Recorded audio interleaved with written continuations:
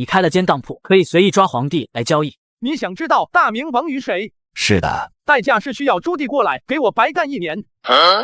朱元璋疑惑地看着虾仁。我家老四。是的，如果你想知道你问题的答案，这就是代价。可以。大明时亡于洪武。你胡说什么？虾仁还是淡淡的说道。中州地半入藩府。什么意思？河南差不多有1半的耕地都被老朱家的子孙给霸占了。什么？谁给他们的胆子，竟敢如此？你朱元璋。怎么可能？咱何时允许了？你可知大明的宗室供养制度？那是咱定下来的，咱怎么可能不知道？你把全天下的老百姓当成了你子孙后代的佃农，你难道不知道皇帝家族无限繁衍，社会早晚会崩溃？咱也就那么几十个儿子，就算让全天下供养又如何？咱打下了江山，让咱的后人享福，怎么了？你可知你的后人会有多少？多少？难不成能多到这个天下养不起的程度吗？拿米来！一个女子拿着1袋米走了出来。老朱，假如你的后人每个都有2个后代，你来试试。我们在棋盘上第1格放1粒米，第2个放2粒米，第3格放4粒米，以此类推。在虾仁的指引下，朱元璋开始摆米，然后随着大米不断落下，直到第9格的时候，朱元璋愣住了，一旁的李善长也愣住了。这怎么可能？陛下，你将自己的子孙后代分封到了全国各地，世世代代靠着吸血当地的百姓过着奢侈无度的生活。初期还好，你的子孙后代并不多，但是随着时间不断增加，你的后代数量如同棋盘大米一样，将会是个天文数字，他们将会直接拖垮整个大明。明末的时候，朱明皇族子弟将近100万，老百姓们衣不蔽体，食不果腹，却还要辛辛苦苦的奉养他们。此时的朱元璋自然明白了虾仁所说的大明亡于洪武到底是什么意思。因为自己的宗室供养制度导致大明负担不起，他虽然不相信眼前这个神棍可以预知未来，但是他确实被虾仁的棋盘摆米震惊到了。那么咱该如何解决这个问题？这是第2个问题了。所以老朱，请支付第1次提问的代价。原本的朱元璋是没想到履行什么代价的，但他此时确实非常需要这个问题的解决方案。咱过几天就把我家老四送过来。没想到燕王朱棣就这么被陛下给卖了。所以可以告诉我答案了吗？这得等到我拿到第1次代价之后，才能继续和你说来。我乃堂堂95之尊，难不成咱还能骗你不成？罢了，咱也不强迫你了。不过咱好奇，为什么你选了老四？你问了导致大明亡国的人是谁，这种问题的价值可不低，自然需要一个具备同等价值的人才可以拿到这个答案。也是，虽然老四混蛋了点，但他毕竟也是咱的儿子。他可不仅仅是你的儿子，他乃千古一帝，永乐大帝。朱棣那个混蛋怎么成了皇帝？不可能，绝对不可能！嘿嘿，如果你能付出相应的代价，我也可以告诉你。什么代价？让朱标在我这里打工1年。虽然虾仁的话让朱元璋等人震惊，他们也想知道答案，但是没想到这次的代价居然是太子朱标。不可能，绝对不行！老朱，你先别急的拒绝，我这是在救朱标。陛下不可啊，那可是太子。虽然朱元璋并不认可什么救朱标的言论，但是先前的棋牌摆米确实让他震惊到了。你说说看。洪武25年，视察陕西回来后，朱标因风寒病逝，8月葬于孝陵东侧的明东陵，谥号义文太子。一派胡言！洪武25年，老大正值壮年，怎么可能死于风寒？那得问你了。也就是说，是老大死了，所以最后我把皇位传给了老四。哈哈，你不用告诉我老四怎么当上皇帝的了。既然老大是视察陕西回来后死的，那么只要不让他去不就好了？你是不是傻？朱元璋没想到眼前此人会骂他傻。即使朱标死了，那不还有秦王朱爽、晋王朱刚，而且朱标又没绝后。由于刚刚一时兴奋，朱元璋也忘记了这几个人。既然如此，那老四他到底怎么当上皇帝的？我说了，只要你付出相应的代价，就能知道答案。太子不行，你换。不换，说了，这是在救太子朱标。你以为为什么一个30多岁的人会因感染风寒而死？不就是你让他建国太过劳累，再加上什么？抑郁症。抑郁症。晚年的你大杀功臣，他想拦都拦不住，因此和你也产生了隔阂。虾仁说到这里，李善长脊背发凉。晚年大杀功臣，不会也有我吧？1年啊，即使让老大过来，也可以让他继续帮助处理政务，只是换了个办公场地而已。可以。嘿嘿，早点答应不就得了？建文元年，朱棣带800人在北平起兵，史称靖难之役。你说什么？老四反了？这怎么可能？他不仅反了，还是历史上第一个藩王起兵造反成功的人。那个逆子！陛下，这些事都未证实，有可能是这个人胡说八道。听到李善长说的，朱元璋也反应了过来。你莫非在诓咱？老朱，你要废除乡权吧？废乡这件事，我可从未与人说过，他岂会知道？你任由胡惟庸结党营私，最后将借除胡惟庸的机会废除乡权，史称胡惟庸案，这是明初4大案之一。老朱，这会死很多人的。那也是死有余辜。见到朱元璋居然没有反驳，李善长已经是汗流浃背了。没想到上尉居然打算废除乡权。咱姑且信你，但是你这里有一个漏洞。老四起兵，老二老三呢？他们可不比老四差，怎么可能坐看老四起兵呢？秦王朱爽、晋王朱刚都走在了您前面。你说什么？洪武28年、洪武31年，秦王、晋王先后离世。虾仁的话仿若一声平地惊雷。怎么可能？事实就是如此。不对，如果老二老三都去世了，朱棣为何还要造反？呵呵，这得要问你自己了。朱元璋沉默片刻，咱传位给了老大的儿子。是的。所以老四是造了雄鹰的反吗？这个混蛋，那可是他的侄子，他怎么敢的？其实并不是，如果朱雄鹰还活着话，朱棣应该不敢，而且应该没那么容易成功。毕竟至少淮西勋贵和朱雄鹰将会是铁板一块，你家老四拿什么成功？你说什么？雄鹰他？是的，洪武15年，年仅8岁的朱雄鹰英年早逝。朱元璋听到这里，整个人都愣住了。先是朱标离世，随后老二老三相继离去，如今雄鹰居然也会早夭，他居然多次经历了白发人送黑发人。陛下，如果这些都是真的，李善长也不知道该如何安慰眼前的上尉。咱没事，咱担心如果让妹子经历这些，她能不能承受得住？这个你不用担心。什么意思？就是字面意思。老朱，我给你说了很多了，但是你一个代价都没付给我。如果是其他事还好，但是虾仁眼前所说的事，明显牵扯到朱元璋的软肋。马皇后，毛香，一个身穿锦衣的男人走了进来，立刻去把老大和老四给我带来。是陛下。虾先生，你现在可以说了吧？说啥？妹子她怎么了？其实朱元璋已经有了不好的预感了，毕竟马皇后这些年身体每况愈下。代价呢？我不是让毛香去带老大和老四了吗？那是其他问题的代价。咱让老李在你这里也打工1年。不是，陛下，你就这么把我也卖了？虾仁看了看李善长，不由得一笑。也不是不行。我操！不是，你们2个经过我的同意了吗？咋了？你有意见不成？朱元璋质问李善长。尼玛，我能有意见吗？算了，我们这些人都受过马皇后的恩惠，就当做为了她吧。小李子，留在我这里对你来说只有好处没有坏处。你估计万都不会想到，未来的你都70多了，你全家还被朱元璋屠了。要说老朱把杀心是真的重。虽然李善长很想问虾仁此话怎讲，但是朱元璋在这里，他也不敢问。然而此时的朱元璋并没有心思理会李善长的事。现在可以告诉我，妹子怎么了吧？所以呢，老李，你要给我打白工啊？我有的选吗？没有。那行吧，太子爷都过来大功了，到时候这边可能就是一个小朝廷了。我这还算是近水楼台先得月了。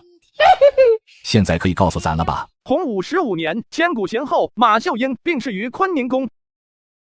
不，这不可能！夏先生，你快告诉咱，这不是真的。虽然老朱一直都有不好的预感，但得知真相后还是难以接受。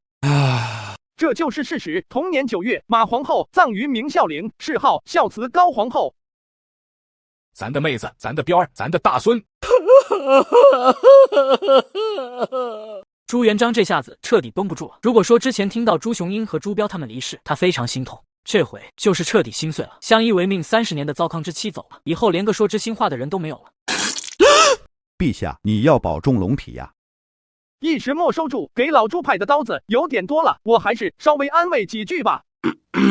马皇后虽然病天了，但永远活在世人心中。天下苍生听闻这一噩耗，无不失声痛哭，他们由心底敬重这位平民皇后。得知马皇后病逝的大臣们更是哭得比亲娘走了还惨，说是撕心裂肺都不为过。那是因为他们知道以后没有妹子劝咱，他们将如履薄冰。啊，对。还有传言说，满朝文武非常推崇让老朱你为马皇后殉葬。你笑什么？你是不是也这么想的？陛下，老臣绝无此意啊！我是笑他们愚昧，竟然会有这种不切实际的想法。虽然老李确实是这么想的，但打死他都不能承认的。夏先生，你安慰人的话说的挺好的，以后别再说了。老朱啊，虽然传言有点夸张，但也不无道理。马皇后离世对你影响确实非常大，从那之后，世上再无朱重八，只有铁血大帝朱元璋。怪不得之前夏先生说陛下以后会大杀功臣，原来是马皇后走了。不行，为了老夫能有个善终，马皇后绝对不能出事。上位，如今距离洪武15年还有1年时间，何不立即广寻天下名医，为皇后娘娘调理身体？对，刚才是我太急了，咱回去后立刻传旨，只要能保住咱妹子的命，赏万两黄金万户侯。看来李善长是想到什么了。不过老朱之所以对他下杀手，原因可没那么简单，先看情况吧。要是以后在我这打工表现得好的话，倒是可以考虑救救他。历史上，老朱你确实这么做了，但马皇后的病最终还是药石无灵，回天乏术了。甚至他自知时日不多，担心自己走后你会怪罪太医，就提前停止看病吃药了。他还吩咐侍女带太医出宫，让他们赶快逃命，从此隐姓埋名生活。主要还是不想老朱你造太多杀孽。马皇后越是为老朱着想，他就越难过，简直心如刀绞。李善长也非常动容，什么叫宅心仁厚，自己都快嘎了，心里惦记的都是别人。陛下，您先别急，大明的太医们没有办法，不代表夏先生也束手无策啊。对啊，夏先生，你的当铺都能连通各朝各代了，这么匪夷所思的事都能办到，那治病救人应该没什么问题吧？那是自然，只要店铺升级后，我有很多种方式可以救下你的妹子。当然了，想要我这边出手的话，嘿嘿，你懂的。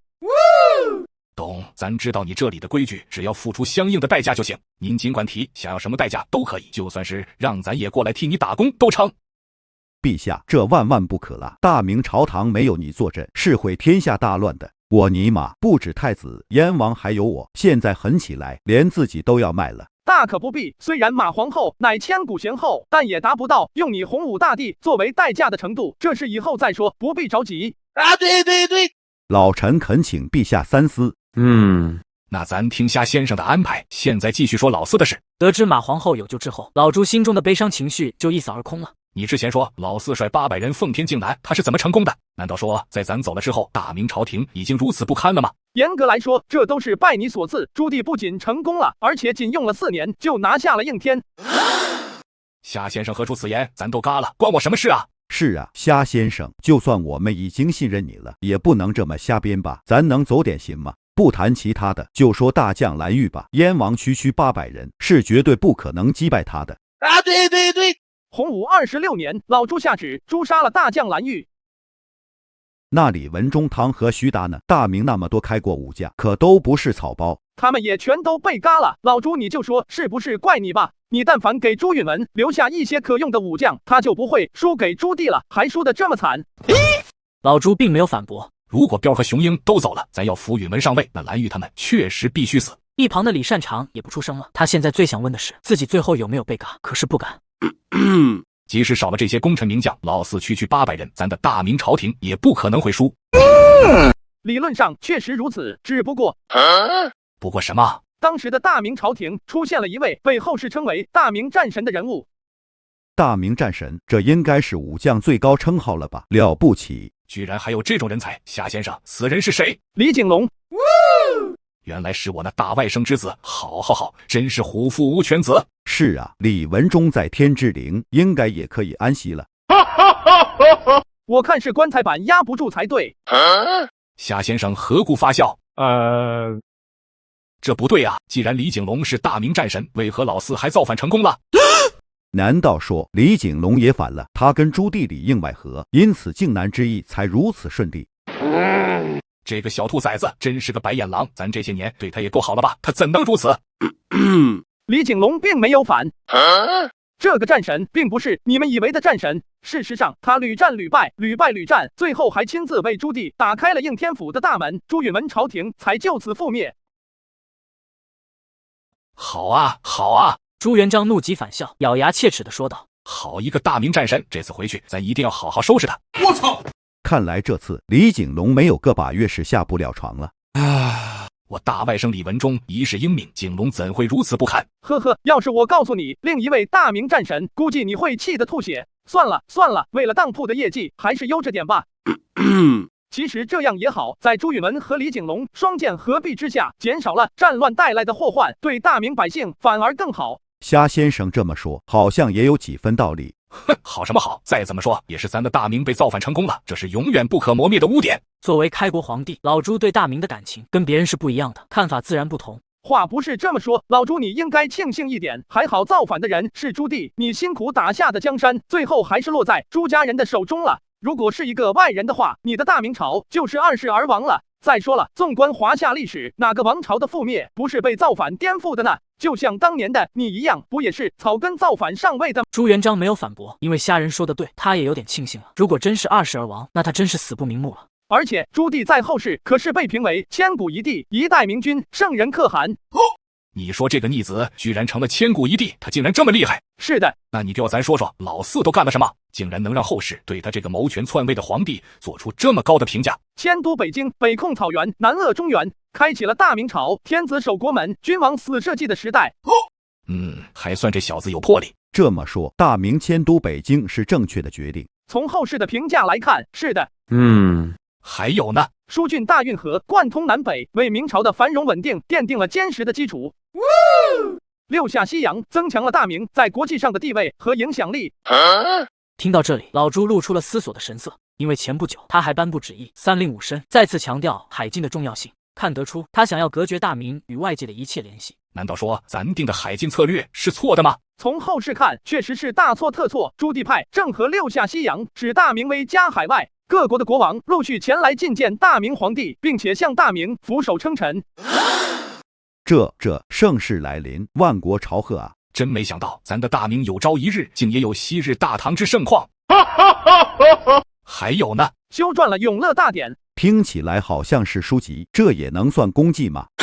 老李，你就是年纪大见识短，《永乐大典》可不一般，这是世界有史以来最大的百科全书《永乐大典》。全书共1万多册，约3亿7千万字，放置此书的藏书阁比老朱你的奉天殿还要大10倍。我操！这两人大受震撼，一时之间竟有点哑口无言。这已经不是单纯的编撰书籍那么简单了，而是一个巨大的工程。想要成就此书，得投入多少人力物力？永乐盛世，当之无愧。虾先生，如此庞大的书籍，主要记录了哪些知识？呵呵，老李，你格局小了，你应该问没有哪些知识。自有书契以来，凡经、史、子、集、百家、天文、地质、阴阳、医、卜、僧、道记忆各书，无不包罗其中。永乐大典将华夏千年先贤的思想凝聚在一起，流传后世，为华夏无价之宝。此书一成，永乐即成大帝，光照千秋，万代不朽。两人听得鸡皮疙瘩起了一层又一层，尤其是老朱，嘴角一直忍不住上扬，毕竟是亲儿子的成就，他也与有荣焉。咱真是没想到，永乐大典竟会辉煌伟大到这等地步。老四总算是干了件大事，没有丢咱老朱家的脸。陛下，之前夏先生也说了好多件永乐大帝做的漂亮事呢。哼，那不是每个明君都该做的事吗？老四还是谋权篡位的，更是要以身作则。啊，对对对，你是上位，你说了算。我夸你儿子，咋还不乐意了？不只是你们，后世之人对永乐大典也是叹为观止，因为在当时的朝代，每一册书每一个字都必须要人力亲自书写，这其中的难度可想而知。就这么说吧，此书一成，天下无书。好啊，听得咱都想搞本洪武大典了。这应该是老四最后一个成就了吧？不，老朱你格局也小了。永乐22年，朱棣第5次御驾亲征漠北，在奔袭数千里后，终于在一座不起眼的小山附近彻底击溃鞑有生力量，震慑了北边部落，使其不敢轻易南下侵扰。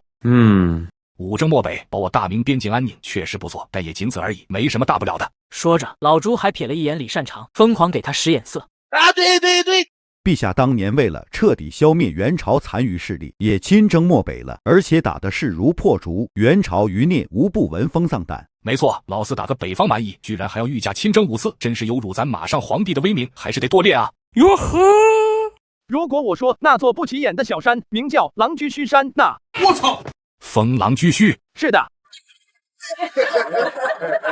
老朱直接郁闷了，刚才他还在嘲讽老四，结果立刻就被打脸了。一旁的李善长也老实了，跟封狼居胥比起来，老朱那些战绩根本拿不出手。朱棣还是历史上唯一一位以帝王身份完成封狼居胥的人。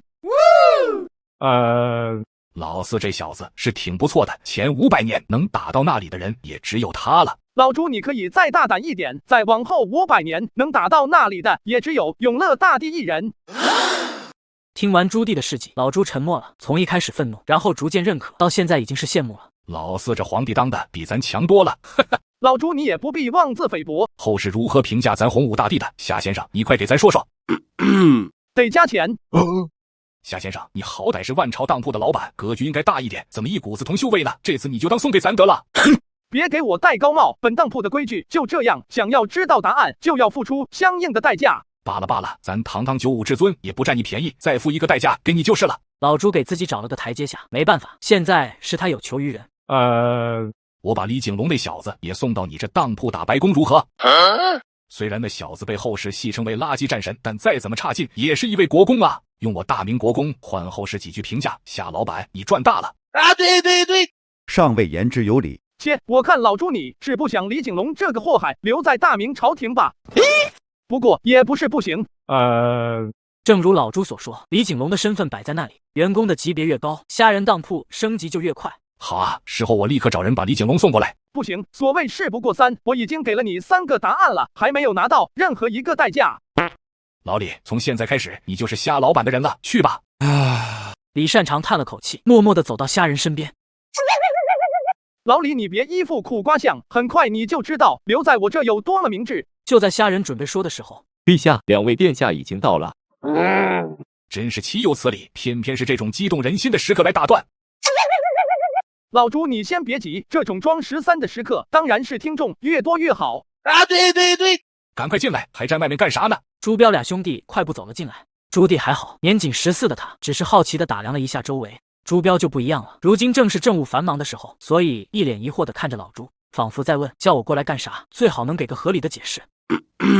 你们2兄弟以后就在这当铺打工，为期1年。我操！爹，你脑子没坏掉吧？就这么一个破地方，凭什么让我和大哥委身于此？那边那个熊猫头，这里就你一个外人，想必就是这间当铺的掌柜了。小爷现在问你，燕王和太子在这打工，你这破当铺承受得起吗？年少轻狂，你就是朱棣对吧？我现在劝你一句，如果不想被打得更惨的话，就别再说话了。哟呵，听你这意思，是想跟我比划比划？你过来呀！老四，给我住口！你那点账，咱回去再跟你算，以后不许对夏先生无礼。爹，你总要跟我们说清楚缘由吧？朝堂的情况你也知道，我现在根本走不开。咱之前已经想好了，你可以继续在这边处理政务，至于原因……老朱叹了口气，把从虾老板这里知道的事都说了一遍。朱标听得满脸不可思议，但朱棣就不一样了。在听到永乐大帝封狼居胥的时候，忍不住颤抖了起来，简直要湿了。什么？我竟然成了永乐大帝？不仅搞了永乐大典，还封狼居胥了？朱老四，我请你我提一下，你好像忘了什么事。爹，这里面肯定有误会，我怎么可能会造反呢？我对大哥是忠心耿耿啊！反应过来的朱棣扑通就跪下了。刚才他确实太激动了，满脑子都是封狼居胥的拉风画面。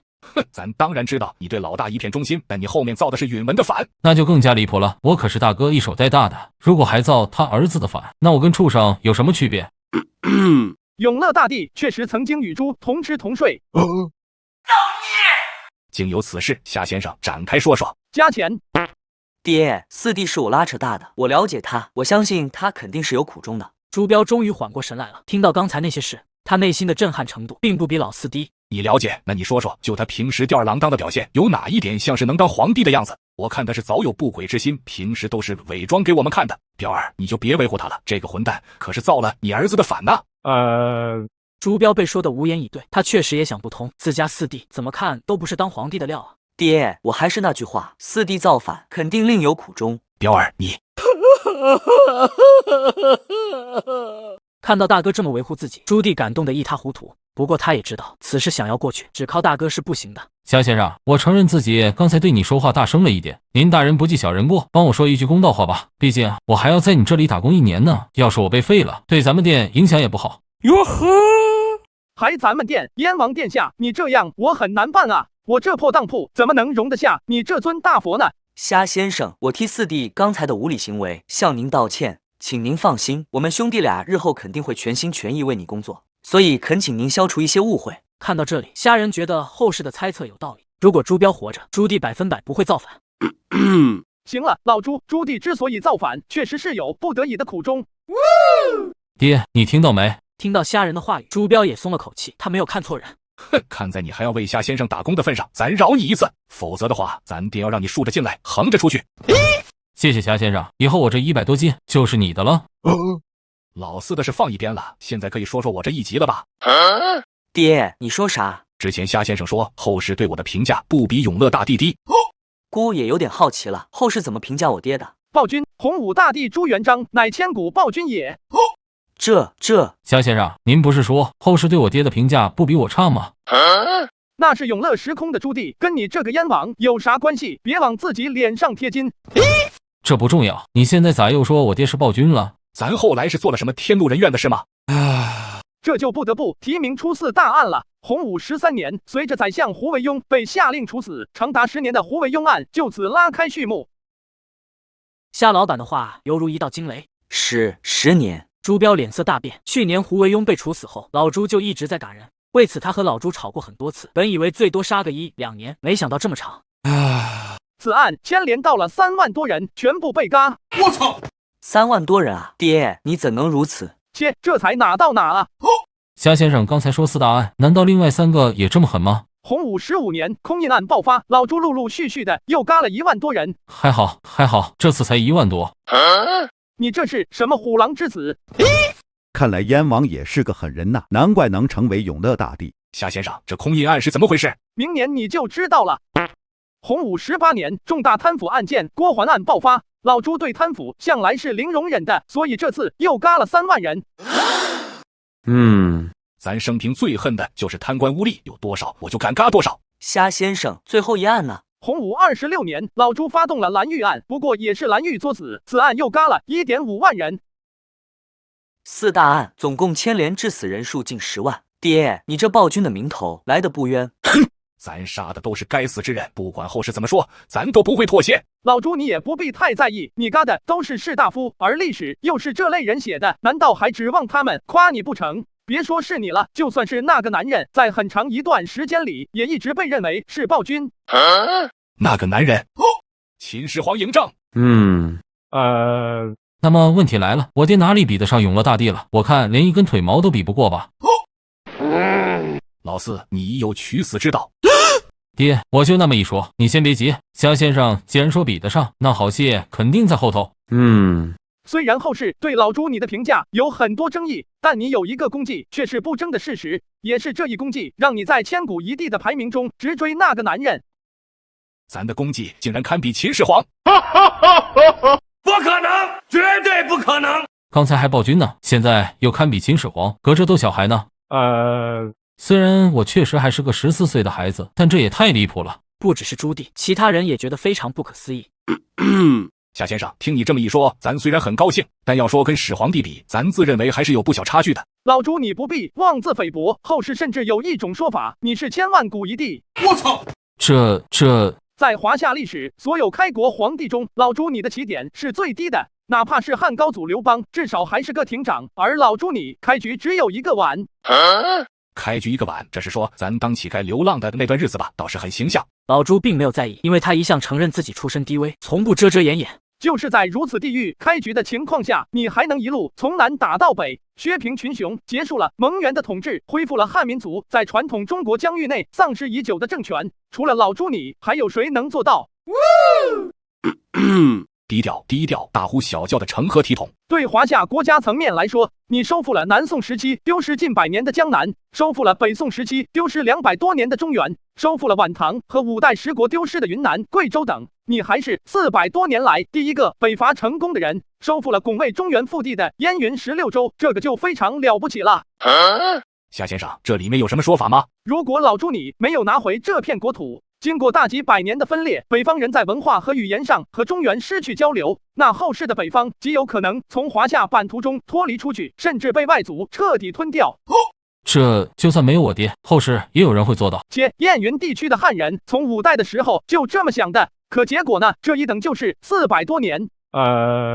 咱当时没有想那么多，只想驱逐莽原，一统天下。而且燕云16州是天然防线，宋朝就是因为缺了这道门户，胡人南下轻轻松松就能打到家门口，咱可不愿大明被这么欺负。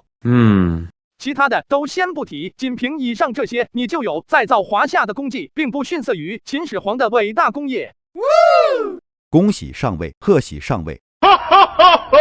没想到后世对咱评价那么高。那千万古一帝又是怎么回事？主要是后世有个麻子也被评为千古一帝，所以这个词的含金量就大大降低了。夏先生，还有呢？后世对老朱你的其他评价都很有争议，有一本关于你的书都修订了好多次。这是闹的，咱都嘎了几百年，还不让后人省心？关于老朱你的一生，可以用一句话总结：开局一个碗，结局一天下。对。除了老朱你的个人功绩，你开创的大明朝对华夏民族也具有非常重要的意义。夏先生，这又是什么说法？这怎么还上升到民族的高度了？那是因为你们不知道后面的历史。如果元末的时候不是老朱你驱逐蒙元，再造华夏，而是由其他胡人再建一个外族王朝，继续统治中原近300年，然后再接上皇太极的满清王朝，等于我中华大地将被外族轮番统治800年。此情此景，光想想就让人不寒而栗。届时，我汉人的民族意识极有可能彻底消亡。是啊，真没想到我大明朝在历史上的地位竟然如此重要。然而，老朱此时根本笑不出来，他从虾老板的话中听到了其他关键信息。咱的大明亡了，还是被外族夺走了江山？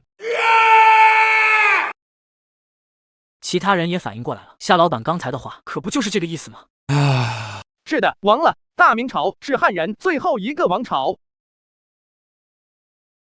咱的后世子孙怎能如此不堪？区北方蛮夷，竟然能夺走我大明江山！除了愤怒之外，老朱还感觉异常打脸。毕竟夏老板刚说自己最大的功绩就是驱逐外族，再造华夏，结果自己的后人又把大明江山丢在了外族手上，真是奇耻大辱。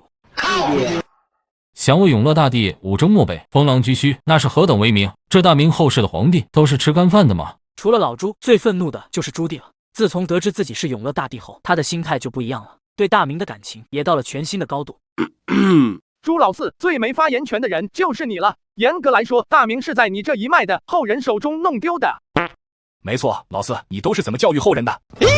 行了，爹，你就别说四弟了，当务之急是要找到推翻大明的元凶。对。夏先生，皇太极是谁？出自哪个蛮夷部落？想要咱付出怎样的代价？你尽管提，这个答案我非要知道不可。是啊，夏先生，此事对我大明至关重要。即使我再给你多打工1年，也没有任何问题。还算老四你识相。这个问题的答案换一种形式的代价。夏先生，没问题，只要你说出答案。岭南以北，建州女真。这虾先生，女真部落姑略有耳闻，根本不足挂齿啊。是啊，我的封地靠得近，更有发言权。确实如大哥所言，女真之流不值一提。哟呵，老朱，你觉得呢？现在不入流，未来是终极大患。你们两个怎地如此鼠目寸光？这让咱如何放心把大明交给你们？朱标两兄弟被说得羞愧难当，他们还是习惯用当下的眼光看问题。老朱说的没错，事实上根本等不到明朝末年，就在80几年后，建州女真就会袭扰大明边境。你们也不必紧张，那时的大明皇帝也很强势，2次离庭扫学，差点给女真灭族了，打的他们100年不敢冒头。哼，就是没有灭族，才为大明留下了心腹大患。是的，后世了解这段历史的人都觉得颇为可惜。好一个建州女真，竟敢染指大明江山！咱现在就回去，命蓝玉即刻出兵，给他们来个9族消消乐。对了，夏先生，这次答案的代价是什么？老朱，你刚刚已经给了。咱啥时候给了？南渡说让上尉发兵灭女真就是代价。这虾先生，你跟女真也有仇吗？哼，不只是我，后世亿万族人无不深受其害。正是由于女真清王朝的不作为，令后世华夏遭受100年屈辱史。老朱，你赶紧回去下旨吧，我不希望洪武时期还能听到女真的任何信息。好，夏先生请放心，不灭女真，咱就不姓朱。老朱走了，终于要了，这下子系统应该结算奖励了。5次交易，老朱已经给了3次代价，不知道能得到啥。虾人已经迫不及待了。你是我带过最差的一个宿主。这话从何说起？我这业绩很差吗？哼，还好意思说呢？都这么久了，才和一个皇帝做交易，而且只做了5单，还有2单打的白条，哪来的脸说业绩？照这么说，你还是我见过最差的系统呢。别人哪个不是开局无敌，或者数钱数到手软，哪像你这样啥都要宿主亲力亲为的。啊，对对对，是我无能，带不动宿主。上一任也就第3集才升级店铺，第5集开始卖 AK， 第10集的时候只有几十个皇帝排队等着交易。你这不还是内涵我吗？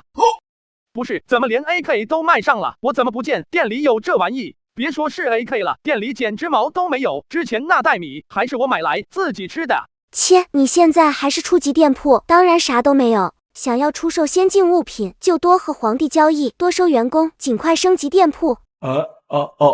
那你给我多弄点皇帝过来呗，靠我现在的方式太难吸引皇帝过来了。要不是老朱喜欢微服探访，我现在都可能没开张呢。呵呵，现在承认自己业务能力不行啦。在你把我弄穿越前，我就是个普通打螺丝的，不会搞业务，很合理吧？唉，一直靠本系统肯定是不行的，那样的话还要你这个宿主来做什么？我可以给你一点帮助，但主要还是靠你自己。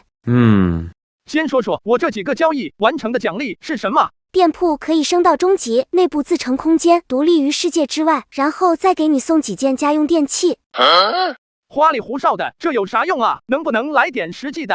哼，当然有用，这能够证明本店的超凡之处。对古代皇帝来说，电器更是超越时代的产物。你预知未来的话，才更容易让他们相信。总不能每个皇帝交易情报，你都要解释半天吧？好像确实是这个道理。还有吗？再奖励你一张随机召唤卡，使用后，本系统会随机安排一位皇帝意外来到店里，能不能达成交易，就看你的本事了。这还不多，只要人来了，我就有办法。升级店铺需要几分钟时间，你出去看着点那几个没见过世面的家伙。理应如此，特别是老李那家伙，不知道心脏怎么样，搞不好会直接吓没了。虾仁意识回归后，简单跟他们说了一下情况，在众人还满脸疑惑时，系统就开始发力了。我操！这望着眼前大变模样的店铺，几人大受震撼。这是在他们眼皮子下完成的，说是神迹都不为过。虾先生，你是仙人下凡吗？竟然能凭空改造店铺？不只是改造那么简单了，从外面看，本店也就小小的一间，如今已是内有乾坤了。这不是我弄的，不过操控店铺升级的那位，跟你们理解的仙人也差不多了。虾仁并不打算隐瞒系统的存在，不仅是为了镇住他们，以后如果有皇帝起了坏心思，也能震慑一二，使其不敢轻易造次。要是有机会让系统露个脸，那效果就更好了。原来如此，今日真是长见识了。你开了间当铺，朱标和朱棣都替你打工。虾先生，那几个奇特的物件是来自仙界吗？应该是的，历朝历代都没有相关记载，必然是不属于这个世界的。并不是，这些东西在后世华夏随处可见，百姓家中皆有之，没什么大不了的。后世竟然能发展到如此地步吗？这究竟是怎样的盛世啊？真想去看一看。估计比我的永乐盛世要强上不少，只是不知道那时候的帝王有没有我的成就高啊！燕王殿下，这还用想吗？能创造如此盛世的帝王，肯定遥遥领先于你。行了，不用在这瞎猜了。后世并没有皇帝。什么？以后有机会带你们去见世面，免得老是大惊小怪的。作为本店的正式员工，你们以后要见各路皇帝的，要做到泰山崩于顶而面不改色，这样才不会有损我万朝当铺的名声。虾先生说的对，是我等失礼了。现在说一下对你们的工作安排，都给我认真听好了。此言一出，众人立刻严肃了起来。如果说之前对于在这打工还有一丝疑虑，那在见证店铺升级的神迹后，这点顾虑就已经荡然无存了，甚至还有点期待了。朱标和李擅长负责写传单，朱棣则通过店铺通道穿越到历代帝都传播出去。就这？虾先生，你是在逗我们吗？虾仁也是老脸一红，不过还是硬着头皮说道：本店现阶段的任务就是多吸引皇帝过来交易，发传单只是其中一种方式，如果你们有别的办法也可以。之前我和陛下确实是听到了本店的传说，所以才过来看看的。啊，对，那是我找人在应天府散播出去的，说明种方式这还是有效果的嘛。虾先生，那这传单内容写啥呢？第一批的话就写本店有长生不老药，只卖给有大地之资的人。妙呀！虾先生，世间真有如此神药吗？当然没有。先别想那么多，把皇帝忽悠过来再说。我就怕到时候不好收场，这可是欺君之罪。在我这店里，是龙也得盘着，你们大可放心。而且到时候也有其他的交易能让皇帝满意，就像之前老朱那样。啊，对，虾先生，我还有个顾虑。就是咱们这店的穿越通道安全吗？无知妻女，可不想你帮我照顾。这一点你最不需要担心。虾仁一脸严肃地说道，甚至还有点得意。众所周知，我们虾仁集团的穿越技术是非常成熟的，特别是用在你们朱家的人身上，肯定是一穿一个准，指哪穿哪绝无差错。那我就放心了。赶紧行动起来吧！发完第一批传单，全员留在店里，到时候升级店铺的那位会接引一位皇帝过来，你们一起做好接待工作，不得有误。请虾先生放心，姑作为洪武太子，对礼部的事也比较了解，定然不会失了礼数。讲啥呢？我是要你们3个一起堵门，别让人轻易跑了。好不容易来一位皇帝，必须要达成交易。我操！朱标3人直接被震妈了，这是什么虎狼之词？怎么感觉像是入了贼窝啊？四弟，怎么回事？是谁把你伤成这样？姑替你做主。你不是去发最后一批传单吗？怎么弄成这样？是该死的清军干的好事，一堆人追着我一个打。大哥怎么说？你借我几千兵马，我现在立刻杀回去。你怎么跑清朝去了？我就是想去看看夺了我大明江山的清王朝什么样，所以最后一批传单我是穿越到那边发的，没想到被当成反清复明的细作，被打得老惨了。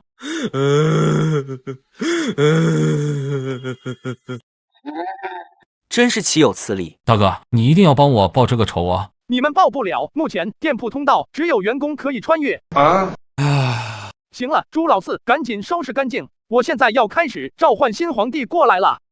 好的，虾先生。系统使用召唤卡。李世民3人莫名其妙的就到了这里。怎么回事？咱们不是在太极殿议事吗？怎么突然就到这里了？是不是你们几个搞的鬼？我劝你们善良，这可是当今陛下，你们想造反不成？现在情况还不严重，老实交代问题，还能保下9族。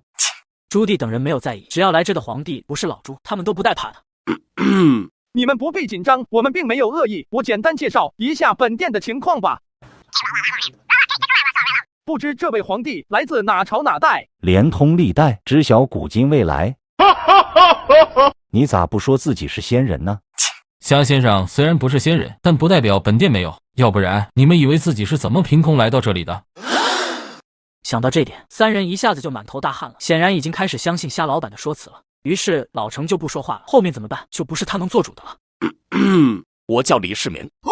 原来是7世纪最强碳基生物，东半球话事人，太宗天花板，天可汗李世民，久仰久仰。虾先生，这是什么说法？这是后世某些网友对你的评价。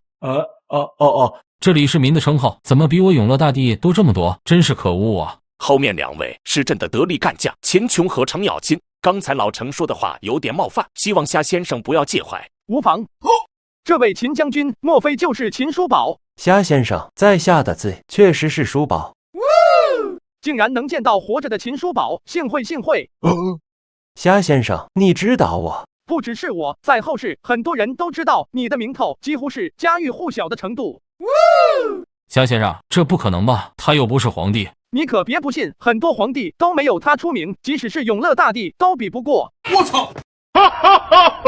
恭喜秦兄流芳百世。老程都非常羡慕了，这可是很多大儒终其一生都做不到的事，更别说是武将了。虾先生，老秦为何比皇帝还出名？他后面做了什么伟大事迹吗？不只是李世民，在场的其他人也非常想知道。说起来，这还是拜你李二所赐呢。这么说，我更好奇了。就算我是皇帝，也不能随便就能让人千古留名吧？还是在普通百姓中流传？想要知道答案，可以，只要你付出相应的代价，500两。虾老板又开始了，总是在关键时刻停止，把人聊得心痒痒，再提代价。陛下，老臣之事大可不必深究，如此难得的机会，应该问一些关乎大唐国运的问题呢。秦叔宝大义凛然地说道，他现在的心态已经大不一样了。他觉得自己日后的一言一行都要更加的为国为民，才对得起流芳百世的名头了。无妨，先听听虾先生说要什么代价。黄金。虾先生，怎么现在代价换成银子了？还不都是为了你们3个？平时养尊处优惯了，到了我这里，这不吃那不吃的，我再不赚点钱，哪里还养得起你们？虾先生，你早说嘛，我可以让人送些银子过来。大可不必，你们在我这打白工就算了，如果还要你们自带伙食费的话，真的是资本家看了都流泪了。虾先生可以，老秦这次也没说什么，对于一国帝王来说，区区几百两黄金根本不值一提。在李二尼晚年的时候，由于重病缠身，经常睡眠不足，或者是噩梦频发，太医们也没有好办法，于是你命人找来画师，在你的寝室门口画了一对门神，其实就是大唐开国的2员猛将。原来如此，其中一位就是秦叔宝了吧？对，这2位门神一直流传到了后世，在每年的春节前夕都会贴上新的画像在大门口。虾先生，那另一位就是我程咬金了吧？另一位是尉迟恭，没你啥事。真想知道后世如何评价玄武门之变。李世民这么问，其实非常委婉了。他最想知道的是后世对他是凶杀帝的看法。陛下，不管后世如何看，臣都觉得你做得对。是啊，陛下，不管重来多少次，我都支持你这么干。2人其实不看好后世的评价，希望他放弃这个问题的答案。毕竟这种是兄弑弟的事，难免会被后人诟病。不过他们的话也是真心的，当时李世民府上的人也都支持他这么干的。我知道你们的好意，但是他没有再说下去，而是静静地看着虾人。你想知道的是后世对你弑兄杀弟逼父的评价吧？虾人显然看出了李二的心思，不过这也是人之常情，即使是帝王也避免不了。是的，可以，这次问题的答案还是用黄金作为代价交换。玄武门之变，你弑兄杀弟，来位不正，确实为你留下了千古污名。虽然你篡改了部分历史，但还是有些人看出了端倪，所以还是没有掩盖掉一些事。甚至有人评价说，你对自己亲人比对敌人还要狠。这后世之人懂什么？如果不发动玄武门之变，陛下又该如何自处？此事归根结底，只是陛下先下手为强而已，何错之有？真是岂有此理？难道就没有一些客观评价吗？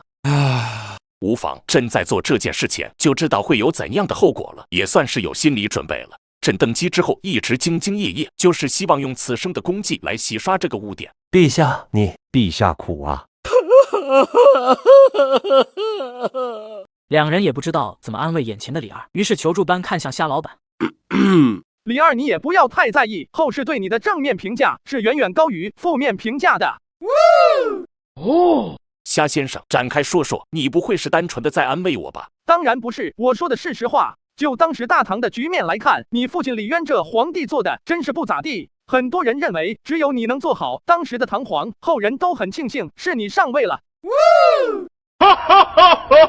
低调低调。虽然嘴上这么说，不过李二还是一脸期待的看着虾老板，那意思就是会说你就多说点。你开创了在后世非常著名的贞观之治，为唐朝后来100多年的盛世局面奠定了重要基础。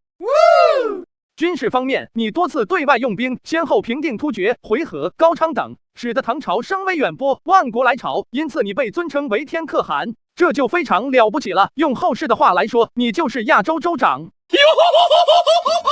虾先生，这亚洲是何地？就是大唐所在的这片大陆。这个解释起来有点复杂，你们就理解为这上面很多国家就行，不止大唐一个。虾先生，这天可汗是什么说法？怎么说呢？这算是一种制度，意思是你不只是大唐皇帝，更是西北诸藩共尊的万王之王，敬之如父，礼之于天，便是各国对天可汗的礼仪。天可汗有权调动天可汗治下的各国军队，可以说是当时的世界盟主。我操！恭喜陛下，贺喜陛下！正是因为你和大唐的强盛，唐人因此富强，傲立于世界之巅，以至于后世各国都有属于我们华夏后裔的街道，名为唐人街。没想到陛下竟然有如此功绩，想来定是前无古人后无来者了吧？然而李世民并没有因此而感到高兴，他注意到了另外一个点。虾先生，你说什么唐人街？哼，我唐人在那些国家竟然只有一条街可以安身立命吗？那我大唐子民去到那里，岂不是还要学习他国语言？真是岂有此理！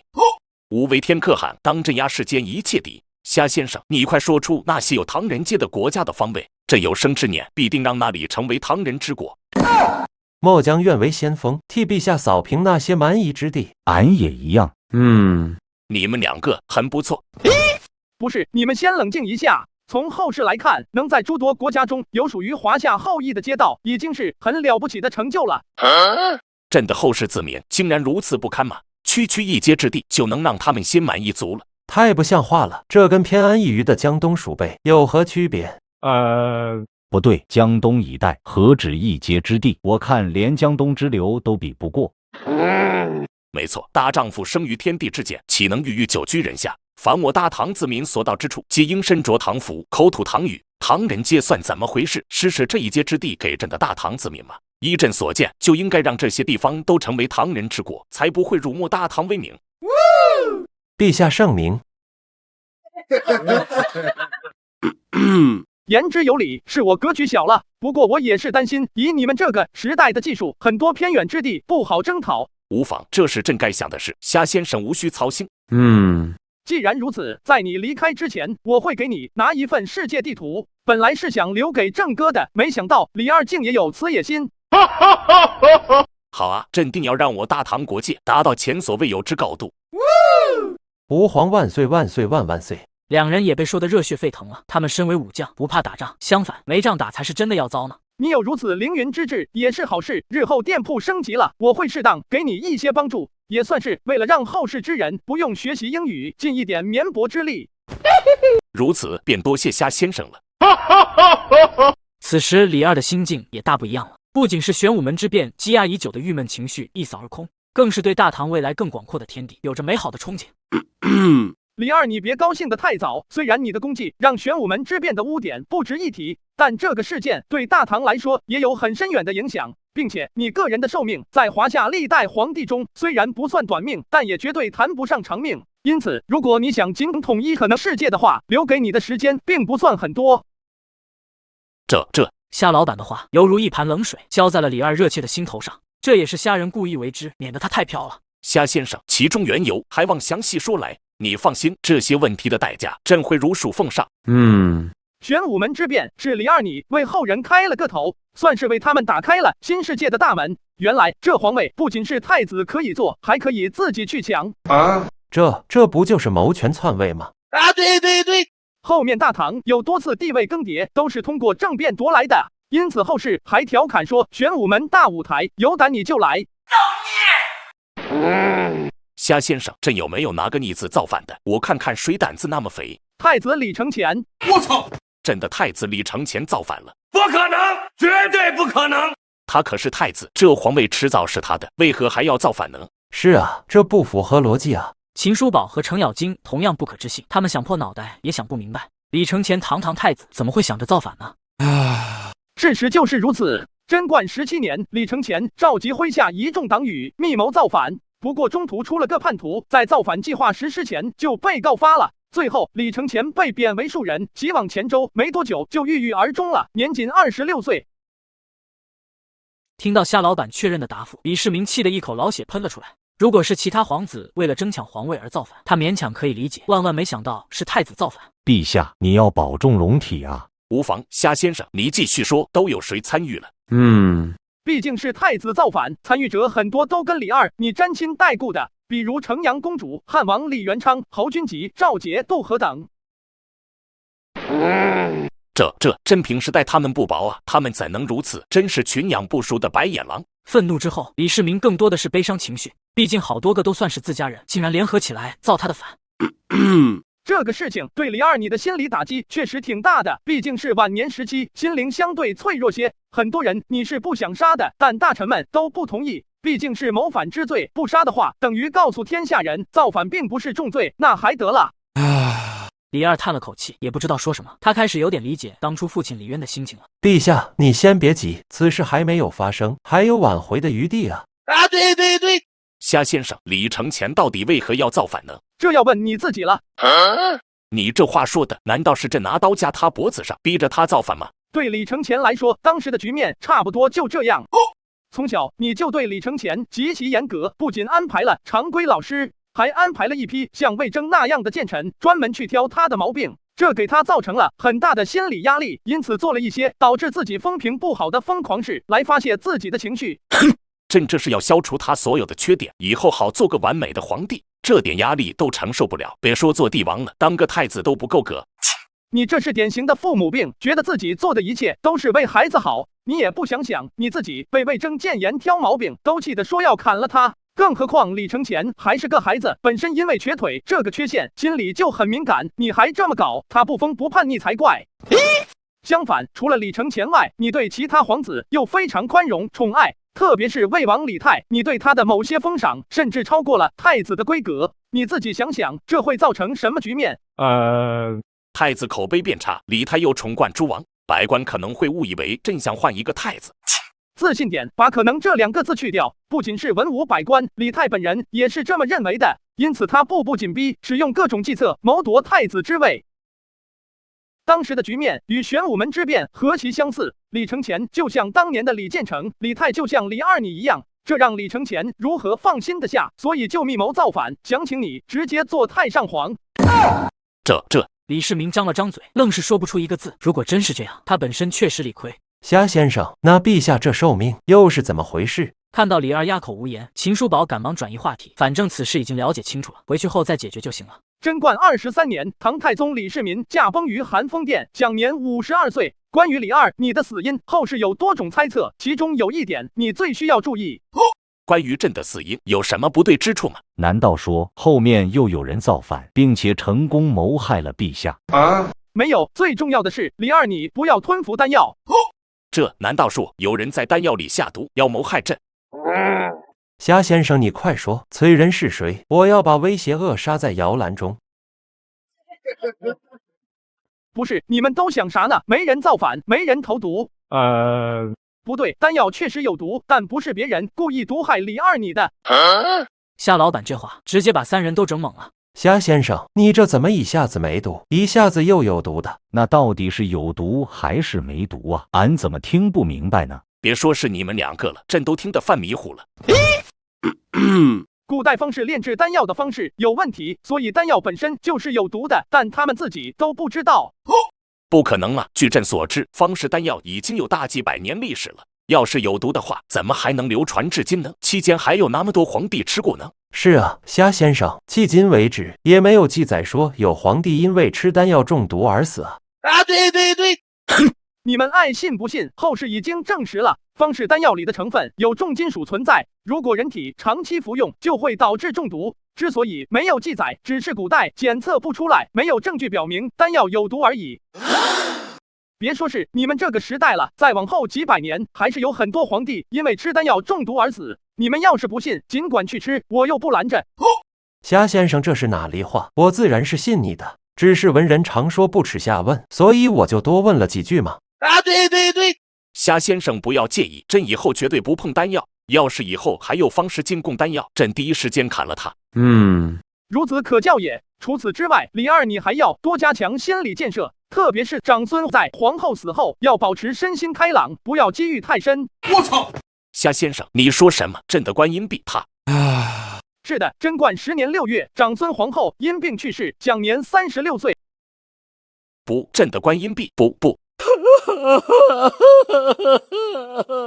李二这回绷不住了，直接失声痛哭了起来。长孙皇后13岁就嫁他了，是他的发妻，2人同甘共苦，历经生死，这份感情可是非常珍贵的。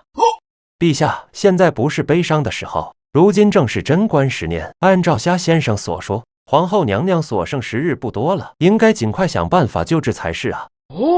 对，是我悲伤过头了。虾先生，还请告知观音币，朕马上回去安排太医诊治。不对，既然观音币是病死的，那说明大唐的药根本救不了。还请虾先生赠送神药，无论什么代价，朕都愿意支付。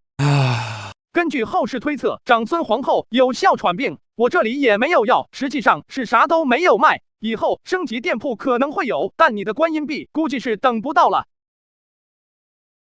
虾老板的话仿若平地一声惊雷，李二整个人都呆住了。这不可能啊！虾先生，你这店铺背后不是有仙人吗？是啊，虾先生，这位仙人都能让店铺穿越历朝历代，怎么可能救不了一个病人呢？这位仙人怎么说呢？他其实是个系统，虽然能让人穿越，但……等等，穿越，我好像有办法了。愿闻其详。想要救你得观音币，很简单，只要让他到我这店铺打工即可。我这店铺有穿越通道，只要是正式员工都可以随意穿越古今未来。朕懂了，你是想让观音币去未来治病对，1000多年后的医学比你的大唐发达多了，治疗长孙皇后应该没问题。可以，朕现在就回去把观音币带过来，劳烦虾先生了。嘿嘿，长孙皇后都来我这店铺打工了，这次交易算是一个大单了吧？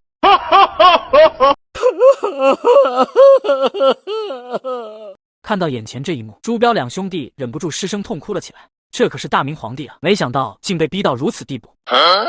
你们两个蠢货还在这哭啥呢？再不救人，朱由检就真的嘎了。四弟，快！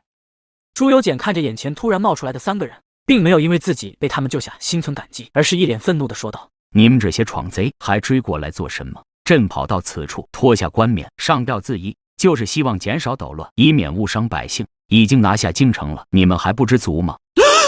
难道说你们是想把陛下捉回去，当着天下人的面逼他投降，甚至是禅位给李自成？不可能，绝对不可能！自成祖迁都北京之日起，我大明朝就有祖训留下：天子守过门，君王子社稷，朕绝对不会苟活投降。陛下，你赶紧跑，老奴拼死也会拖住他们，为你争取时间。承恩你。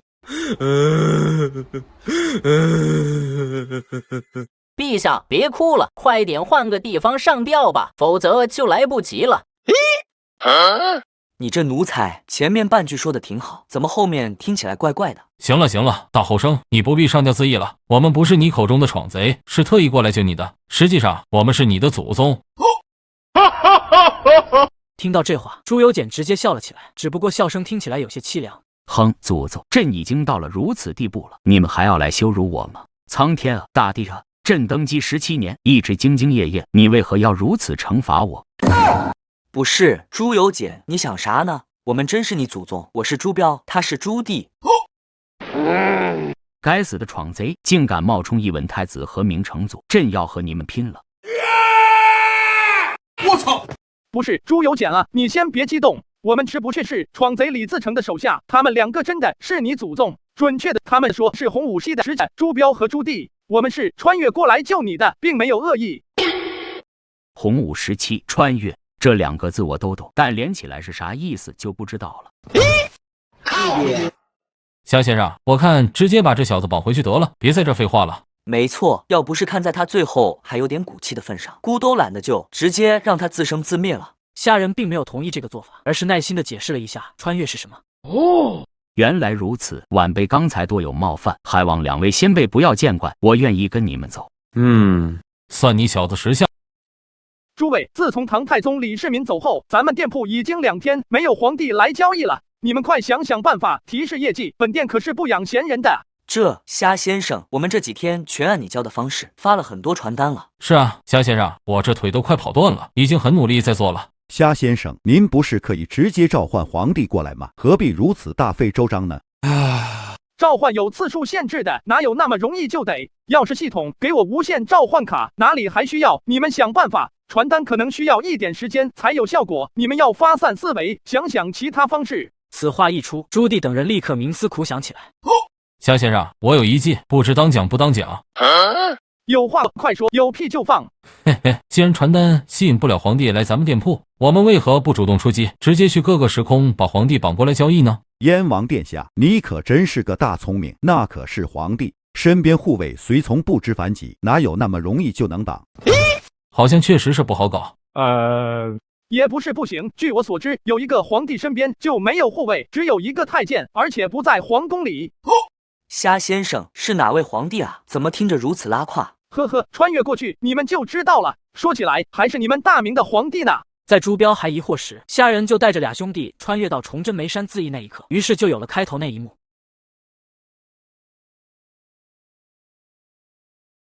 虾人他们几个回到店铺后，发现朱元璋和马皇后也来了。大胆贼子，竟敢身穿龙袍！王承恩何在？速速把此人拖出去砍了！我操！这个蠢货，怪不得大明会亡于他身上，看来真是不冤。大后生，我建议你重新组织一下语言，你再好好想想，刚才夏先生说我们来自哪里？洪武17，莫非您就是大明开国大帝？咱正是洪武大帝朱元璋，你是哪来的愣头青，竟然扬言要砍了咱？今天你要是说不出个所以然来，咱就赐你9族消消乐。太祖，您老人家快救救大明吧，我们大明朝马上就要灭亡了。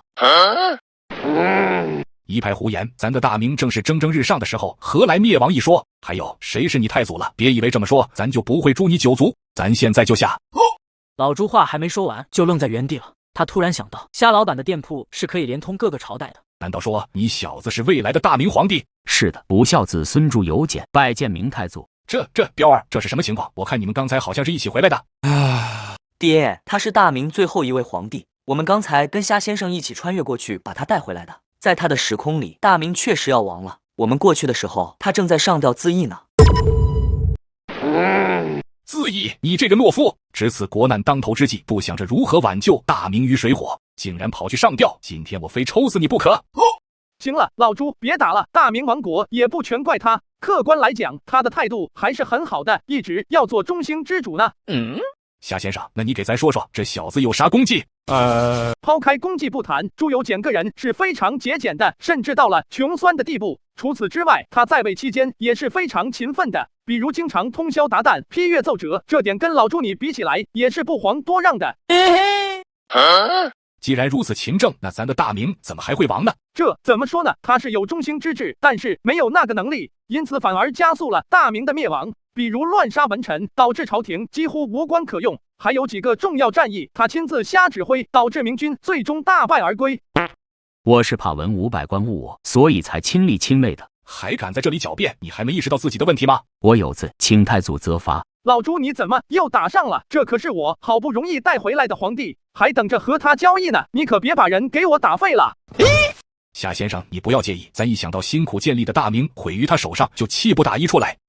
老朱，你应该庆幸大明最后一个皇帝是他，而不是其他贪生怕死之徒。虽然他这皇帝做的确实不咋地，但个人品格方面最后也没有掉价。这个朱由检不是上吊自缢的懦夫吗？怎么还说他的个人品格没有掉价？朱由检至死都没有放弃他的荣辱观，没有失掉尊严和骨气，就这点很多皇帝就比不了。这一点确实值得赞扬。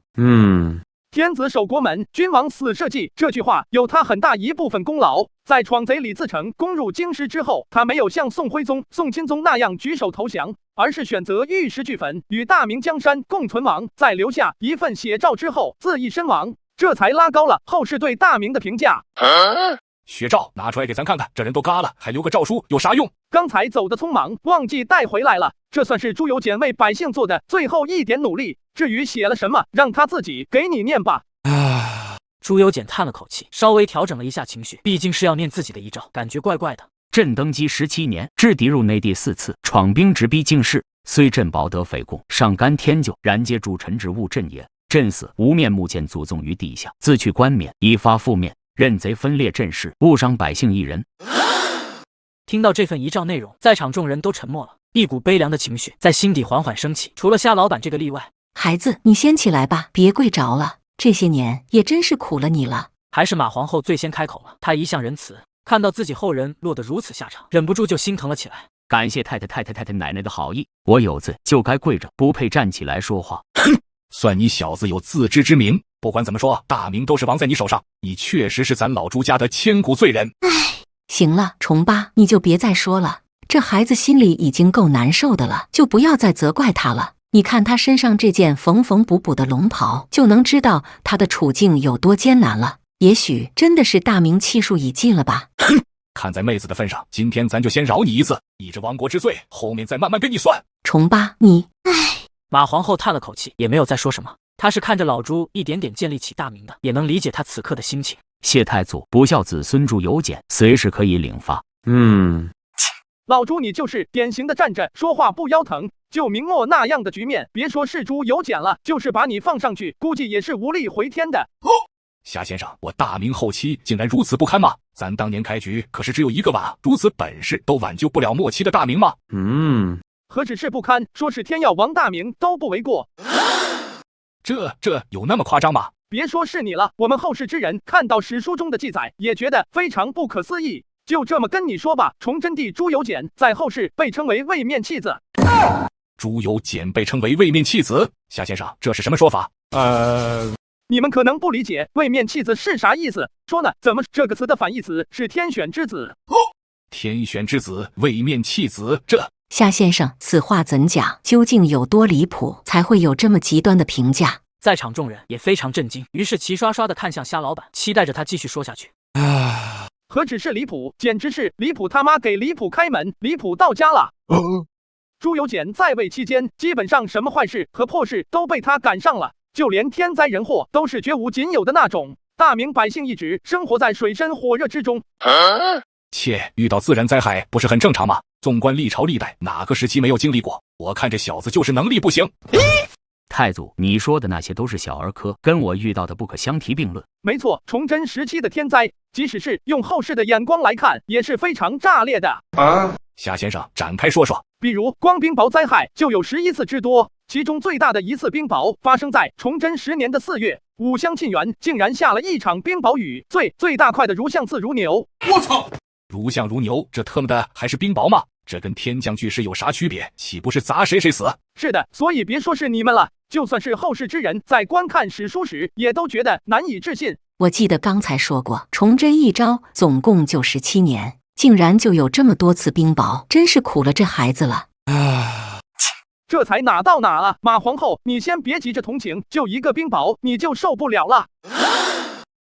还有其他的。崇祯时期最诡异的雷击发生在崇祯16年，在5月的某一天，电闪雷鸣响了一个晚上，到了第二天，大明太庙供奉的神位倒塌，庙里所有的铜器都化为灰烬。虽然损失可以忽略不计，但是造成的影响非常不好，像国之将亡，大明气数已尽这种流言蜚语多了去了。这在后世可能没什么，但在古代王朝肯定是会民心动荡的。造孽！这怎么会这样？崇祯时期还经历了5次大蝗灾，蝗灾所到之处，树木、庄稼等都被啃食干净。河南、山东、陕西受灾最为严重。在这期间，还发生了9起特大的洪涝，导致江河决堤，田地房屋被彻底冲毁，死伤百姓高达数十万人。朱由检继位第1年就全国大旱，基本上是千里赤地，寸草不生。崩溃了，我真的崩溃了。这样的局势确实很难啊，这孩子也太倒霉了。夏先生，后面不会还有吧？朱由检会被称为位面弃子，当然不止这些。我操！等等，夏先生你先别急，让咱缓缓。老朱直接打断了夏老板的话，听到这些天灾，不说其他人，他自己都汗流浃背了。我承认刚才说话有点飘了，就他这倒霉劲，就算是咱过去做这皇帝，估计也够呛。是吧，太祖，我这皇位谁做不迷糊？晚辈实在是苦啊。就刚才夏先生所说的这些，随便一件都够让人头疼了，更别说一起来了，这也太频繁了，真是让人绝望。况且这还没完呢。夏先生，你继续说吧。自崇祯7年起，大明老鼠就异常猖獗，不仅吃庄稼，连皇宫内的奏章都不放过。最可怕的是，那些老鼠还不怕人，和人相遇都不躲闪的。祸不单行，真是祸不单行啊！就算是元末时期，也没有这么恐怖。还有地震，朱由检在位期间，全国发生的地震高达31次之多。这怎么会那么多？还没完呢！崇祯6年正月下雪，最严重的地方雪深约为2丈余。在大明朝，1丈约为后世的3.33米吧，也就是将近7米深的雪。紧接着雪后就是强霜降，导致农作物基本死绝，还有疫情强盗。行了，夏先生，你不用再说了，这真的是太难了。先不说王朝末期的内忧外患，光是这些天灾就够了，真的是天要亡咱的大明啊！不是我没有挽救得了大明，请太祖责罚。孩子，你也不要太自责了，在这种情况下，你还能如此勤政，也算是尽力而为了。崇八，咱觉得抛开能力不谈，朱由检的态度是挑不出毛病的，你就别怪他了。其实朱由检本身只是个王爷，从小就不是按帝王的规格来培养的，做不好这个皇帝也合理。他能如此勤奋，也得益于朱由校在传位给他时说的一句话。夏先生，什么话能有如此魔力？吾弟朱由检有尧舜之资，这一口鸡血打下去，可不就发愤图强，开始拼命干了吗？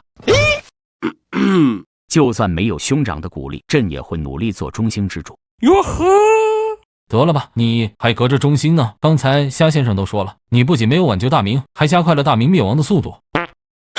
这个朱由校估计也不炸地吧？亏他还说得出口，就朱由检这小子还尧舜之资呢，咱都替他脸红。呵呵，朱棣一脉勉励自家人的话确实张口就来，而且还特别上头。罢了，事已至此，说再多也无用了。这小子最后没有贪生怕死，也算是保住了大明最后的风骨。如今你既然没死，后面再看有没有办法挽回吧。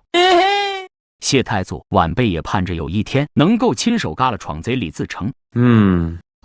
等等，不对啊。我记得之前夏先生说过，夺了大明江山的是皇太极，怎么到了你这里变成李自成了？是啊，姑之前也分心了，没有注意，这李自成又是哪个？没错，攻入大明京城的就是闯贼李自成。太祖，你说的皇太极又是哪个？夏先生说过，大明江山最后是落入女真皇太极手中的。朱由检现在又说是李自成攻入京师，咱现在都被整得有点乱了。这简单啊，让夏先生继续说，后面发生了什么就明白了。对，夏先生，在我上吊之后出了什么变故？为何最后是皇太极夺得了天下，李自成难道就不管吗？你想知道后面的事可以，不过得加钱。这夏先生，你刚才噼里啪啦说了一大堆，都不要代价，怎么现在突然又提这茬了？我刚才说的都是朱由检知道的事，你们本身就可以通过他了解到，自然不需要付出代价。代价什么意思？夏老板略微思索，就简单的跟他讲了一下店铺交易规则。想要知道未来的事，就要付出相应的代价。可是我现在已经一无所有了，付不起代价了。一旁的朱元璋也沉默了。他之前在夏老板这里交易，已经卖了4个人在这店铺打工了，如今也不知道出什么代价好。你们不必愁眉苦脸，这代价很简单，让朱由检在我这店铺打工1个月即可。我操！这陛下万万不可，您可是万岁爷，怎能做如此委屈之事？夏先生，您若不嫌弃，老奴愿意替你打工，作为陛下此次交易的代价。你想的倒是挺美，但你不值这个价，这可是皇帝作为代价的交易，属于超级大单，哪能让你一个太监搅黄了？夏先生，我愿意在你这打工，反正京师被迫，我现在也没地方可去了。先留在夏先生这里也好，反省自身错误的同时，也想想挽回的办法。孩子，你别听他的，这17年你也够累的了，就当是放假休息一下吧。这就同意了。我刚才只是想到高兴的事情，现在开始说后面的事。众人顿时一脸无语。你刚刚明明是奸商得逞的笑声，不过他们也没揭穿，而是一脸期待的等着他说下去。李自成刚攻入京师的时候，颇受当地官员和百姓的欢迎。旧朝官员讨好新皇可以理解，百姓为何会拥戴他呢？李自成起义后自称闯王，他的口号是开城门迎闯王，闯王来了不纳粮。真是不要脸，明明就是个闯贼。刚开始他确实有一点点君王风范，还下了一道命令，禁止欺压百姓，敢有伤人及掠人财富或妇女者，一律杀无赦。看来是我留下的血招起的作用。没多久，李自成就暴露本性了，开始纵容手下的人烧杀抢掠。最新遭殃的是京城官员。据史料记载，李自成从京城那些官员家里总共超出了7800万两白银。我操！李自成从大明官员家里超出了7800万两白银。如此巨额的银子，这是搜刮了多少民脂民膏啊！真是岂有此理！夏先生，这不可能吧？这已经相当于朝廷10年的财政收入了。你觉得难以置信也能理解，毕竟你当初找国丈借个5万两，他都说没有。对啊，朕开口之后，国丈为了凑钱，第2天就把宅子挂牌出售了。大后生，看来你这国丈不错嘛，还是盼着你能好的。对，只是朕觉得不至于卖房子，有多少就多少吧。最后借了2万多两给朕，其中还有2000两是他无偿捐赠的呢。不错。夏先生何故发笑？卖房子是他想证明自己没钱的借口，摆明了是想告诉你，我都混到卖房子的地步了，怎么还有钱借给你呢？可你小子偏偏不明白，还乐呵呵的派人去他府上取钱了。他没有办法，只能咬牙切齿的把钱给了。不可能，绝对不可能！朕的国丈绝不是这种人，他大公无私，还给朕捐钱了呢。那是因为周皇后明白了他父亲这点心思，对父亲的做法实在看不下去，就拿出5000两私房钱让他捐给你。这不对啊，国丈给朕捐的是2000两。你还不明白吗？有3000两被他截胡贪掉了。此时的朱由检只感觉脸上火辣辣的，尴尬的想转身就走了。我收回刚才的话，你这国丈真不咋地。我看此人就是个贪财的蠢猪，他也不想想，如果大明亡了，他这国丈还能好到哪里去？对，李自成后来确实把他的家给抄了，总共搜出来78万两白银。这是妥妥的巨贪啊！给他来个酒足消消乐都不为过。老朱这话可不是开玩笑，他目前的规定，贪污60两就会枭首示众。听到国丈真实的家产，朱由检心里更不是滋味了。夏先生，后来的事呢？在抄家获得几千万巨款后，李自成和他那些泥腿子手下就被这种报复的感觉冲昏了头脑，开始不管不顾的下手，烧杀抢夺，无恶不作，京城百姓皆苦不堪言。李自成彻底失去了民心。这个该死的闯贼，朕的血诏他是只字不管啊！你那纯粹是几字留个心理安慰，李自成怎么会放在心上呢？就连你小子的尸体都被他挂在城门示众3天，然后再安排一口薄棺，配上几两碎银，潦草下葬了。陛下，你走得好惨呐！闭嘴！朕现在不是好好的吗？一时的富贵就让他失去理智，忘了初心，此人毫无格局可言。咱的大明朝竟然会被这种人推翻，真是很不甘心啊！虽然民心很重要，但李自成的失败应该还有其他原因吧？还有一个关键人物，那就是镇守山海关的吴三桂。李自成有个手下在烧杀抢夺的时候，把吴三桂的宅子也给扬了，不仅嘎了他父亲，还把他钟爱的小妾陈圆圆给拐走了。这种噩耗，哪个男人听了不迷糊？吴三桂一气之下把山海关打开，引清军入境，投降了多尔衮，是要做掉李自成。这是引狼入室啊！没错，李自成其实也没想到，本以为就是自己人争个家产，结果吴三桂请了个外援，后面就没什么悬念了。李自成败走京城后，被一个小人物给嘎了。嘎得好啊！可惜不是朕亲生结束他罪恶的一生。最后没人能赶走清军，所以被他们拿下了江山，是吧？不过满清在流程上做的比李自成好很多。夏先生何以见得？满清入京后，第一件事就是重修明朝皇陵，然后再把你小子给挖出来，大张旗鼓为你举国哀悼，风风光光再葬一次。最后再一气呵成宣布自己继承明朝遗产为天命正统，是不是没啥毛病？用后世的话来讲，这就叫专业。众人并没有接话，毕竟是大明江山易主，满清做得越好，他们越难受。感谢夏先生解惑了，这次问题到此也算结束了。接下来我要跟彪儿说点正事，就借你这里的房间一用，夏老板不介意吧？当然，我亲爱的 VIP 老朱，我这的房间随便你用。朱由检，你小子也过来旁听，好好学习一下。好的，太祖。叮，恭喜宿主完成一个超级大单，本次奖励数次自动召唤皇帝的机会，请宿主做好随时接待新皇帝到来的准备。这系统自动拉皇帝过来，竟然这么暴力的吗？刚爬起来的永乐大帝和朱高炽正一脸懵逼的看着彼此。咱们不是在奉天殿中吗？怎么突然出现在这里？爹，咱俩是一起的，你问我，我问谁去？爹，你后面有个人。喂，那边那个熊猫头。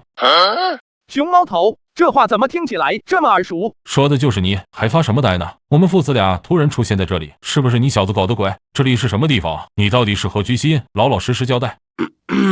此事确实与我有关，不过我并没有恶意。我这里是个店铺，而且可以连通历朝历代，只要是皇帝都可以来这交易。不知阁下姓甚名谁？是哪个朝代的皇帝？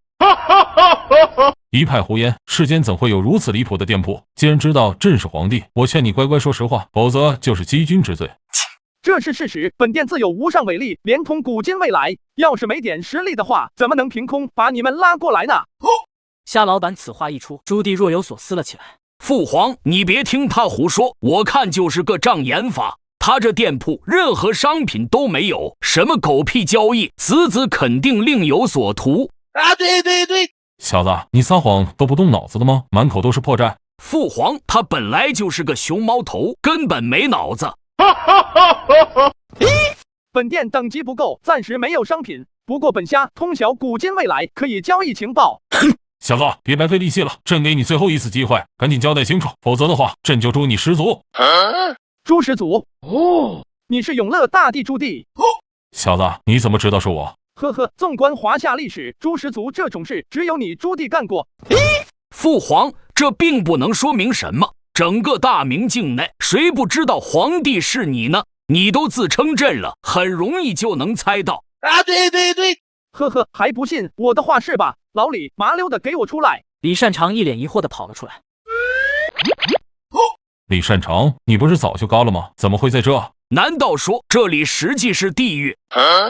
你们才嘎了，你们才是在地狱。不是，你俩谁呀？老李，前面那个是永乐大帝朱棣，他身后那个胖子应该是朱高炽。原来是燕王陛下，老臣刚才失礼了。夏老板的店铺连同历代，我是洪武时空过来的。难道说刚才那小子说的都是真的？父皇，你先冷静。依我看，此人只是长得和李善长非常像，此子费尽心机安排这一切，必然所图甚大。真是岂有此理！竟然多次戏耍朕，你们的始祖也有取死之道；竟敢戏耍朕，你们的始祖也有取死之道。燕王陛下，我真的是洪武时空的李善长，老臣绝无欺瞒之意啊！哼，还在嘴硬，朕待会优先处理你，再解决这个熊猫头。哟呵 ，Judy， 我允许你重新组织一下语言，好好说话，否则的话，你待会儿就算是求我，本虾也不一定会帮你。朕戎马一生，什么场面没见过？你以为朕是被吓大的吗？有什么招式尽管使出来。我看你是不见棺材不落泪。老李，去开门放老朱。好的，虾先生。于是李善长一脸幸灾乐祸的朝客房跑去。Judy， 你现在求我还来得及。竟然还有同党！父皇，我的猜测没错，次子果然一图不轨。求你，我永乐大帝一生不弱于人，今天不管你叫谁来都不好使。你这店里所有人，朕都将以谋反的罪名诛你们始祖。没错，虽然你这仗严法很厉害，但我们此刻必然还在皇宫之中。只要这里闹出点动静，肯定会有护卫杀进来护驾，你们一个都别想跑。哟呵，希望你们待会儿还能笑得出来。老朱他们很快就出来了，期间老李还简单说明了一下情况。还真是老四，就是看起来老了很多。两人可不是夏老板和老李，他们一眼就看出这是朱棣了。我操！爹，大哥，母后，怎么是你们？这怎么可能？朱棣没有怀疑眼前三人是假冒的，因为老朱那眼神和声音他再熟悉不过了。朱高炽也听出来了，此时的他脸都吓白了。哼，夏先生店铺贯通古今，没啥不可能的。怎么，你朱老四见不得咱活着吗？不，我不是这意思。这怎么还聊上了？老朱，你是不是忘了什么事？这可不是你那个时空的朱棣，怎么能叫朱老四呢？啊，对，草民朱重八挟建内马氏，犬子朱标参见永乐大帝。爹，咱有话好好说，你别这样，我害怕。哼，你造反的时候怎么不知道害怕了？爹，你怎么知道我造反了？你那点破事，夏先生都跟咱说了。今天我非抽死你不可。不是，爹，你先听我解释。朱老四，你造反还有理了，我让你特么的解释。爹，现在不是打我的时候，母后和大哥二哥他们后面会相继离世。对了，还有你最钟爱的大孙雄鹰是最先早逝的，当务之急是想办法解决这些事啊。眼看老朱不给他解释为何造反的机会，朱棣赶忙岔开话题，说一些未来发生的大事，想要转移老朱的注意力。只不过他这如意算盘打错了。哼，你说的这些咱早就从夏先生那里知道了，夏先生这边自有办法解救。今天咱只做一件事，那就是揍你。皇爷爷，求你别打了，父皇连年征战，身体有很多暗伤啊。重八，这个未来的老四年纪看着比你还大，你还是悠着点吧。爹，先听听四弟怎么说吧。夏先生之前也说他是有苦衷的。啊，对，感谢母后和大哥的关怀，爹，我真是迫不得已才造反的啊。老朱，你这儿子可不一般呐，刚才还说要诛我始祖呢。什么？好你个逆子！咱的妹子，咱的边，咱的大孙都指望夏先生来救呢，你竟要诛他始祖，真是岂有此理！咱现在先废了你！这个老六，我真的服了。本来以为老朱不会再打了，没想到因为夏老板一句话，他又挨一顿。哟呵，竟然还有怨气，看来还是打轻了。真是抱歉了，各位，我刚才记错了，他说的是要诛店里所有人的始祖。哼，重八，你今天没吃饭腰，怎么打人都没力气的。夏先生，我错了，求求你别说了。哟呵 ，Judy， 我还是喜欢你刚才桀骜不驯的样子，请注意保持。刚才是我有眼不识泰山，恳请夏先生不要介意。您这店铺不是能和皇帝交易吗？我后面还是有点用的。真是没想到，堂堂永乐大帝竟然落得如此地步。反正我也没啥损失，不能和他交易，反而还亏了。老朱啊，差不多就得了，他现在还没风狼居胥，打废了就不好了。我未来竟然风狼居胥了！朱老四，咱现在给你解释的机会，你要是说不出个所以然来，别说风狼居胥了，以后生活能不能自理都要另说了。我之所以造反，是因为朱允文那小子刚登基2个月就开始削藩。这个逆子就这么迫不及待的要对皇叔们下手吗？哼，藩王拱卫边疆是咱定下的国策，这小子削藩是把咱的老脸按在地上摩擦啊！对，你们也觉得他可恶是吧？哼，没你那么大逆不道。允文根基太浅，削藩也能勉强理解，你就不能乖乖交出兵权，安心做个荣华富贵的王爷吗？为何一定要造反？如果真能如此，那就好了。老年朱棣的这番话信息量有点大，在场众人皆震惊不已，内心久久不能平静。囚禁、诛杀，这到底是怎么回事？老四，你给咱说清楚。朱允文刚登基不久，就把你留下的遗卷抛之脑后，他在1年内就用各种罪名暴力削藩，一口气连削5位藩王。我操！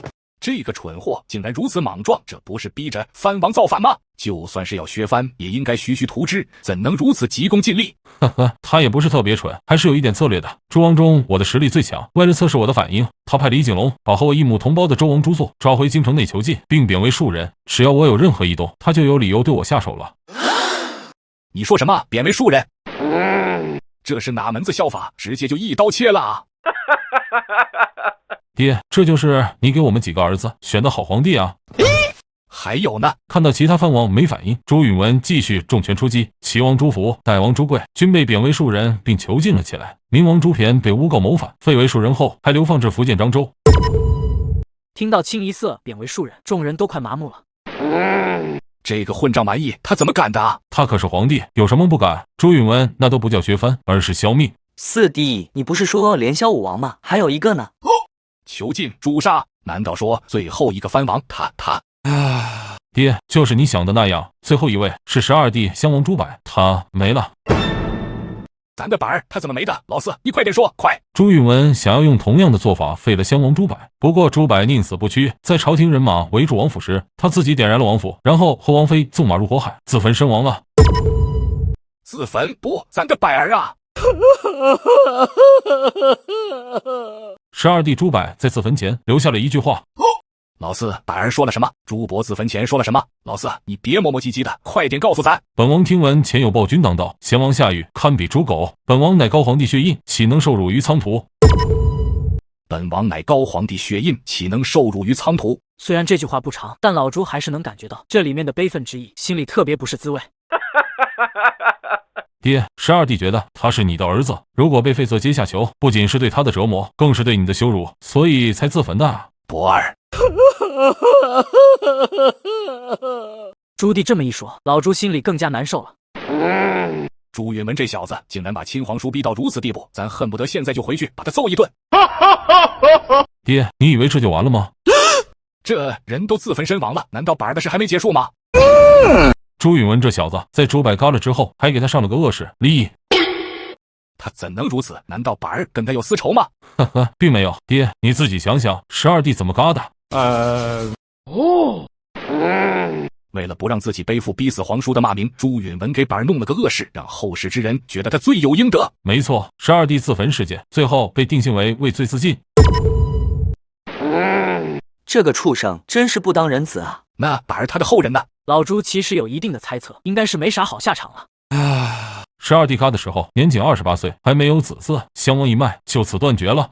崩溃了，我真的崩溃了！该死的朱允文，真是气死咱了！12弟性格温和，没有野心，平时也就是看看书，练练书法，最多就是在修仙。就这么一个闲散藩王，朱允文都容不下。爹，你觉得如果我不造反的话，会是什么下场？这……老朱被朱棣问得哑口无言，支支吾吾的说不出话来。我造反只是为了自保，我有什么错？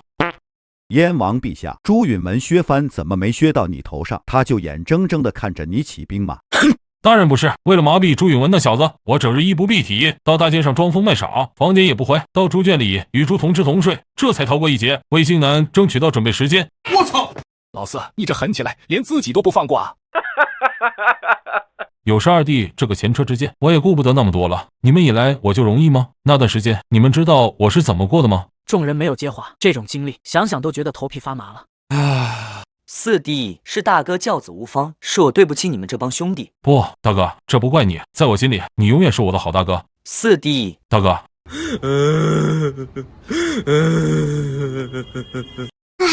行了行了，重八，既然事情讲清楚了，你就别怪老四了。这下不用再挨揍了吧？哈哈哈。弟儿，你先起来吧，造反之事不怪你。太祖圣明，确实是朱允文太不地道了，换谁都得反呢。刚才没注意，这小子是谁啊？晚辈朱由检参见明成祖。晚辈朱由检参见明成祖。明成祖谁啊？咱也不知道，我记得咱是明太祖啊。朱由检，你是不是站迷糊了？这都能喊错？太祖，我没叫错。明成祖朱棣，太庙里的牌位写得很清楚呢。我的庙号是明成祖，妙啊！听到自己这个庙号，老年朱棣开心不已，忍不住大笑了起来，都有点忘乎所以了。他显然没有意识到问题的严重性。微臣朱重八拜见明成祖。免礼。我操！我尼玛，怎么又是这出？大意了啊！好一个明成祖，朱老四，你是想翻天吗？咱也就是太祖，你还要成祖，是要跟咱平起平坐吗？爹，你先别激动，这里面肯定有误会。虽然我确实配得上成祖这个庙号，但我绝对不是这种人。这老年朱棣不会是被打懵了吧？有他这么解释的吗？还配得上？老朱怒极反笑，眼神冰冷至极。在场众人已经忍不住为老年朱棣捏一把汗了。老四啊，咱现在觉得后人能不能封狼居胥也没那么重要了，咱认为遵从本心，做自己想做的事就行了，你觉得呢？啊，对对对，爹，你说的非常有道理。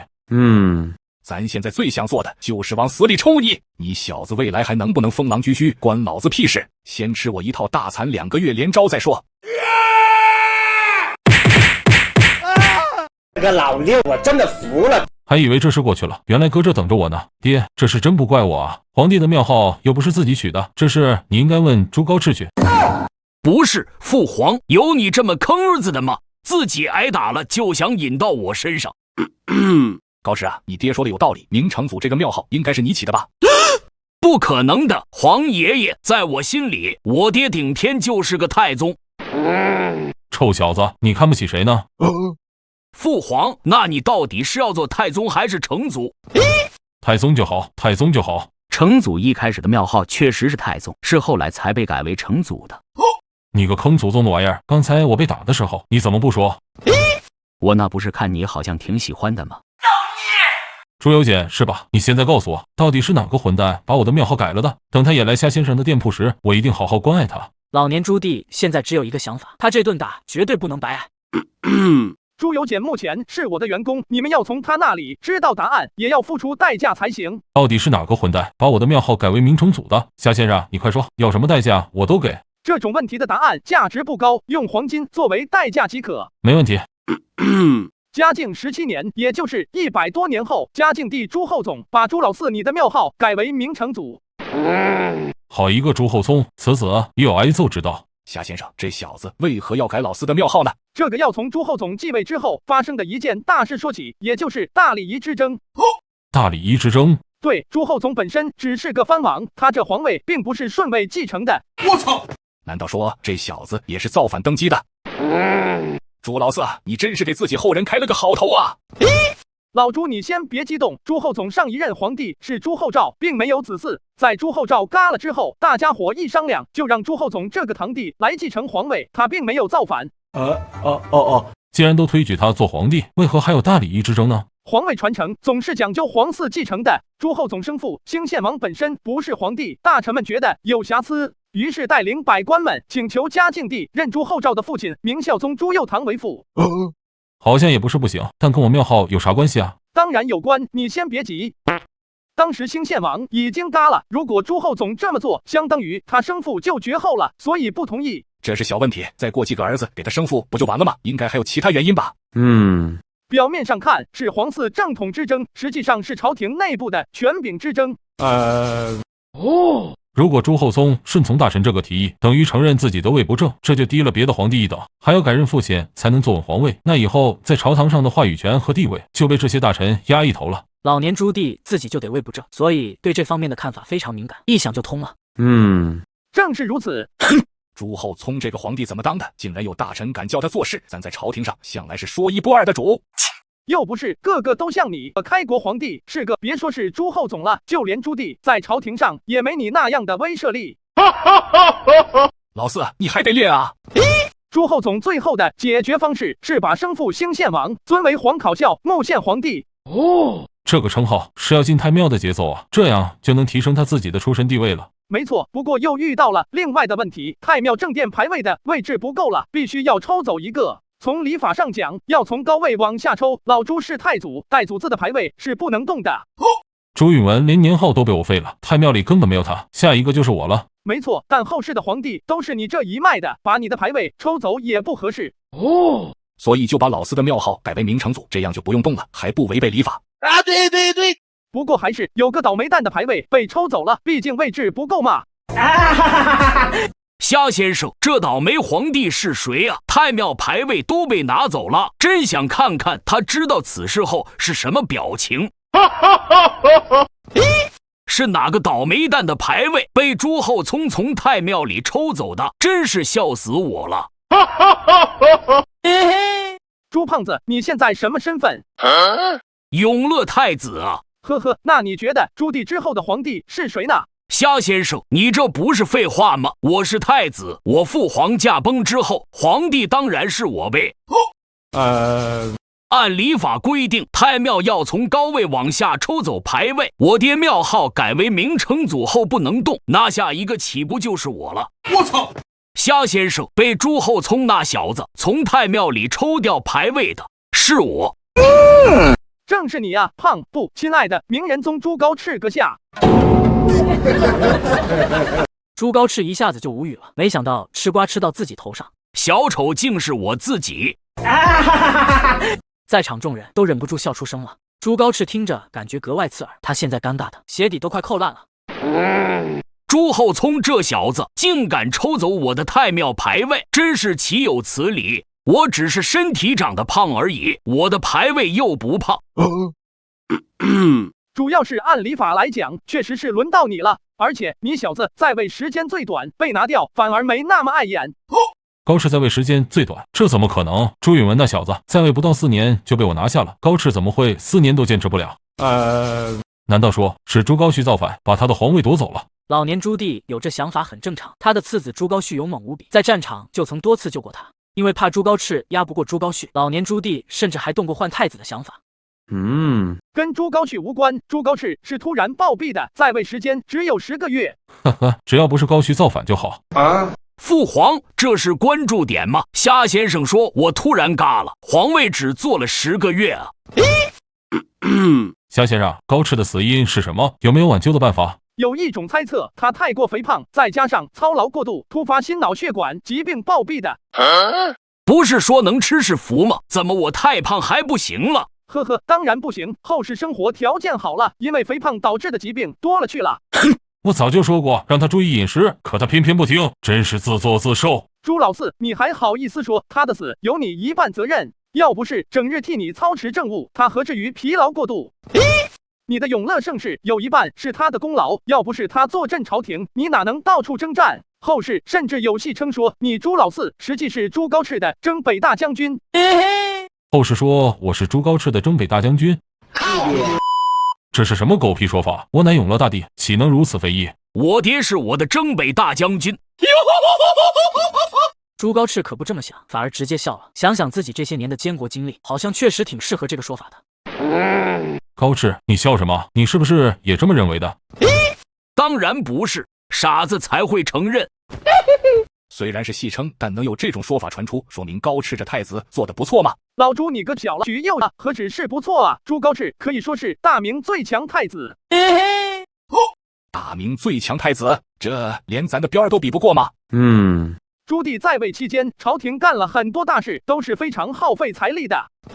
比如五征漠北、六下西洋、征讨安南，还有疏通运河以及建造新都北京等等事项。搞了这么多大张旗鼓的事，换做任何一个朝代都会让这个王朝有濒临崩溃的危险的。没错，但永乐朝却没有任何事，这很大程度上要归功于朱高炽长期监国且表现出色，政务处理得当。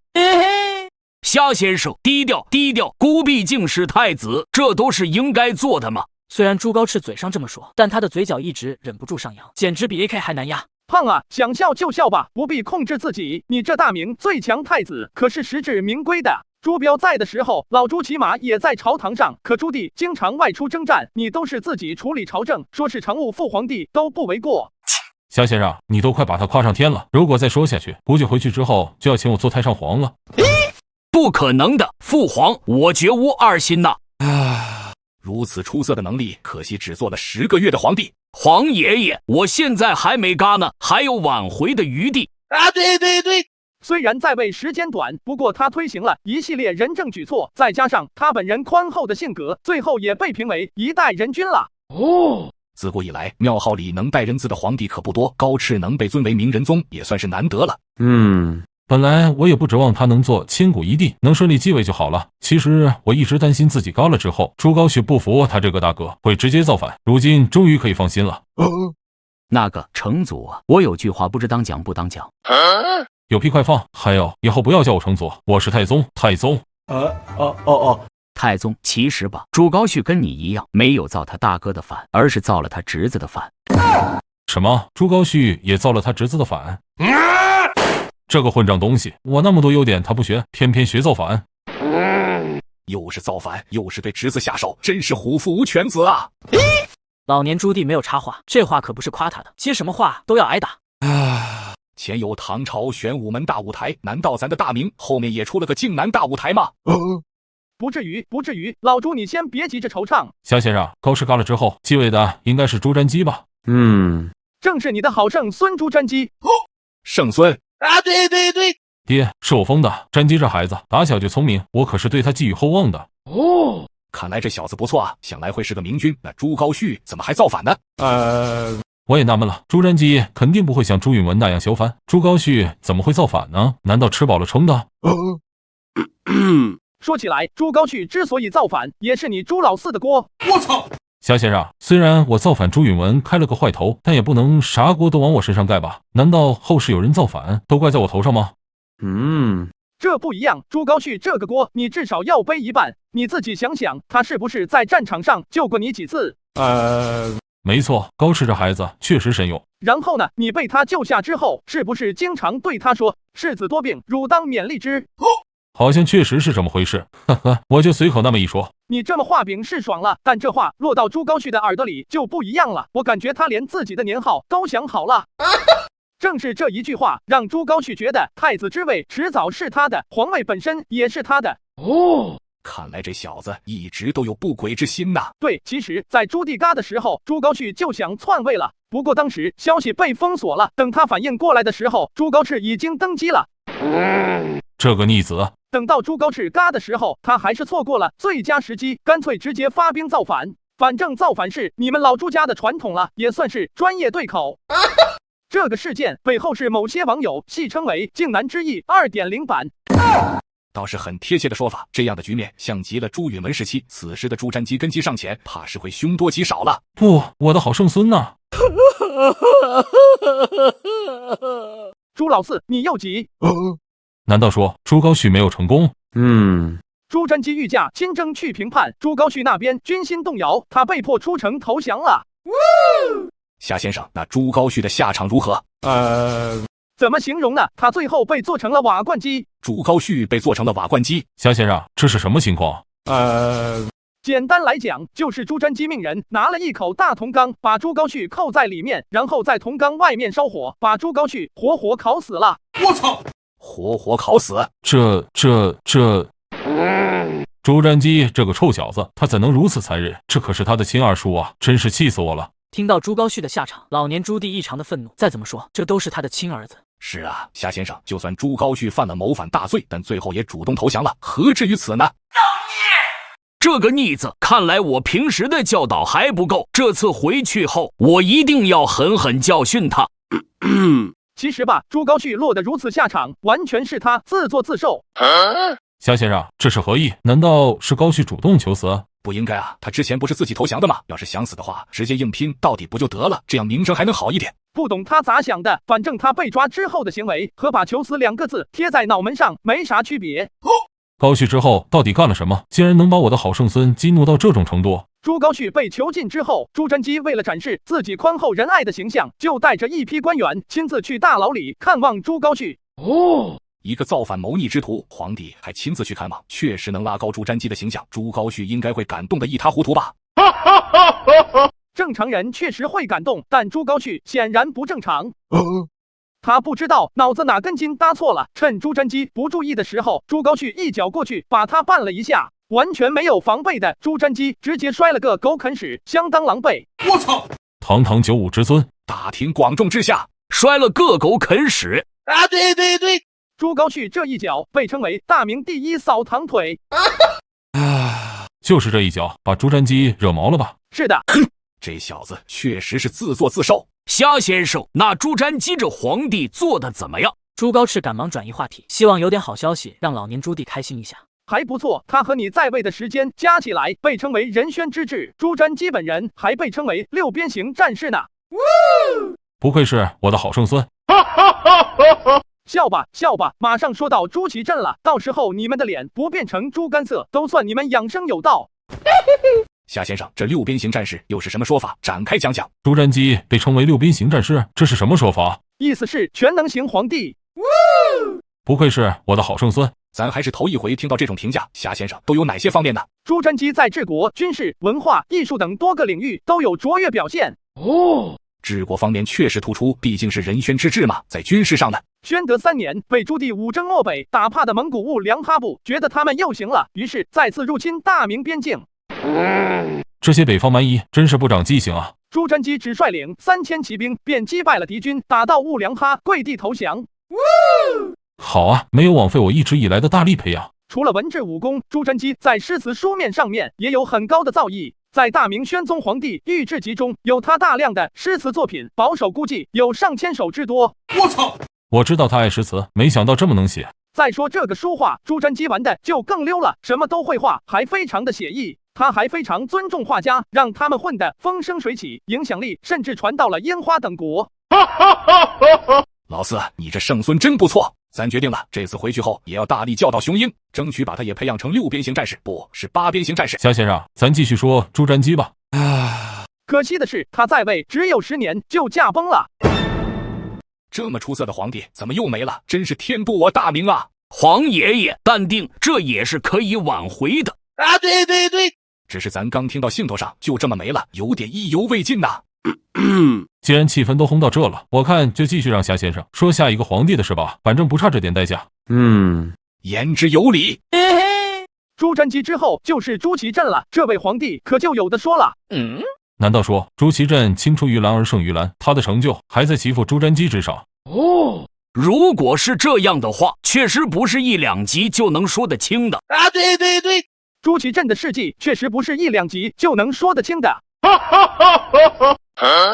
夏先生这笑声我听过，咱有种不好的预感，朱祁镇不会非常拉胯吧？皇爷爷，你绝对是多虑了。那时的大明已经有了洪武、永乐、仁宣这3大盛世的底蕴加持，在我看来，即使放在皇位上的是一头猪，也差不到哪里去。我大明依旧会强盛啊！对，哟呵，你别说，你还真别说，如果当时坐在皇位上的是一头猪，还真有可能比朱祁镇更好啊！把一头猪放到皇位上，都比朱祁镇强？不可能，绝对不可能！我大明朝的皇帝怎么可能如此拉垮？没错，这肯定是一句戏言啊！对，爷孙3人都不愿意相信夏老板的话，或者说是不敢相信，因为这样的事实，光想想就开始头皮发麻了。我知道你们有点接受不了，毕竟刚夸完朱瞻基，你们心里还有点飘飘然的，但还是要面对事实的。夏先生，朱祁镇到底猜到何种程度，才让后世有这种说法传出？这小子到底干了什么？夏先生，你快说，规矩我懂，加钱多少咱都加。再说朱祁镇前，要先帮老朱你回顾一个人物。哪根葱？大明战神李景龙。我现在听到这个名字就有点肝疼。不是，九江这小子什么时候成战神了？我怎么不知道？就他这水平也算战神的话，那我岂不是已经超神了？李景龙这个大名战神是反讽的贬义词，实际菜的一批。按你刚才那句话，他其实算是超鬼了。九江在战场上的操作确实挺离谱的，已经是离谱他妈给离谱开门的程度了。率领50万大军攻城，硬是拿不下1万多守军的北平。最顶级的是，他为了抢功劳，每次快攻破城门的时候，就下令停止攻击，要等他到了才能破门而入。最后守城时亲自为老四打开应天府大门，才是他的封神之作吧？咱真是越想越气啊！对，这荆南执意打的，我都怀疑九江是我这边的戏做了。所以呢，夏先生，这跟朱祁镇有啥关系？难道说朱祁镇打仗跟李景龙一样菜？那倒没有，还好，吓我一跳。朱祁镇后来居上，超越了李景龙，比他还要菜，成了大明第1战神。皇爷爷，你先别激动，朱祁镇是皇帝，打仗菜没关系，只要不自己上，会用人就行啊。对，是我急了，淡定，对，淡定。老朱你淡定不了啊！公元1449年，明英宗朱祁镇不顾群臣反对，在宦官王振的怂恿下，率50万大军亲征瓦剌，最后因指挥不当被围困在土木堡，与瓦剌大军决一死战。这一役史称土木堡之变。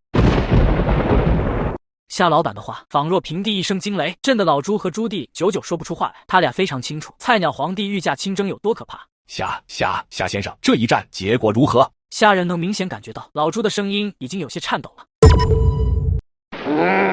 全军覆没，我大明几10万儿郎啊，就这么没了。其实他们本来有很多次机会是可以生还的。夏先生，这其中到底发生了什么？除了朱祁镇，最关键的一个人物就是王振，怂恿朱祁镇御驾亲征那个。当朝廷大军赶到大同府的时候，那里已经打过一场小仗了。见识到残酷场面的王振一改之前的豪言壮语，立刻劝朱祁镇班师回朝。这就怂了。如果这时正常撤军回去，后面就啥事没有了。但是行军路线刚好靠近王振的家乡玉县，于是他就请皇帝和大军去那里看一看。我尼玛，这是打仗，他以为是在旅游吗？王振就是想在父老乡亲面前炫耀一番，但刚走到半路，他又改变主意了。当时正是秋收的日子，如果大军过去，家乡的庄稼估计要被踩烂，所以大军又折返回去，打算走之前的路回京。这小子还挺体恤百姓的吗？当然不是，玉县的土地早就被他用各种手段吞并了，这要是踩过去，损失的都是他自己。这么一折腾下来，只要瓦剌那边的将领不是傻子，就能猜到明军是要跑路。没错，在明军即将抵达居庸关的时候，瓦剌大军发起了冲击。明军这边派了5万骑兵阻击，争取到了几天时间，让大军顺利退至土木堡。土木铺距离军事重镇怀来只有20几里，只要大军能继续撤到那里，就安全了。是的，只不过有一个人反对。肯定又是这个王振。对，他这次的理由是，他有1000多辆车的私货还没运到，先不去了，在土木堡等等。这王振到底是哪根葱啊？怎么咱听了一圈下来，全军一直是在听他的？王振是朱祁镇的老师，本次北征的指挥官，朱祁镇让他做了。当时随军出征的都是饭桶吗？难道就没一个敢反对的？当然有，比如兵部尚书旷野就建议朱祁镇立即启程撤回到先居庸关，不过朱祁镇不听。明军就是这样，错失了最后一次生还的机会吧。夏先生，那后来呢？在击败大明骑兵后，瓦剌可汗也先觉得这场战争已经结束了，于是带着部队慢悠悠地往土木堡而去。结束了？慢悠悠？对，因为都过去3、4天了，按照正常思维，大明部队肯定已经回到居庸关了。也先只是打算带着兄弟们去怀来城门口摇旗呐喊，再谈谈之后做买卖的事。没想到在土木堡那里遇见了正在等待王振私家车队的明军大部队。对，这差点给也先整不会了，打死他都想不到几10万明军像待宰的羔羊一样在土木堡等着他们来。这还客气什么？赶紧招呼呗！于是瓦剌大军迅速出击，把明军打的节节败退，只能收缩阵型防御，被彻底困在土木堡里了。真是耻辱啊！老子北征的时候都是追着这些蛮夷打的，哪有部落敢冒头出击？不过瓦剌大军也不敢深入猛攻，而是切断了明军营地上游15里处的水流。大明几10万大军要断水断粮的。在明军快绝望的时候，也先突然派人前去议和，还让大军后撤了一点，允许明军出来取水，以表示诚意。用屁股想也知道肯定有诈。兵部尚书况电也这么觉得，因此主张固守待援。他怎么想没有用，又没指挥权，关键是朱祁镇和王震这2个坑货怎么想？呵呵，王震充分发挥了他的愚蠢，也先说什么就信什么，真的派大军离开阵地去取水了。不出意外的话，就要出意外了吧？对，明军出发不到3里，瓦剌大军就冲杀而出，至此明军彻底大乱，瓦剌骑兵横冲直撞，战场上尸横遍野。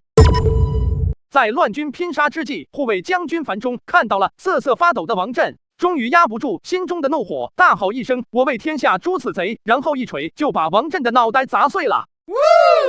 好啊，砸得好啊！这个蠢货终于下线了。可惜为时已晚，明军已经全完了。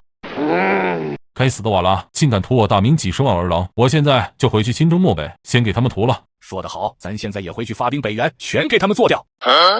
你们2个急傻，还没讲完呢。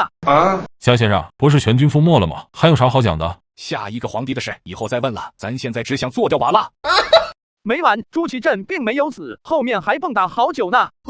这小子命这么大吗？这都能让他逃过一劫？朱祁镇被瓦剌抓回去，成了俘虏，所以没死。而且后来他又回到大明了，因此他还有另外2个称号：瓦剌留学生、教门天子。我操！什么？朱祁镇被瓦剌俘虏了？这是靖康之耻重现啊！该死的朱祁镇，他怎么不去？老朱话还没说完，朱棣已经怒火攻心，几口老血直接喷了出来。老四，你怎么样？没事吧？虾仁也一脸担忧的看过去，他倒是忘了这个年纪比老朱还大的朱棣，应该先提醒一下的。没事，我就是一下子没稳住怒火。光会打仗有什么用？你这心态还是得多练啊！对，老朱完全有资格说这话，他的心态就相当强大。我就是没想到，像靖康之耻这么炸裂的事件会发生在我大明朝，朱祁镇真是个耻辱啊！没错，这小子简直连猪油碱都不如。太祖怒赞了，晚辈不敢当。看来朱由检这小子不错啊，之前一时忘了问了，他是大明第几代皇帝，又缔造了怎样的盛世呢？你刚气的吐了好几口血，我现在哪敢告诉你，朱由检是大明的亡国之君啊！我之前跟老朱说过了，你之后有时间自己问他吧。咱们现在还是继续说瓦剌留学生朱祁镇吧。对。根据宋朝的经验，被俘虏的皇帝应该过得非常悲惨才对，怎么还叫他留学生呢？朱祁镇刚被抓的时候，确实被虐得挺惨的，他自己也非常颓废。他一开始就应该想到这种后果，然后自行了断，这样我大明就能少一段屈辱史。不过在1个月后，也先为了有个好名声，就开始优待朱祁镇，给他安排舒适的住所和食物。于是朱祁镇不再颓废，还渐渐融入了那里的生活，和瓦剌人痛快喝酒，勾肩搭背跳舞。这小子这么快就忘了土木堡之仇吗？真是岂有此理，还勾肩搭背呢，干脆在那娶妻生子得了。还真被你说对了，最后老婆孩子他都有了。我尼玛，他当自己是去和亲的不成？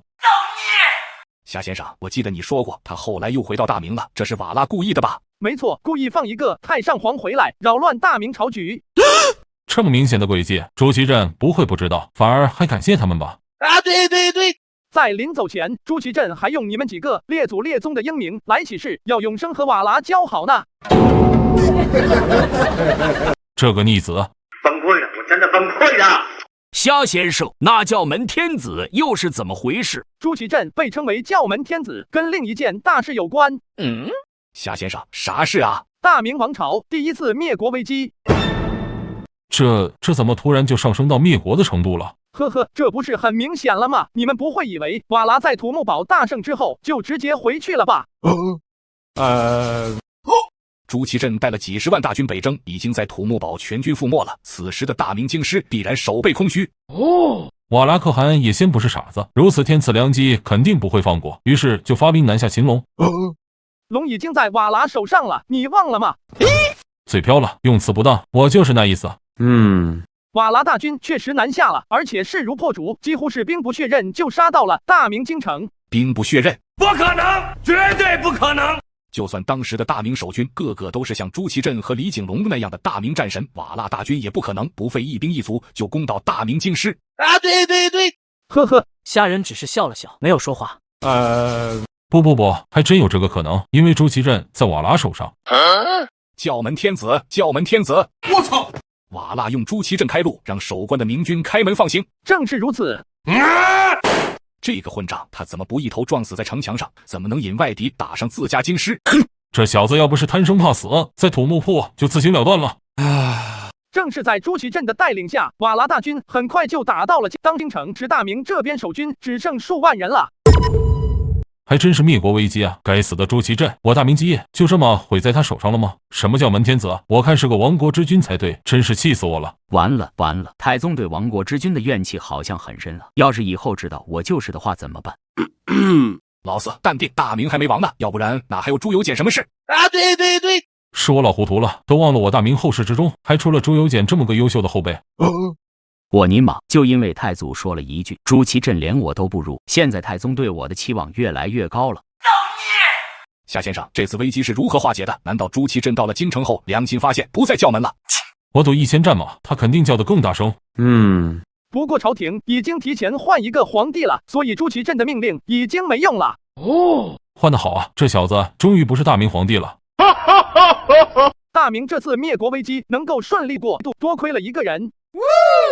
好啊，咱听了这么久，终于有一个好消息了。当时的大明还是有人才的嘛。夏先生，此人姓甚名谁？我要留下祖训，后世之君看到他入朝为官，必须立即重用。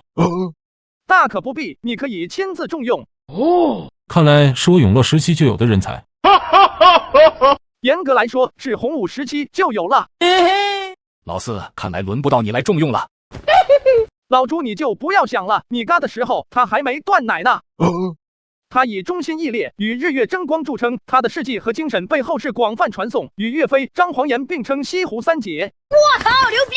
与岳飞齐名，大才，这是妥妥的大才啊！夏先生，你快说名字，真是急死个人。他就是留下了粉身碎骨浑不怕，要留清白在人间这一传世诗句的于谦。哇哦！好一句粉身碎骨浑不怕，要留清白在人间，此子必然是个一心为国，将个人安危置之度外之人。在瓦剌大军南下不久，朝堂上就人心惶惶了，纷纷劝谏当时的代理皇帝朱祁钰立即下令南迁。这帮贪生怕死之徒这么做的话，岂不是和当初的南宋一样？真是岂有此理！咱辛苦夺回来的燕云16州是要拱手让人吗？咱的大明朝也要分裂成南明吗？老朱啊，其实吧，未来确实出了个南明，但存在感非常低。后世很多人都认为大明到了朱由检这里就。虾仁说到这里就戛然而止了，毕竟朱由检现在是他的员工，这么坑他不太好。看到虾老板不说了，朱由检颤抖的心就稳定了下来，他其实已经汗流浃背了。夏先生，到朱由检后就怎么样了？其实现在插播一下他的光辉事迹也可以啊，反正这次危机大明没有亡，我现在血压也下来了，不急于这一时。就怕说完朱由检的事，你这血压直接爆了。夏先生，继续说于谦吧。再次逃过一劫的朱由检大大的松了口气，刚才他腿都软了，差点就没站稳。我尼玛，赶紧让太宗走吧！再这么搞下去，谁顶得住啊？不被打死都被吓死。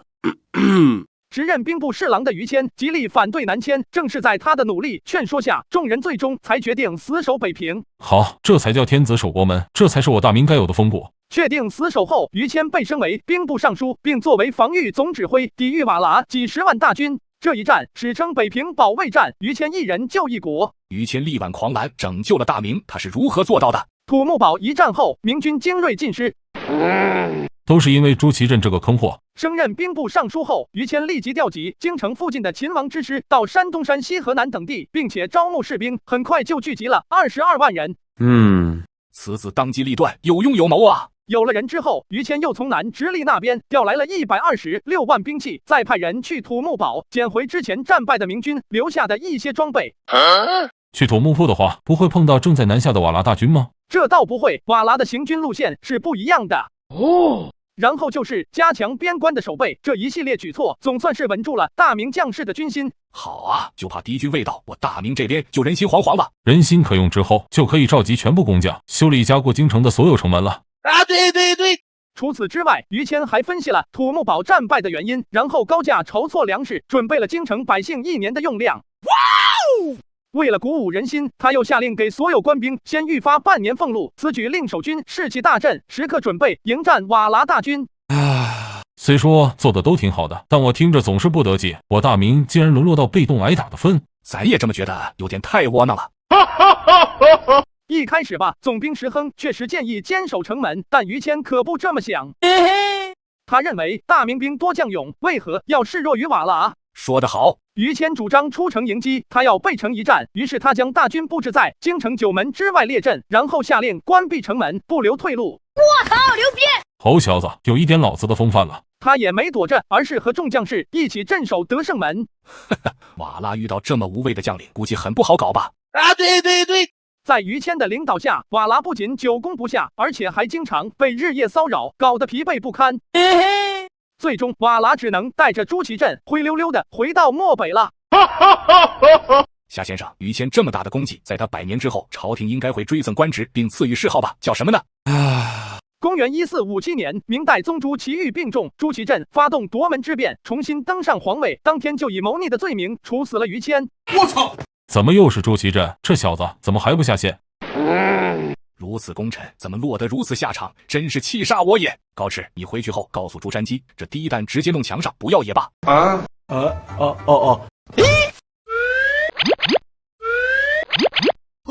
秦始皇，熊猫头。欢迎始皇帝光临，是这我家店的老板，姓夏名人。你怎么会认识寡人？呵呵，你这身衣服一眼就看出来了。也是，大秦只有我这么穿。大胆刁民，既然知道是陛下，你们还不速速跪下？说的好像谁不是皇帝一样。如今还不知道这家店什么情况，还是先看看再说。夏先生，我是看到你们店的传单上写着这里有长生不老药卖，所以过来看看。还以为是系统拉过来的呢。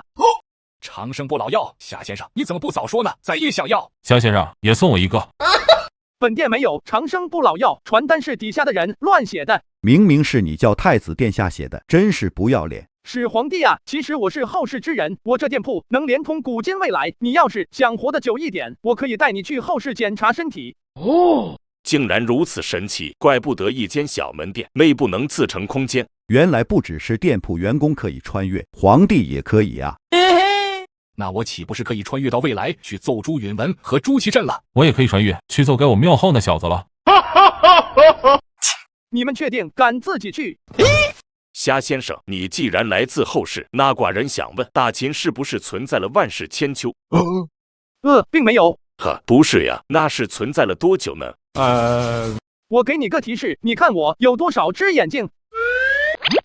不是，你还真需要看啊。2只眼睛。2000年了，那还不错。也不是。只有200年啊，勉强凑合吧。还不是。这总不能才20。秦2世而亡了。夏老板的话仿若平地惊雷，始皇帝整个人都呆住了。寡人的大秦2世而亡了。不可能，绝对不可能。商君曾经说过，秦若灭亡，除非有大奸大恶之权臣和昏庸无能之庸主同朝并立，才可能灭亡。那个郑哥，正是这样，我都替你尴尬。没道理，纯没道理。扶苏深得儒家真传，绝非庸主。对。所以嘛，秦2世根本就不是他。秦2世不是扶苏，不可能，寡人肯定传位给他。那时你是这么想的，但后来扶苏死了，还是被你的旨意赐死的。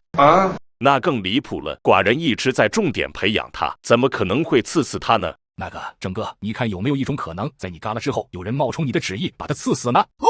这确实有可能，但是就算是如此，他肯定也能看出来是矫诏啊！你们想想，寡人把他放到长城边上，还派了大秦第一猛将蒙恬，带着30万精兵跟着他，这样的配置怎么可能会下旨赐死他？难道要逼他造反吗？这都看不出来他中脑啊！对，我们知道这个理，所以后世很多人都说他是个智障啊。好，就算扶苏看不出来，那蒙恬呢？蒙恬就不拦着他吗？蒙恬看出来了，也拦他了，但架不住他硬要死呀。我尼玛，寡人怎么生了这么个玩意？算了，扶苏这个大号已经是练废了。那什么，感谢各位解惑了，寡人先回去建个小号，以后得空再来。郑哥，不用了，就是你小号给他干死的啊！崩溃了，我真的崩溃了。看着始皇帝这一连串的反应，朱元璋若有所思了起来。这就是之前虾先生给咱剧透时的感觉吗？这还真的是爽！既然不是扶苏，那秦二世是谁？你的第18子胡亥。竟然是他，这个该死的混账！不仅下矫诏赐死扶苏，还导致大秦二世而亡。我恨不得立刻……郑哥，你可以迟点再发怒。还有呢，胡亥继位后，不仅赐死了扶苏，还将你后宫五子的佳丽全部殉葬，又在咸阳处死了12名皇子。郑哥，你再撑一下。还有呢，我操无情！之后，胡亥又将6名皇子和10名公主碾死，场面极其惨烈。还有你最疼爱的公主赢银曼被胡亥肢解了。该死的胡亥对自家兄弟姐妹竟然如此残酷，气上我也，气上我也！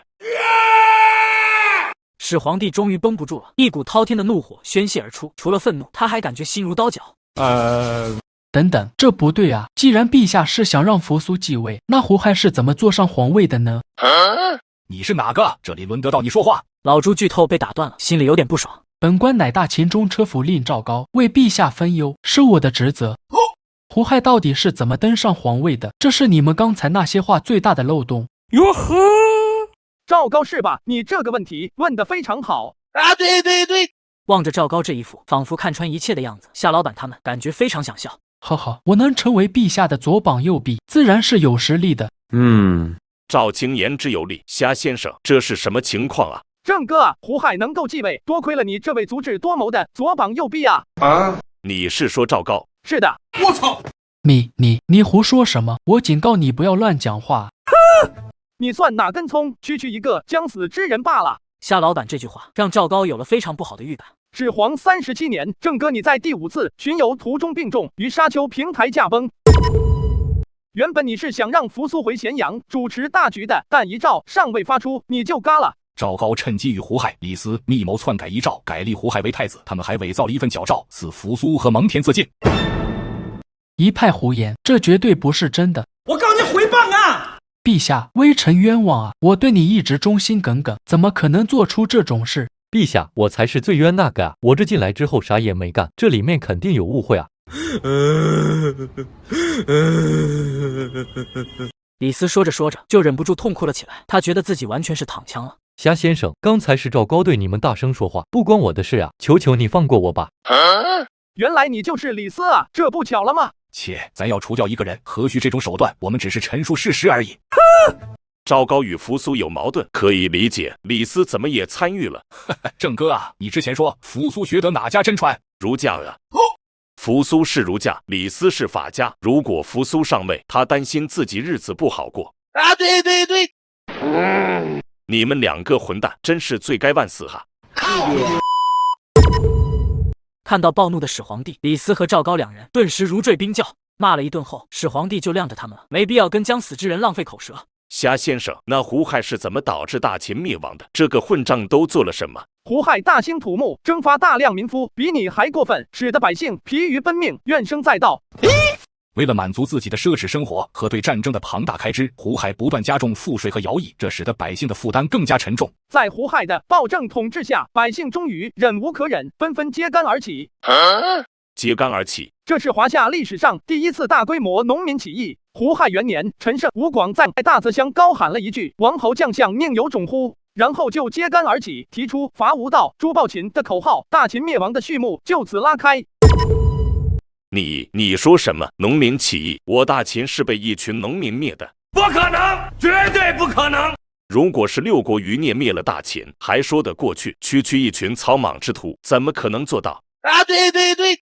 陛下，我看这几个人说的话都是瞎编的，他们污蔑我和李斯篡改遗诏，就是为了分化我们呐！本来已经心凉的赵高，突然觉得机会又来了，还想再挣扎一下。跳梁小丑。然而，在场众人都没搭理他。郑哥，如果我说陈胜起义军在短短数月内就聚集了10几万人呢？陈胜不过一介匹夫，怎么会有那么大的号召力呢？百姓苦大秦久矣。这始皇帝听到这句话，不知道如何反驳。巅峰时期的起义军规模高达100万，陈胜兵分6路打向全国，想要一举夺得天下。最远的那支已经打到了细亭，距离大秦帝都只有100余里了。一群农民都打不过，大秦将士都是饭桶吗？也不全是。最后章邯站了出来，他带领骊山的刑徒开始反击起义军，在连胜几场之后，总算是稳住了关中的局势。章邯是吧？好啊，此子不错。寡人回去后立刻将他提拔重用。确实是个人才，不过后来投降了项羽。不是，这项羽又是哪个？八尺将军千里追，拔山扛鼎不妨起。这两句说的就是项羽。关键要看他做了什么。项羽在巨鹿之战中下令破釜沉舟，断了全军退路，表明与秦军死战到底的决心。好一个破釜沉舟，算他是个人物吧。整个项羽可不简单啊！在破釜沉舟后，他在巨鹿与秦军9战9胜，击溃了大秦主力，因此威名大盛，被称为西楚霸王。西楚霸王，果然是6国余孽夺了大秦江山嘛！看来寡人对他们还是不够狠啊！公元前202年，项羽在垓下被刘邦击败，然后在乌江自刎，结束了遗憾的一生。这弄了半天是刘邦夺得了天下啊！对，这刘邦什么身份，竟然能击败项羽，肯定不简单吧？没啥身份，只比咱好一点，混得最好时才是个亭长。没错，刘邦47岁时还无所事事，在村口看狗打架呢。我操！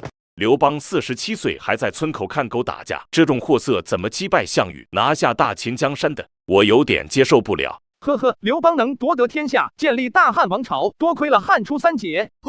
汉初3杰听起来是3个大才啊，虾先生，这3人是谁？只要寡人回去后立即招募这3人，就能为我所用了。虾老板当然知道他在想什么，于是打算先给他浇一盆冷水。3巡酒，谋阴阳，天道无常，张子房，他就是汉初3杰之首，华夏千古谋圣张良。哇哦！千古谋圣，好啊！如此高的评价，想必是历史最杰出的谋士之一了吧？郑哥，你可以把之一去掉，他就是华夏最强谋士。运筹帷幄之中，决胜千里之外，就是对他的至高评价，也是后世所有谋士所追求的至高荣誉。好一个谋圣，如此大才，寡人要定了。郑哥啊，这个人你要不了？为啥？寡人可以给他封后拜将。张良是6国余孽，和你是死仇啊！对，他后面还策划了一场刺杀你的行动，不过并没有成功。既然如此，此贼不留也罢，直接做掉吧。虾先生，另外2个呢？镇抚关中成帝业，沛公马上岂能为？说的就是千古名将萧何。也有人觉得他才是汉初3杰之首。又一个千古大才，这个不是6国余孽了吧？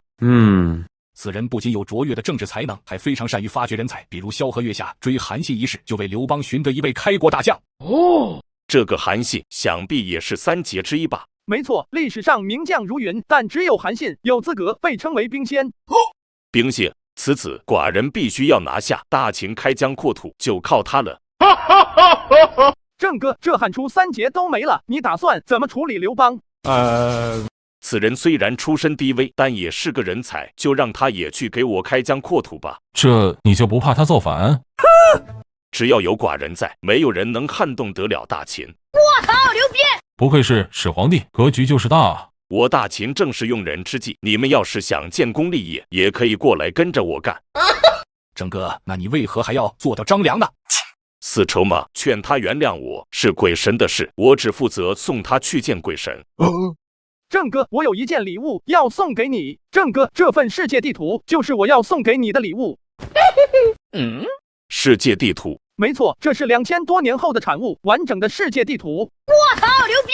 除了始皇帝，老朱和朱棣也大受震撼，他们根本不知道世界有多大，于是纷纷好奇地朝地图看去。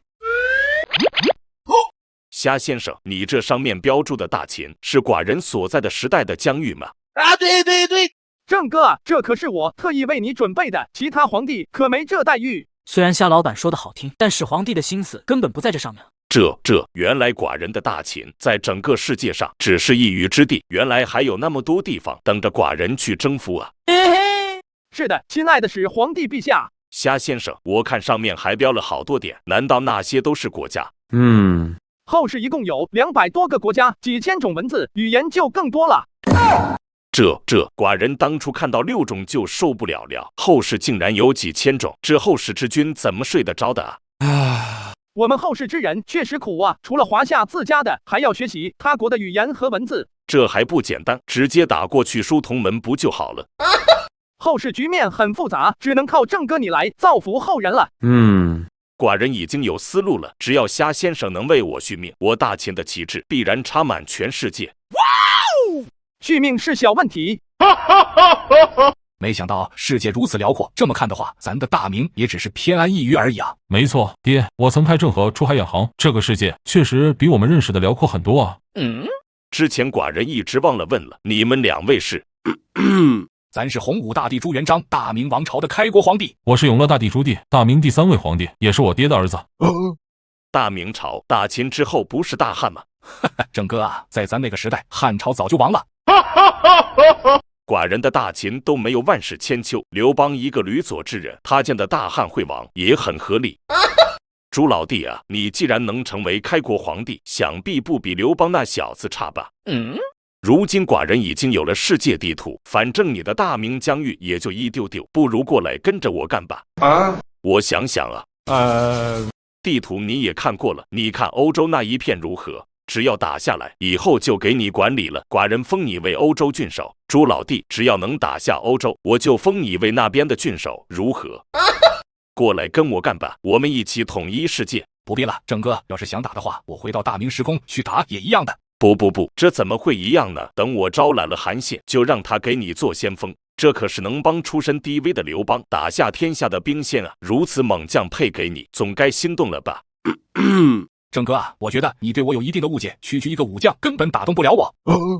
不可能，刘邦能夺取天下，韩信居功至伟，否则他一个吕左之人，怎么可能笑到最后？这种战绩的武将都打动不了你。朱老弟啊，你要是不好意思答应，咱们可以私下谈嘛。郑哥，你就不要白费力气了，老朱的洪武朝最不缺开国猛将了。而且抛开武将不谈，老朱的军事指挥能力在历代皇帝中也是第一梯队的。真的假的？他有啥战绩啊？老朱可是历史上唯一完成北伐的人。夏先生，低调低调，这点战绩不算什么。老朱虽然这么说，但他的嘴角还是肉眼可见的上扬了。虽然不懂这个北伐的难度，但光是历史唯一，这含金量就不一般呐。朱老弟这么猛的吗？对。最难得的是，我家还不是什么名门望族之类的，并没有长辈教学，完全是我爹自学自悟的。老四，咱不是说低调吗？怎么连你也跟着插嘴了？切，要不是你的嘴角还在疯狂上扬，我就信你这鬼话了。出身低微而已，这有啥？刘邦不也是吗？呵呵，刘邦跟老朱相比的话，已经算是富裕人家了。老朱幼年父母双亡，他放过牛，做过和尚，还当过乞丐流浪呢。我操！用后世的话来讲，老朱开局只有一个碗，乞丐的碗。这都被他逆袭成了皇帝，了不得啊！你们这么说，我更想招揽他了。郑哥啊，你放弃吧，咱的妹子、辫儿、大孙都在洪武时空呢，我不可能去其他地方的。如此天赋，不能和寡人去一统天下，真是可惜了。那小朱你呢？怎么说？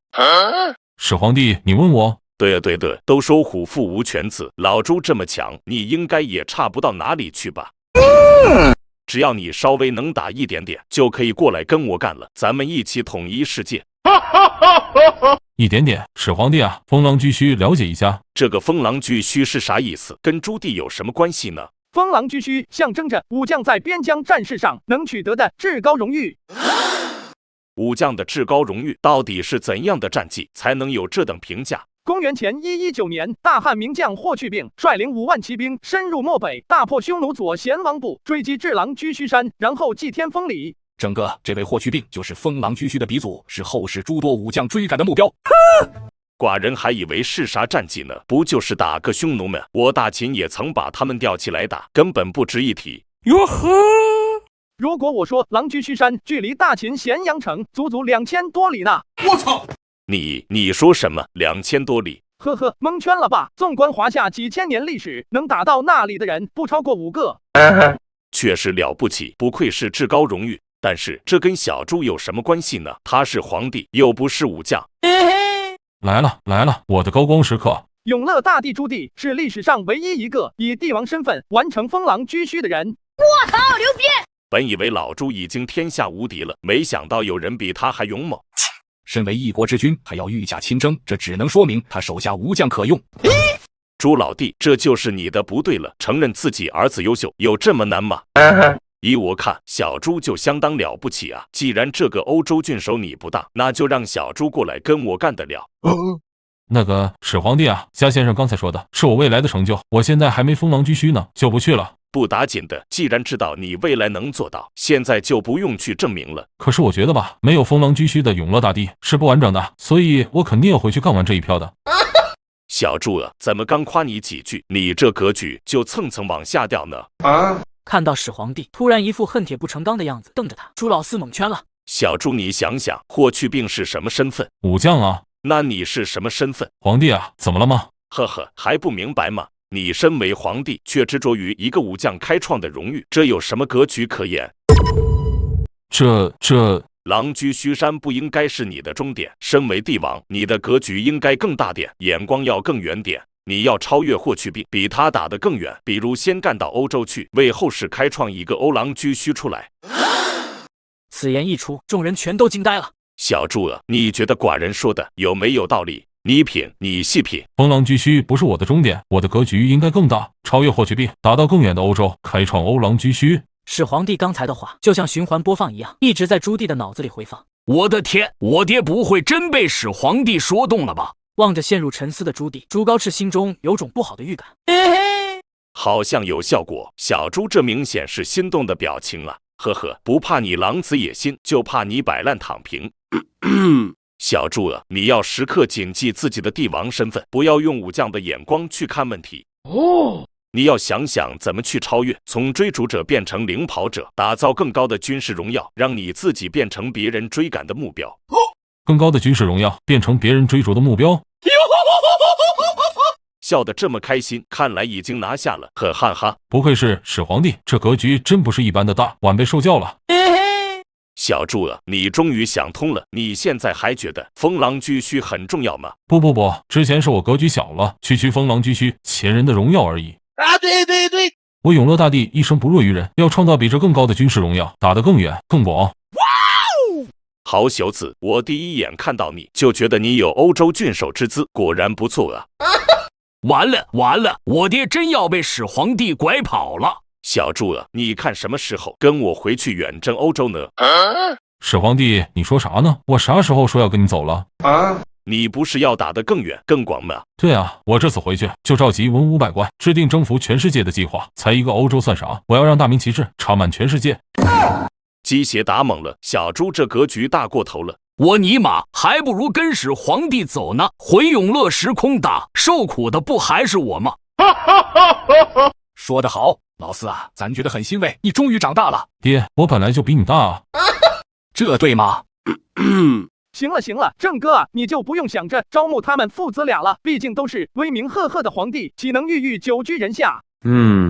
小猪能有统一世界的想法，寡人很欣慰，毕竟多一个时空统一，就多一批后人受益嘛。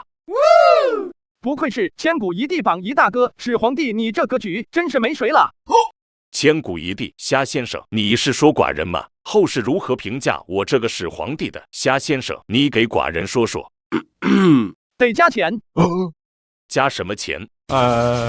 之前忘了说了，在我这里问问题是要付出代价的，你现在已经欠我好几笔了。问了这么多才说，真是妥妥的奸商啊！当然了，世界地图是白送你的，不要钱。行吧，寡人给你就是了，现在可以说了吧？秦始皇嬴政罪在当代，妥妥的暴君。刚才不是说千古一帝吗？怎么寡人又成暴君了？郑哥，你别急，夏先生就喜欢这样，先打击你一番，最后再说好的。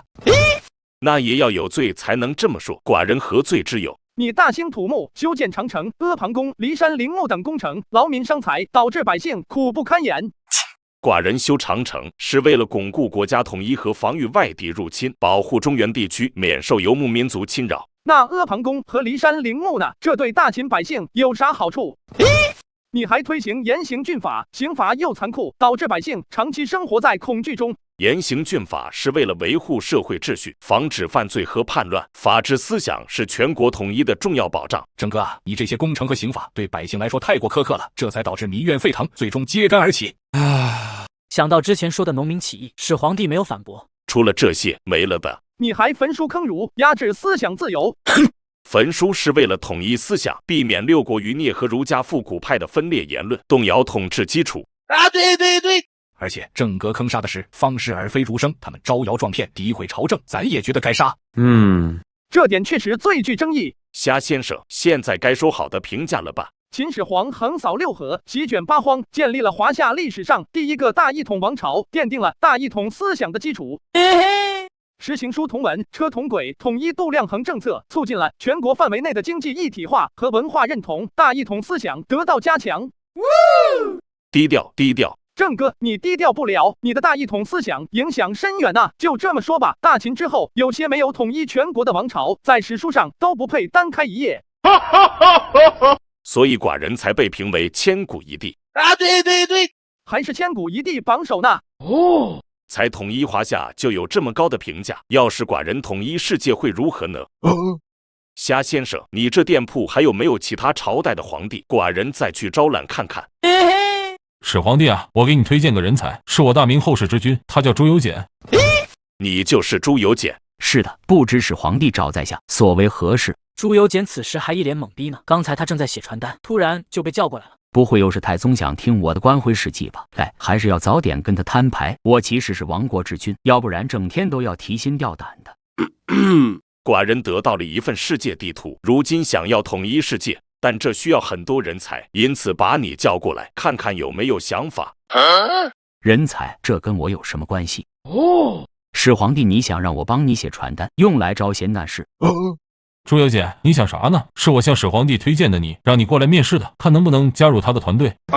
不，我没听错吧？推荐我加入统一世界的团队？我知道你很震惊，毕竟机会难得，但还是要稳住心态，好好发挥。尼玛，今天肯定是起猛了，竟然让我一个亡国之君去统一世界。朱由检了，你不必紧张，简单介绍一下你个人的战绩就行，毕竟是小朱推荐的人，想必不会差到哪里去。确实不能再差到哪里去了，这都亡国了，哪里还有下降空间？老朱现在也非常后悔，没有早点跟朱棣说明朱由检的情况。朱由检，你还在磨蹭什么？赶紧向始皇帝介绍你的战绩啊！那个太宗啊，非常感谢您的推荐，但我去不了啊，我现在还是虾老板的员工呢。还有这事？朱由检确实还要在我这里打工1个月呢。无妨，反正寡人还需要招揽更多人，不急得。朱由检，听到没有？始皇帝的条件都放宽到如此地步了，你还在担心什么？主要我觉得自己能力不够，怕误了始皇帝的统一大业啊。你这是能力问题吗？是态度问题。让你介绍一下自己，怎么半天憋不出一句话来？说就说吧，希望太宗的血压能顶得住。终于要来了吗？寡人也很期待。想当初，闯贼李自成率领几10万造反大军，直逼大明京师，情景渲染非常到位，代入感极强。朝廷上顿时人心惶惶，出现了很多反骨仔，大明摇摇欲坠。危机感拉满，铺垫的好啊！这段面试词，寡人打9分。于是我做了最后的指示，就走出皇宫。你终于要站出来力挽狂澜了吗？然后我就上吊了。上得好啊，上！我操！神他妈上吊了！你小子在说什么？朱由检，李自成大军攻入大明京师后，你到底做了什么？太宗，你刚才没有听错，我最后上吊自缢了。你是皇帝，你上吊了的话，那大明呢？大明亡了。太宗啊，我根本就不是人才，我其实是个亡国之君啊！不可能，绝对不可能！我大明朝怎么可能会亡？你在胡说什么？朱由检，如果你真的自缢了，怎么还会出现在这里呢？这不对啊！对，始皇帝言之有理，你个混账东西，再敢开这种玩笑，我现在就让你原地灭亡！老四，你先冷静一点，大明确实亡了。至于朱由检，是虾先生他们穿越过去救下来的。这不是爹，你都知道了，那怎么不早点告诉我呢？咱不是看你之前因为朱祁镇的事气得吐了好几口血吗？就打算让你先缓一缓，晚点再说。好啊，朱由检，你好得很呐，一个亡国之君还在我面前装人才。明明是你自己脑补的，我什么都没说啊。小朱啊，淡定，寡人的大秦都亡了，没啥大不了的，你这格局还是得练啊。对，格局，我哥他大爷的！我的刀呢？老子现在就给他割出3刀6洞！救救我！耶稣也留不住他，我说的。朱老四，咱最近没揍你，让你有点飘了是吧？始皇帝和虾先生还在这呢，我们老朱家的事以后关起门来再说。Judy， 除了格局，你这眼光也得练啊！夏先生何出此言？你没看到朱由检身上穿的是件缝缝补补的龙袍吗？这哪里像是个盛世之君？你怎么就认定他是人才呢？我一开始确实有些疑虑，但这不是我爹之前说他比大明战神朱祁镇强吗？朱由检宁死不屈，当然比那个瓦剌留学生强。没错，如果不是朱由检最后这点骨气，你那句天子守国门就成笑话了。算他最后干了点人事。太宗穆赞了，都是你的祖训立得好。你小子笑啥？以为我是在夸你吗？上吊自缢还给你骄傲上了，还不快点滚！杵在这里干啥？难道还想着继续面试吗？一想到这事，朱棣就有点脸疼。那个始皇帝啊，真是抱歉了，我确实不知道朱由检是亡国之君，所以才向你推荐他的。不，小朱你推荐的没错，这个朱由检确实是个人才啊。始皇帝，你说啥？我年纪比我爹还大，耳朵有点不好使，你再说一遍。亡国之君朱由检确实是个人才啊！始皇帝啊，我年纪比我爹还大，我怀疑自己耳朵坏了。你在说啥？寡人没说错，朱由检了，你正是寡人统一世界需要的人才，请务必加入我的团队。始皇帝，你早说嘛，那样我面试开局就自报亡国之君的身份了。爹，这对吗？咱也懵了，郑哥，你确定要招朱由检去统一世界？到时候你的大秦能不能保得住？不要另说了。郑哥，你是不是觉得大秦20而亡还是太慢了？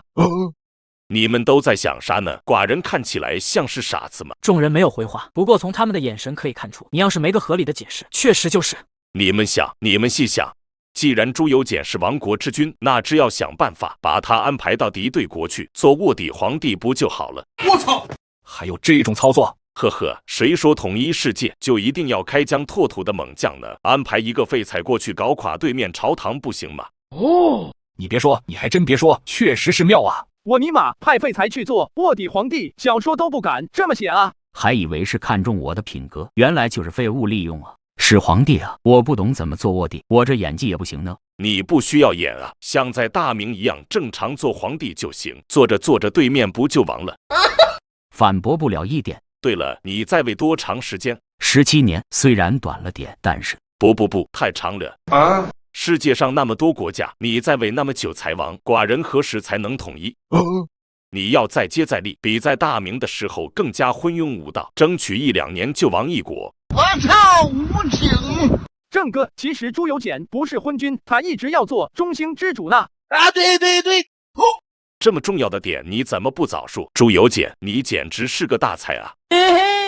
始皇帝，你终于发现我的优点了吗？你想啊，你要中兴大明，结果大明还亡了，那要是你不想中兴了，直接就奔着亡国去的，对面是不是会亡的嘎嘎快？真是个好苗子啊！朱由检，恭喜你被录取了。我都不知道是该开心还是难过。虾先生，你这里还有没有其他皇帝继续安排上？寡人加钱。没了，郑哥。那寡人就在你这店里等新皇帝来吧。就是不知道大明后世之中还有没有朱由检这种人才。呵呵，多的是。那还真是令人期待呀。当曹操遇到秦始皇，你们是何人？来自哪个朝代？郑哥，这是我的台词。刚招揽了朱由检的始皇帝，听到有新客人到了，底下老板还积极。我们2人误入此地，不知这里是什么地方，诸位又是何人？丞相，我看这里不太安全，我们还是先离开吧。无妨，我看他们面善得很，没有要害我们的意思，仲康不必担忧。曹操对自己看人的眼光还是很自信的，特别是眼前这个黑衣男子，那眼神看他们就像发现宝藏一样。寡人是大秦皇帝嬴政，不知这位兄台是哪个朝代的皇帝？寡人有一件大事，想与君共谋。你说你是谁？你还好吧？仲康，你听到没有？他说他是秦始皇。阁下说自己是始皇帝，如何证明？寡人就是嬴政，何须向你们证明？本来一腔热情的始皇帝被质疑后，有点不高兴了。阁下莫要再开玩笑了，吾是大汉丞相曹操曹孟德，真心请教阁下，这里是什么地方？你们又是何人？丞相，原来你不是皇帝啊！原来是曹老板啊，幸会幸会。随后，下人简单的跟曹老板介绍了一下店铺的情况。曹操听完之后是一脸的愕然，连通历朝历代，这么说他真是秦始皇嬴政？是的。晚辈刚才多有冒犯，还望郑哥不要介意。郑哥，曹老板在后世也是很出名的，而且你跟他颇有渊源呐。虾先生何出此言？曹老板，你身高1.6米，郑哥的佩剑也是1.6米，所以后世很多人说秦始皇腰间挂了个曹操。曹老弟，虽说这是事实，但你也不必放在心上。这里还有个问题，虾先生，吾又不是皇帝，怎会来此？你嘎了之后，曹丕逼着刘协禅位给他，然后追封你为魏武帝了。追封的也算吗？那我爹岂不是也会来？夏先生，到时候借你厨房一用，咱要让妹子给咱爹弄一顿好吃的。他当年死得好惨呐！老朱，你想啥呢？曹老板本身就有称帝的实力，所以追封的也算。像你爹那种饿死的就不用想了。这个逆子居然敢篡权夺位！称帝这事确实不急，只要刘协还在你这，天下大义就还在你这边。不，等吾天下一统后，自会卸甲归田，含饴弄孙。老曹啊，如果你最终没能一统天下呢？不可能，吾已经聚集了80万大军，准备在赤壁一举歼灭孙刘联军，天下一统指日可待。80万大军，赤壁之战。只要我在赤壁歼灭孙刘联军，这天下不是唾手可得吗？呵呵，曹老板啊，你是如何产生这一战你一定会赢的错觉？吾有80万大军在手，难道还会输不成？哟呵！老曹啊，这一战你不仅会输，而且会输得很惨。要不是关羽冒着违抗军令状的风险放你走，你自己的小命都不保呢。不可能，绝对不可能！如果是之前的话，吾心里还有点没底，毕竟我军不擅长水战，打起来确实不好说。于是你让人把所有战船首尾相连，形成连环船，是不是？啊，对。丞相此计确实妙不可言。我们现在不仅不晕船了，走在上面还如履平地。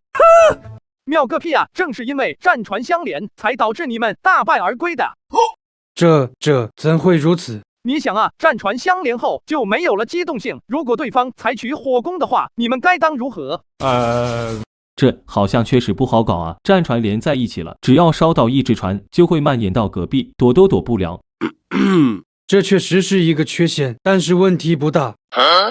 老曹，你到底哪来的自信啊？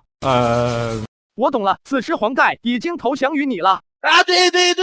如果对面有火攻的计划，黄盖必然会通风报信。只要我军化解掉，那战场上的孙刘联军就是待宰的羔羊了。恭喜丞相，贺喜丞相！最大的问题就出在这个黄盖身上啊！寡人懂了，这个黄盖其实是诈降的。这不应该啊！没错，我们很多人都看到了，黄盖被周瑜压到甲板上疯狂抽打，这才怀恨在心投降丞相的。呵呵，如果不被你们看到，曹老板怎么会相信呢？那这演的也太狠了！我现在还记得，这黄盖被打得老惨了。那是因为他们了解我，知道我生性多疑，真是好算计啊！周瑜打黄盖，一个愿打，一个愿挨，这一顿苦肉计在后世都非常出名。既然是诈降，我猜这场火攻就是黄盖发起的吧？啊，对。老曹，你的智商终于回来了。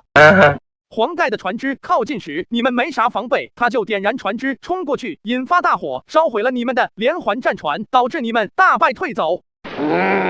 这个该死的老登！老曹，你败走华容道，被提前埋伏在那的关羽拦截，不过他念及旧情，把你放走了。感谢云长，我果然没看错人。你们不是说有军令状吗？他放走丞相，自己怎么办？难道说云长最终因我而死？不，我的云长啊！关羽在华容道放我走后，是不是因军令状被处死了？我的云长啊！老曹，你先别急，在刘备和其他将领的求情下，诸葛亮没有对关羽进行处罚，反而借此巩固了关羽的忠义美名。云长实至名归，可惜吾这一战没有拿下孙刘联军，之后应该没有这样有利的局面了吧？赤壁之战后，曹魏、蜀汉、东吴三足鼎立的局面正式形成，华夏进入三国时代。什么三国时代？寡人的华夏又裂开了。郑哥早就裂开了，不过你放心，我一直在努力统一天下，就是不知道最后是不是我夺得了天下。之前曹老板还信誓旦旦地认为是他，在得知赤壁之战大败后，他有点拿捏不准了，并不是你。没想到吾倾尽一生，还是输给了刘大耳嘛。也不是刘备。竟然是孙权嘛，真是可恶啊！如果是刘备我还能接受，孙权只懂偏安一隅，怎么能被他夺得天下呢？真是令人不甘呐！当然也不是孙权，否则他就不会被骂2000多年的江东鼠辈了。骂了2000多年，骂得好啊！虾先生，不是只有3家吗？怎么一个都不是啊？吾也有点糊涂了，最后到底是谁夺得天下的？曹老板啊，这个人你也认识啊？给你个提示，非人臣也，必欲汝家事。你是说仲达？不可能，绝对不可能！仲达一介文弱书生，怎么可能夺得天下？他凭什么啊？呵呵，就凭2个字，养生。养生？没错，司马懿活到了73岁，就连你孙子曹睿都被他给耗死了。我操！这家伙的命这么长，是有什么秘诀吗？寡人也想知道。没有，曹睿死前托孤曹爽给司马懿，但后面曹爽被司马懿嘎了，并扶持曹髦为傀儡皇帝，开始独揽大权。气杀我也！司马懿死后，他的孙子司马炎废了你们曹魏最后一个皇帝，正式建立晋朝，随后一统天下。我们曹家数代人的努力就这么没了。丞相，你先别激动，如今这一切都没发生呢。啊，对对对，感谢虾先生解惑，我先回去处理一些事。曹老板，如果没有其他问题的话，就先结一下账。啥账？在我这里咨询问题是要付出代价的。那你之前咋不说？曹老弟，这是虾先生惯用的套路了。你们这还算好的，咱之前提问被坑了好几个人呢。虾先生，银子是吧？我马上给，马上给。曹老弟，寡人欲统一世界，不知你是否愿意助寡人一臂之力？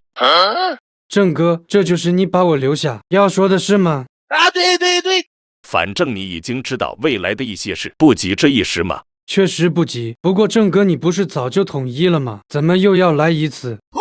难道说郑哥你的大秦也裂开了？大秦没裂，寡人刚才说的是统一全世界。全世界？是的，不知曹老弟有没有想过这个世界有多大？我只知这方天地辽阔无比，倒是没有具体探究过。你可以看看桌上这份世界地图，这是虾先生送我的。哦，我瞅瞅。这世界竟大到如此程度，大秦也只是占了一小块啊。是啊，寡人第一次看到的时候也很震撼，甚至有种井底之蛙的感觉。本来郑哥你的成就就非常让吾佩服，如今还要统一这个世界，真是令老弟望尘莫及啊！曹老弟，你居然不觉得寡人是暴君吗？当然是皇帝的成就，岂是酸腐的文人能够抹灭的？曹老弟，你懂我呀，干脆过来跟我干吧，寡人给你做欧洲郡守。感谢郑哥邀请，但吾毕生精力都放在统一三国上了。等吾完成这件事后，再和你共谋大业。理当如此，寡人的华夏都裂成3块了，确定应该先完成统一。郑哥，这三国时期还算好的，后面5代10国裂得更多了。真是岂有此理！这些后世之君都是吃干饭的吗？始皇帝啊，不能一概而论，我们大明就没分裂吗？啊，对对对，大明？没错，我们父子俩是大明的皇帝。就是你们三国时期往后1000多年的王朝。哦，我看你年纪比较大，应该就是父亲了吧？其实我是儿子，你旁边那位是我爹。怎么感觉怪怪的？曹老弟，不要在意这些细节，他们2位都是非常能打的。比如我旁边这位小猪，他可是以帝王身份完成封狼居胥的人。我操，牛逼！真是了不起呀，猪老弟。作为大汉丞相，曹老板当然知道封狼居胥的名头有多强。呵呵，一般一般，历史唯一。那老猪你呢？咱也是历史唯一而已，从南打到北统一全国。郑哥，汝听人言否？其实，如果你们想统一世界，可以跟朱棣去永乐时空学一下航海技术。大明水师是当时世界排名第1的海军。我操！虾先生是按世界地图的范围算的吗？没错，自老朱鄱阳湖水战开始到郑成功收复台湾，大明水师300年未尝一败。好啊，总算是没有辱没咱的威名。虾先生，既然是世界排名，有啥战绩说来听听？啊，对对对。夏先生，展开讲讲，给郑哥和老曹长长见识，这次的代价咱付给你。正德16年，自以为是的葡萄牙舰队动了入侵明朝的歪心思，最后被大明水师打的只剩下3艘小船，狼狈逃走。哼，怎么还放跑了3艘船？大明水师还是得练啊！第2年，葡萄牙舰队再次侵扰大明沿海，然后又被大明水师揍回去了。好一个葡萄牙，我记住了，下一次郑和出海，给他们特别对待一番。如此甚好。万历26年，大明水师与倭国水师展开大规模海战，在高句丽水师协同作战下，全歼倭国舰队。还不错，总算没放跑对面了。在此之后，大明水师还多次与荷兰舰队交战，3战3捷，创造了不败神。好一个大明水师，真不错了，确实值得学习，看看强在哪里。这个的话，朱老四最有发言权，因为大明水师在永乐时期达到了顶峰。Judy， 请开始你的表演。据统计，我们有近4000艘船，不过数量是小事，最强的是我们的大明宝船，长150米，宽57米，有8层楼那么高。我操，牛逼！这还是船吗？太夸张了吧！确实了不起，这比后世很多战舰都要大。按照后世的估算，这排水量近2万吨了。老四干得不错嘛。不是，这么大的船怎么动起来的？这个怎么形容呢？就是烧开水，喷气后就动了。那叫蒸汽机。这名字取得好，反正就是不用人和风，船也能自己动。我操！朱老弟，请务必带我去见识一番。寡人也去。可以，等我回去的时候，你们一起就行了。借用本店通道穿越，记得加钱。这个大清皇帝在散步时，突然眼前一黑，就走到了一个异空间里，并且大明朱元璋也在这里。然后，你是哪个朝代的皇帝？既然知道朕是皇帝，你们还不速速跪下？哟呵，还是个硬茬，咱也是皇帝，都不敢在这里嚣张。也是皇帝，身穿龙袍，没有剃头，更没有辫子。你们是前朝余孽，真是好大的狗胆！光天化日之下都敢出现在朕的面前。没想到这次来的是大清皇帝，这下有好戏看了。我眼前这位是明太祖朱元璋，你小子是大清哪个皇帝？你说什么？朱元璋？我看你们整天想反清复明，已经想疯了，以为冒充朱元璋就能得到他保佑吗？咱就是朱元璋，何须冒充？倒是你小子真是大清的皇帝。呵呵，朕就是货真价实的大清雍正皇帝。确认对方是大清皇帝后，老朱心里就有一股怒火蹭蹭往上冒了。不过他还有个疑惑，夏先生，这不对啊！咱已经派蓝玉把建州女真给灭了，怎么还会有大清的皇帝呢？这个说来话长，反正就是各个时空相互没有影响。你们两个在那嘀咕什么呢？竟然当着朕的面讨论灭女真的事，老实交代你们的阴谋，否则朕先派兵踏平这里。哟呵，雍正是吧？别费这心思了，我这里是异空间，你的兵到不了我这里。你这话什么意思？我这里独立于世界之外，历朝历代皇帝都可以来这里。我操！这竟然有如此神奇之地，难怪我突然就来到了这里。也就是说，他真的是大明朱元璋？正是咱，你想怎么挨揍法？是站着还是躺着？所以你真的已经灭了建中女真？啊，对。听到这话，雍正也怒了，于是两人几乎同时暴喝而起。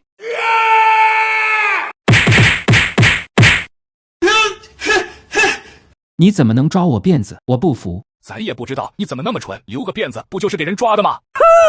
这个老六，我真的服了。你不服是吧？那再来过。算了，我们都是皇帝，打架有辱斯文。行了，老朱，来到我这还是交易为主。我可以选择不交易吗？那你们两位私聊，我回去睡觉了。不，我最喜欢交易了。虾先生，你说的交易是啥？就是我给你剧透大清未来的事，你交钱就行。好的，我也想听听大清后面的盛世是啥样的。盛世？你小子哪来的自信？咱可是听说大清让华夏遭受了100年屈辱史啊！屈辱史？不可能，绝对不可能！我大清如今形势一片大好，后面怎么会有屈辱史？朱元璋，我知道你对大清有怨气，但也不能在大是大非上胡说。咱确实有怨气，后面再揍你一顿就行了。你老朱这话把雍正气得够呛，不过他又打不过老朱，也只能受着了。虾先生，这里还有其他大清帝王来过吗？哟呵，小子，你是想找帮手吗？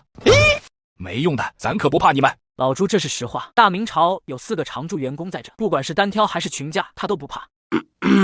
你是第一个到我这来的大清皇帝，这也就是你来了。要是换了你那个倒霉儿子，给不给劲都要另说了。朕的儿子哪个啊？还能有谁？就是那个自称千古第一完人，十全武功加身的十全老人乾隆帝弘历呗。这小子吹牛都不打草稿吗？居然如此的恬不知耻！我儿子有本事吹一下怎么了？呵呵，弘历享受着你留给他的红利，把整个大清都带跑偏了。乾隆可以说是导致你们大清走向衰败的导火索。弘历自幼跟随在我的身边，我还是很了解的，他怎会如此不堪？真是笑话！你后面都嘎了，还能了解他做了什么吗？你嘎得更早，凭什么在这说3到4？乾隆在位60年，他的统治时期虽然被称为乾隆盛世，但是乾隆盛世，不错不错，虾先生，这不是干得挺好的吗？你这个蠢货，没听到还有但是吗？你怎么老是在这里跟我唱反调？就这么见不得我大清好吗？乾隆自己是做的爽了，但他却给后世留下了一个难以收拾的混乱局面。混乱局面。乾隆全面实行了闭关锁国的政策，导致华夏落后西方国家100-200年的时间。外国火器战船都革新好几代了，你们大清的火器甚至都不如大明晚期的先进。听到没有？这就是你儿子干的蠢事。朱重八，你最没资格评价，你的海禁政策也是闭关锁国的一种。但我们大明火器比你们先进。但我们大清灭了大明。臭小子，你再说一遍。要不你们出去再干一架。虾先生，我们继续。为什么闭关锁国了就不能发展了？我们完全可以自己研究更先进的火器啊！科技进步的动力是使劲创新竞争，自己玩能有什么发展？就算是造出来火器，连试验对象都没有，你们又怎么知道这火器到底好不好用呢？对，人家都造出来，满世界跑的海船了，你们连东亚都还出不去呢，怎么跟人家打？真是垃圾啊！我的评价是不如大明水师。说到底，慈禧固然该死，但是大清的衰落跟你们也脱不了干系。西方国家都进入工业革命的时代了，你们还沉醉在过去的光辉岁月里，不愿意醒来。你们也不想想，就算华夏过去再辉煌，跟你们女真有什么关系呢？朱重八，你什么你？咱说的有错吗？雍正叹了一口气，虾老板和老朱的话，他还真无法反驳。我现在跟你说这些，就是希望华夏的人民不用再遭受同样的苦难了。然后你顺便赚一笔交易费。对。虾先生，那你有什么解决方案？这还不简单，取消闭关锁国这一点不就行了？你们大明都亡了，没资格提建议。老朱说的没错，你们大清绝对不能再闭关锁国了。我先口头答应，回去再研究。照这么说，弘历岂不是没有才能可以继承皇位了？就你那帮儿子，你好像也没有其他更好的选择了。那虾先生，你刚才说的慈禧又是谁？她是大清咸丰帝的懿贵妃，由于咸丰帝昏庸无度，就将朝政全部交给了懿贵妃处理。真是岂有此理，居然把朝政全部托付给一个女人，她难道不知道杨玉环的先例吗？女人怎么了？咱的妹子就很不错，还有武则天哪里干得差了？难道慈禧和咸丰也创造了双盛并立的佳话？加个屁啊！慈禧哪能和武则天比？英法联军攻下广州、天津后，直逼京城。八里桥一战中，面对敌人的洋枪洋炮，参战的清军将士全部阵亡。联军将圆明园掠夺一空后，又丧心病狂地将这座皇家园林付之一炬，大火足足烧了3天3夜才逐渐熄灭。该死的慈禧和咸丰，该死的联军！这才哪到哪啊，你就吐血了。还有其他坏消息？当然，后世有这么一句话：来犯大清者，虽远必赔。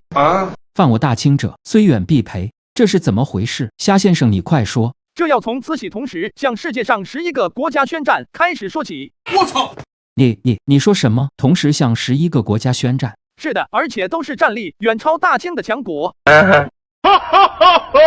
真是好大的口气，就算是咱也不敢这么干啊！这个慈禧到底怎么想的？他脑子被驴踢了吗？雍正难得没有反驳老朱的话，实在是慈禧的操作太炸裂了。他念宣战名单的时候还喊得贼大声呢。所以最后战况如何？战是早上宣的，仗是中午打的，款是晚上赔的。慈禧签订了很多丧权辱国的赔偿条约，来者有份，虽远必赔。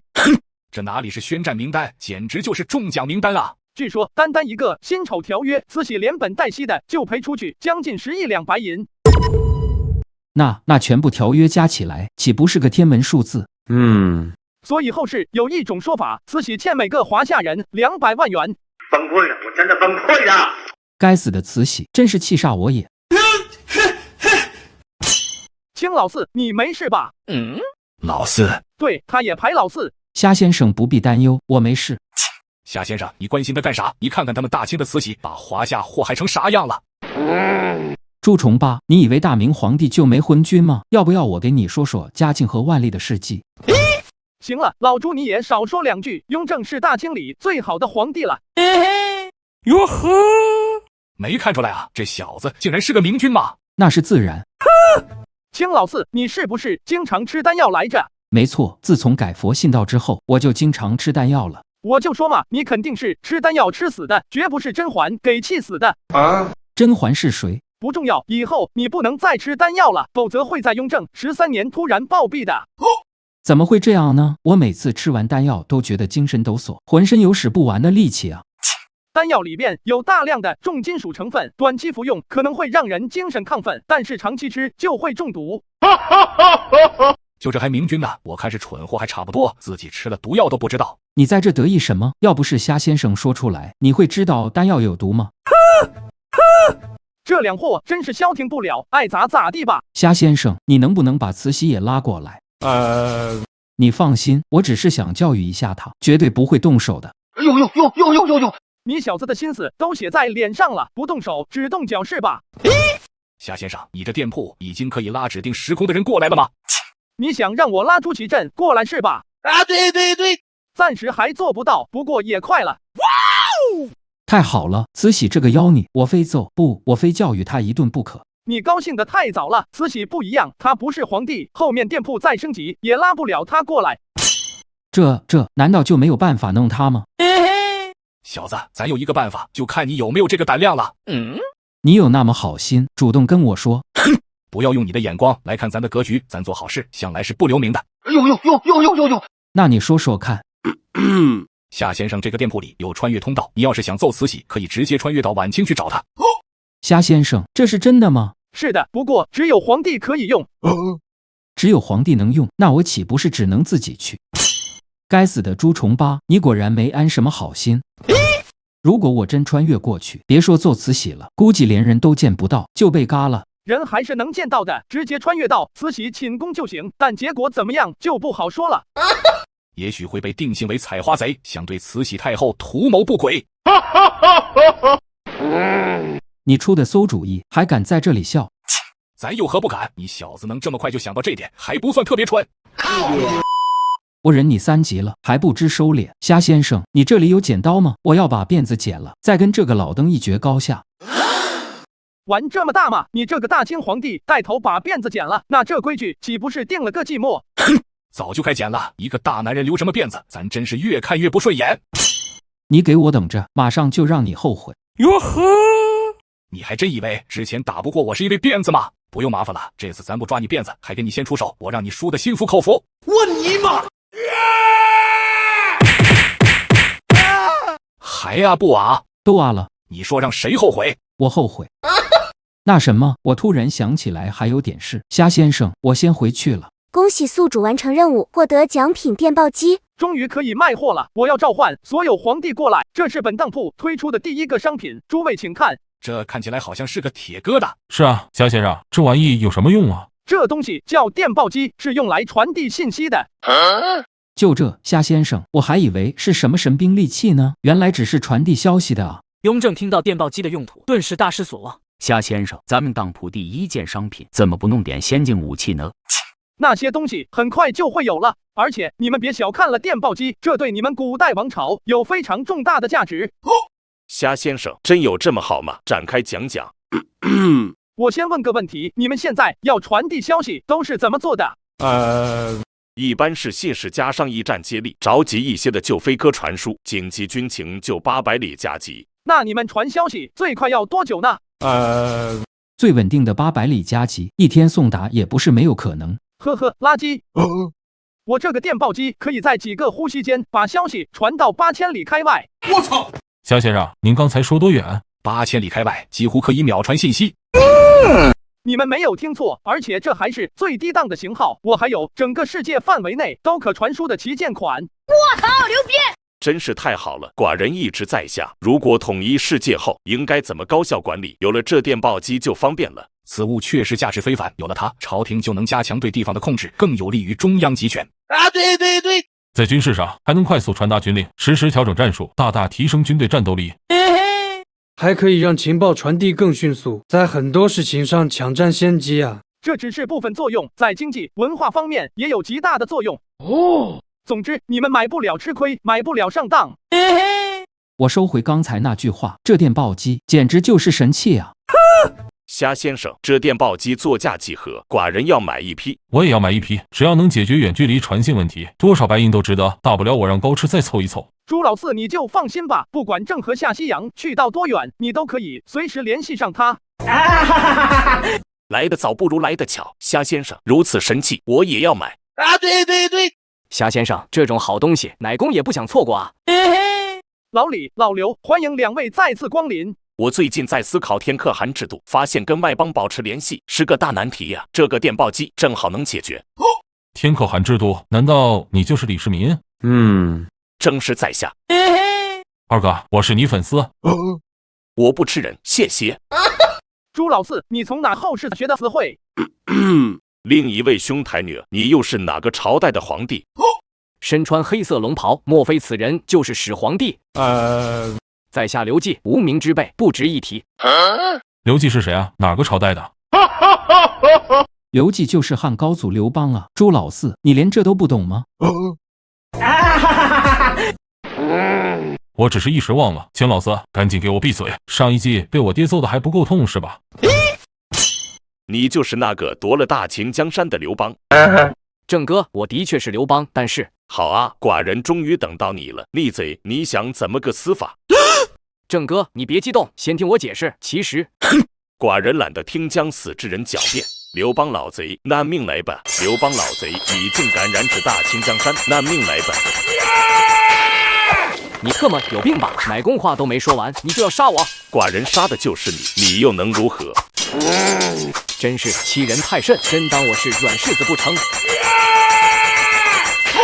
郑哥这怨气真大，老刘脚底都没站热，他就干上去了。看来咱之前对待雍正那小子还是太和蔼了。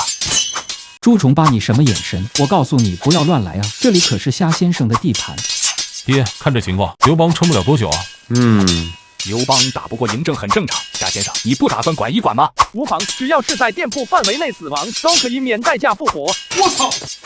复活还不需要代价？毕竟保护顾客人身安全是本店的职责嘛。等客人被嘎了再复活，这算哪门子保护啊？合着痛的不是你是吧？既然还能免费复活，等朱厚熜来了后，我知道该怎么做了。还有朱祁镇。陛下，您还好吗？父皇，你流血了。始皇帝，乃公自知不是你的对手，你可以杀我，但我有一个条件。你凭什么觉得自己能跟寡人谈条件？我可以不还手，但在我死后，请不要为难我的夫人和孩子，就让他们安心待在这里吧。陛下不要啊！没有你，我们母子以后怎么办啊？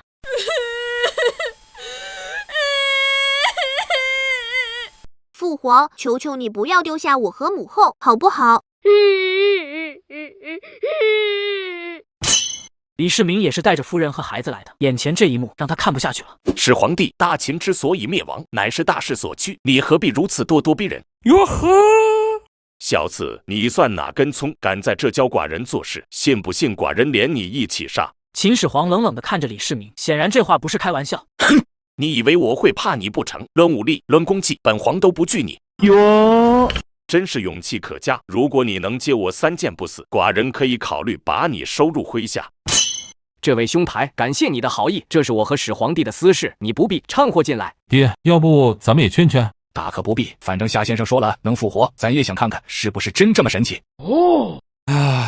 郑哥啊，这刘邦你也揍过了，此事就到此为止吧。大秦后面的历史你也知道，就算没有刘邦，也会有其他人取得天下。虾先生，连你也要保他？再怎么说，本虾也是汉族的，岂能坐视汉高祖陨落于身前？虽然在这里能让他复活，但也有失体面。我操！复活？真的假的？这一季的当铺这么强了吗？自然是真的，你们谁要是不信，可以自裁一次试试。既然虾先生都这么说了，寡人就饶他不死。不过我不保证以后不会揍他。呵呵，以后大汉皇帝来得多了，谁揍谁还不一定呢。虾先生，你刚才说的汉族是因为汉朝诞生的吗？是的。那我大唐是否也出了个唐族？那倒没有。不是，你小子到底哪来的自信啊？怎么从进店到现在一直都好装的样子啊？装，本皇觉得很有必要给你科普一下我的故事了。哟，这是演都不演了，要明着装了哈。偶像这是要装一波大的了吗？虾先生，劳烦你帮我介绍一下我自己，免得某人说我自卖自夸。你放心，我会付代价给你的。这么好赚的吗？没有问题。郑哥啊，李二的名头有点长，你要站稳哦。郑哥，现在站在你面前的是7世纪最强碳基生物，军事能力天花板的天策上将，令万国来朝的天可汗，后世也叫东半球话事人、亚洲州长，他就是唐太宗李世民。我操，牛逼！不愧是我的偶像啊，这一大串称号听起来就很无敌啊。没想到啊，这位突然跳出来帮我的皇帝，名头竟然这么大。李兄啊，刚才的事多谢了，以后有用得着的地方你尽管提，乃公定会全力相助。举手之劳而已，老刘你不必放在心上。笑死，虾先生，你们后世之人给皇帝起称号都这么草率的吗？怎么寡人听起来跟闹着玩似的？某人听了不会真的觉得自己很牛逼吧？不会吧，不会吧。老郑，你在这一娘怪气谁呢？承认本皇优秀有那么难吗？还哥这优秀了，你这军事能力天花板就有很大的水分。何出此言？因为后世大明朝出了个军事战绩更强的皇帝。大明朝，没错，小李子，现在轮到寡人给你科普一下他的故事了，顺便打一打你的脸，看你还装不装。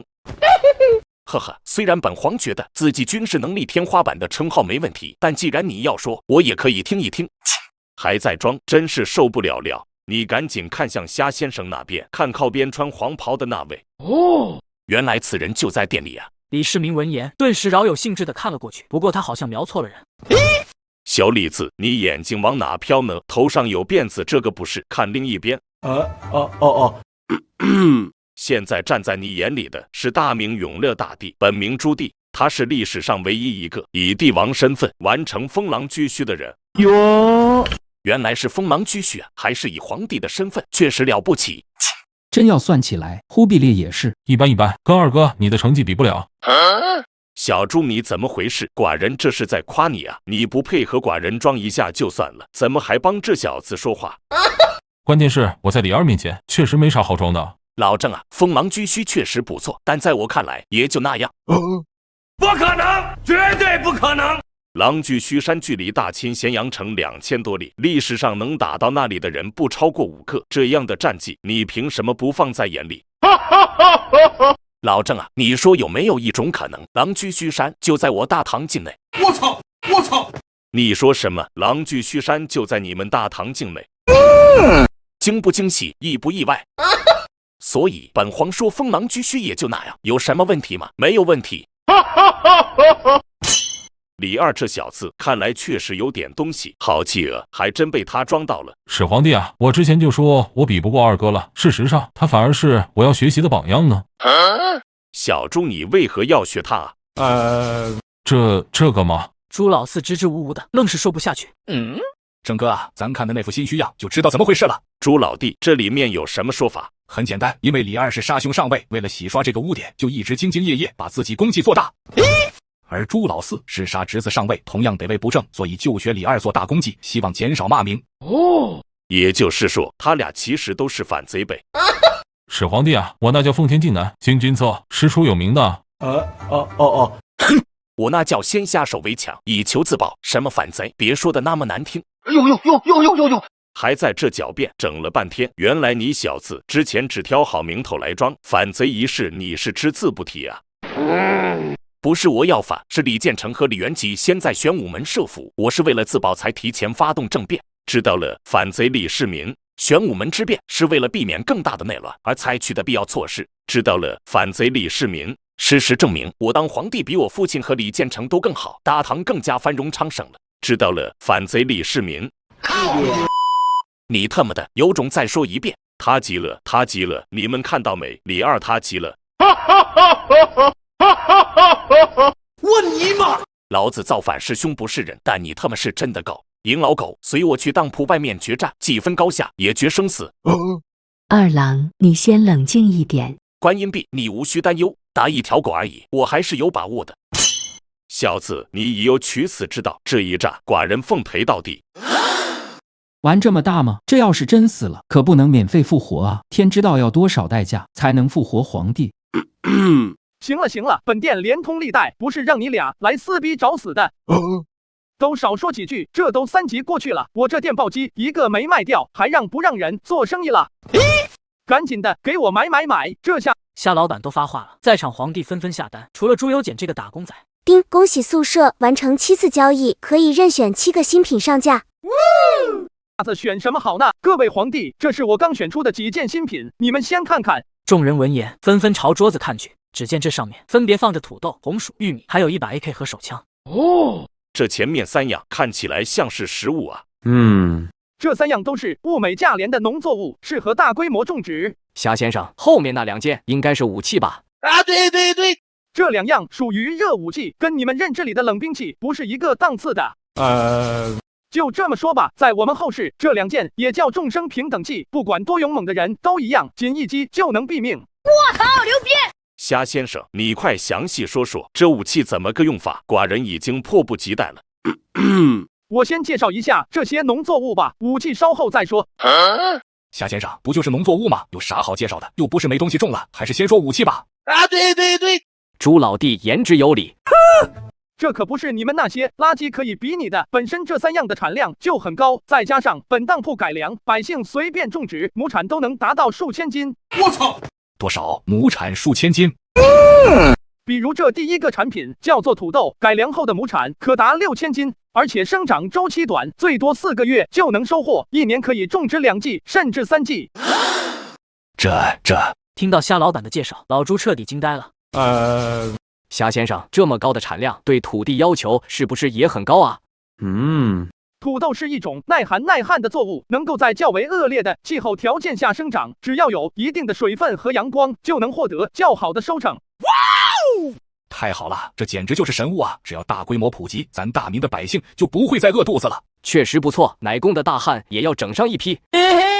我大唐也要一批，带回去后还可以分一些给那些外邦使者，令我大唐声名远播。有如此神物，寡人征服世界的粮草就不需要担心了。不就是土豆、红薯和玉米吗？这一个个的真是孤陋寡闻。秦老四，难道你见过？何止见过，这些东西在我大清都烂大街了。秦老四，你在这装什么呢？这些东西你根本不重视，是你儿子继位后才开始大力普及的。太宗了，其实我那个时期就有土豆了，不过当时的天灾，种啥都没用。朱由检，你别灰心，先看夏先生的武器怎么说，也许大明还能抢救一下。我先介绍一下这把小的吧，这是冲锋手枪。一句话概括：100米以内点谁谁死。我操！这是冲锋手枪，100米之内射谁谁死。夏先生，真有这么猛吗？你给寡人演示一下。这个还不太好演示，要不郑哥你挨一枪试试，反正我这里能把你复活。那就不必了，夏先生你详细介绍一下就行。夏先生，我看此物颇为小巧啊，真的能杀敌吗？当然可以杀，这众生平等器可不是白叫的，不管站在他面前的是项羽还是普通人，都是一枪的事。那是什么原理呢？莫非这个是暗器？原理的话，朱老四他们应该能理解，这个其实就是更先进的火铳。那也是砰一声飞出一个弹珠过去杀敌呗。差不多吧，不过不是弹珠，而是专用子弹。不对啊，既然是火铳的话，怎么没有点火线呢？这是更先进的产物，不需要点火，而且下雨天也可以用，还能连续射击。我操，牛逼！夏先生，此物我要大量采购，爹你也别错过啊。那是自然，此物解决了大明火铳所有的缺点，是战场上的大杀器啊！老朱家竟然如此推崇，看来此物相当不凡。夏先生，我只有一个问题，这个手枪对使用人员有没有要求？没有啊，只要稍加培训，所有人都可以用。就这么跟你说吧，即使是你手底下一个普通士兵，有了这把枪后，也能单杀吕布。我操，牛逼！买，夏先生，我也要买一大批回去。夏老板这么解释后，老曹就知道这枪有多厉害了。就一把小的，就能让他们几个哇哇叫了。夏先生，这一把大的呢，应该也是枪吧？你快介绍介绍。这一把是 AK， 属于突击步枪，原理跟手枪类似，但具备更大的威力、更远的射程。这把 AK 步枪对300米开外的敌人有没有杀伤力？当然有啊，朱老四，你是想问能不能用来对付骑兵吧？对，完全没有问题的。我们后世做过估算，如果100个步兵手持 AK， 只要不是很开阔的地形，可以压制上千名骑兵。我操，牛逼！这下子连始皇帝和李二他们也哇哇叫了。夏先生，我们对火器之类的不太了解，买了之后有培训吗？奶公也想问。当然有啊，培训教官就是我身后这位。大家好，我是 AK 大帝桑彪，也是本店热武器培训总教官。彪儿，你终于升职了，不用再写传单了。你们先派人回去，安排一批人过来接受培训。请宿主不要沉迷卖物品，目前的主线任务是要拉很多皇帝过来。当王莽即将被处决时，突然出现一个漩涡，把他吸走了。尼玛，这回又给我干到哪里来了？王莽以为自己又穿越了，于是开始四处观察这里。而在场众多皇帝也在打量他。这当铺不是只拉皇帝过来吗？这人怎么没穿龙袍？他身上还绑着一根绳子，有点像是阶下囚啊，会是哪个皇帝呢？你们后世之君想一下，历史上有哪个皇帝被抓过，不就知道他是谁了吗？呵呵，是皇帝啊！你要是这么问的话，人就多了去了。后世之君那么多废物吗？寡人的华夏真是苦哈。系统都第2季了，你就不能直接告诉我新来的皇帝是谁吗？每次都要我去问。可以，此人是新朝的王莽。喂，那个王，我操！夏老板刚想喊他，王莽就先惊呼出声了，因为他看到了电视机和冰箱。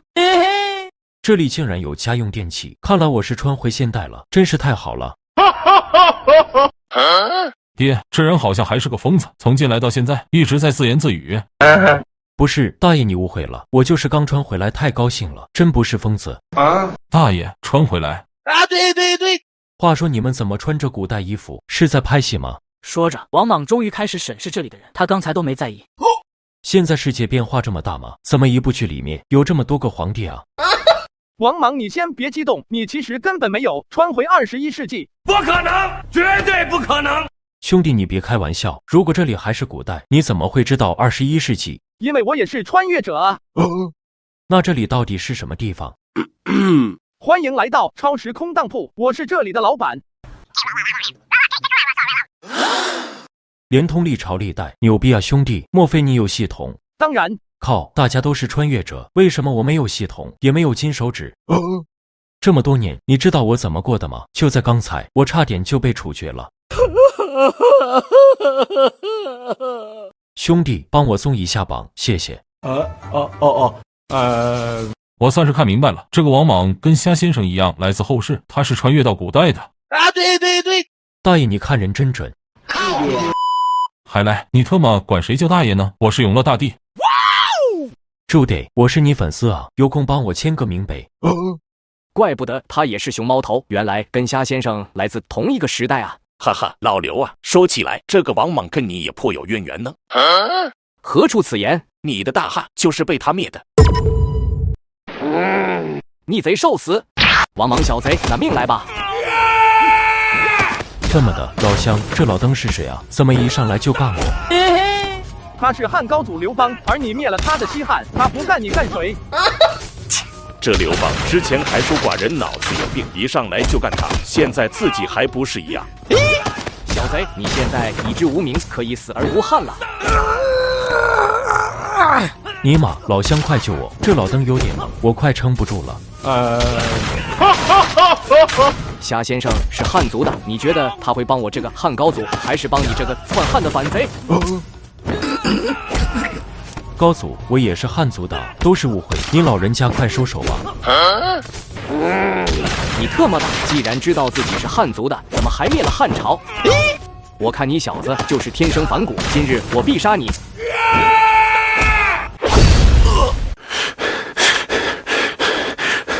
我操！还真给杀了。现在就看虾先生的了。死而复生真的存在吗？不止老朱父子和李二，其他皇帝也纷纷看向虾仁，眼里满是期待。各位来宾，接下来就是见证奇迹的时候，系统复活王莽。丁，复活指令已接收。3、2、1，开始复活。我操，牛逼！这还真给复活了，了不起，了不起啊！太好了，等朱祁镇被拉过来，咱就可以肆无忌惮地关照他了。还真复活了，虾先生这当铺竟然恐怖如斯。太好了，以后在当铺这里就不用太忌惮他们老朱家了。改天要问一下虾先生，复活典韦要什么代价？就在众人还在震惊时，王莽也回过神了。我刚才被杀了。要不是虾先生把你复活，你确实已经凉了。复活，老乡啊，看来你还是在意我的嘛？那怎么还看着这老登杀我？主要是我也想找人测试一下复活功能，所以就干脆等老刘做掉你。我操，无情！现在皆大欢喜了，老刘出了恶气，我也测试完了。虽然气消了，但奶公的大汉可惜了。寡人的大秦都没了，你这大汉亡了不是很正常吗？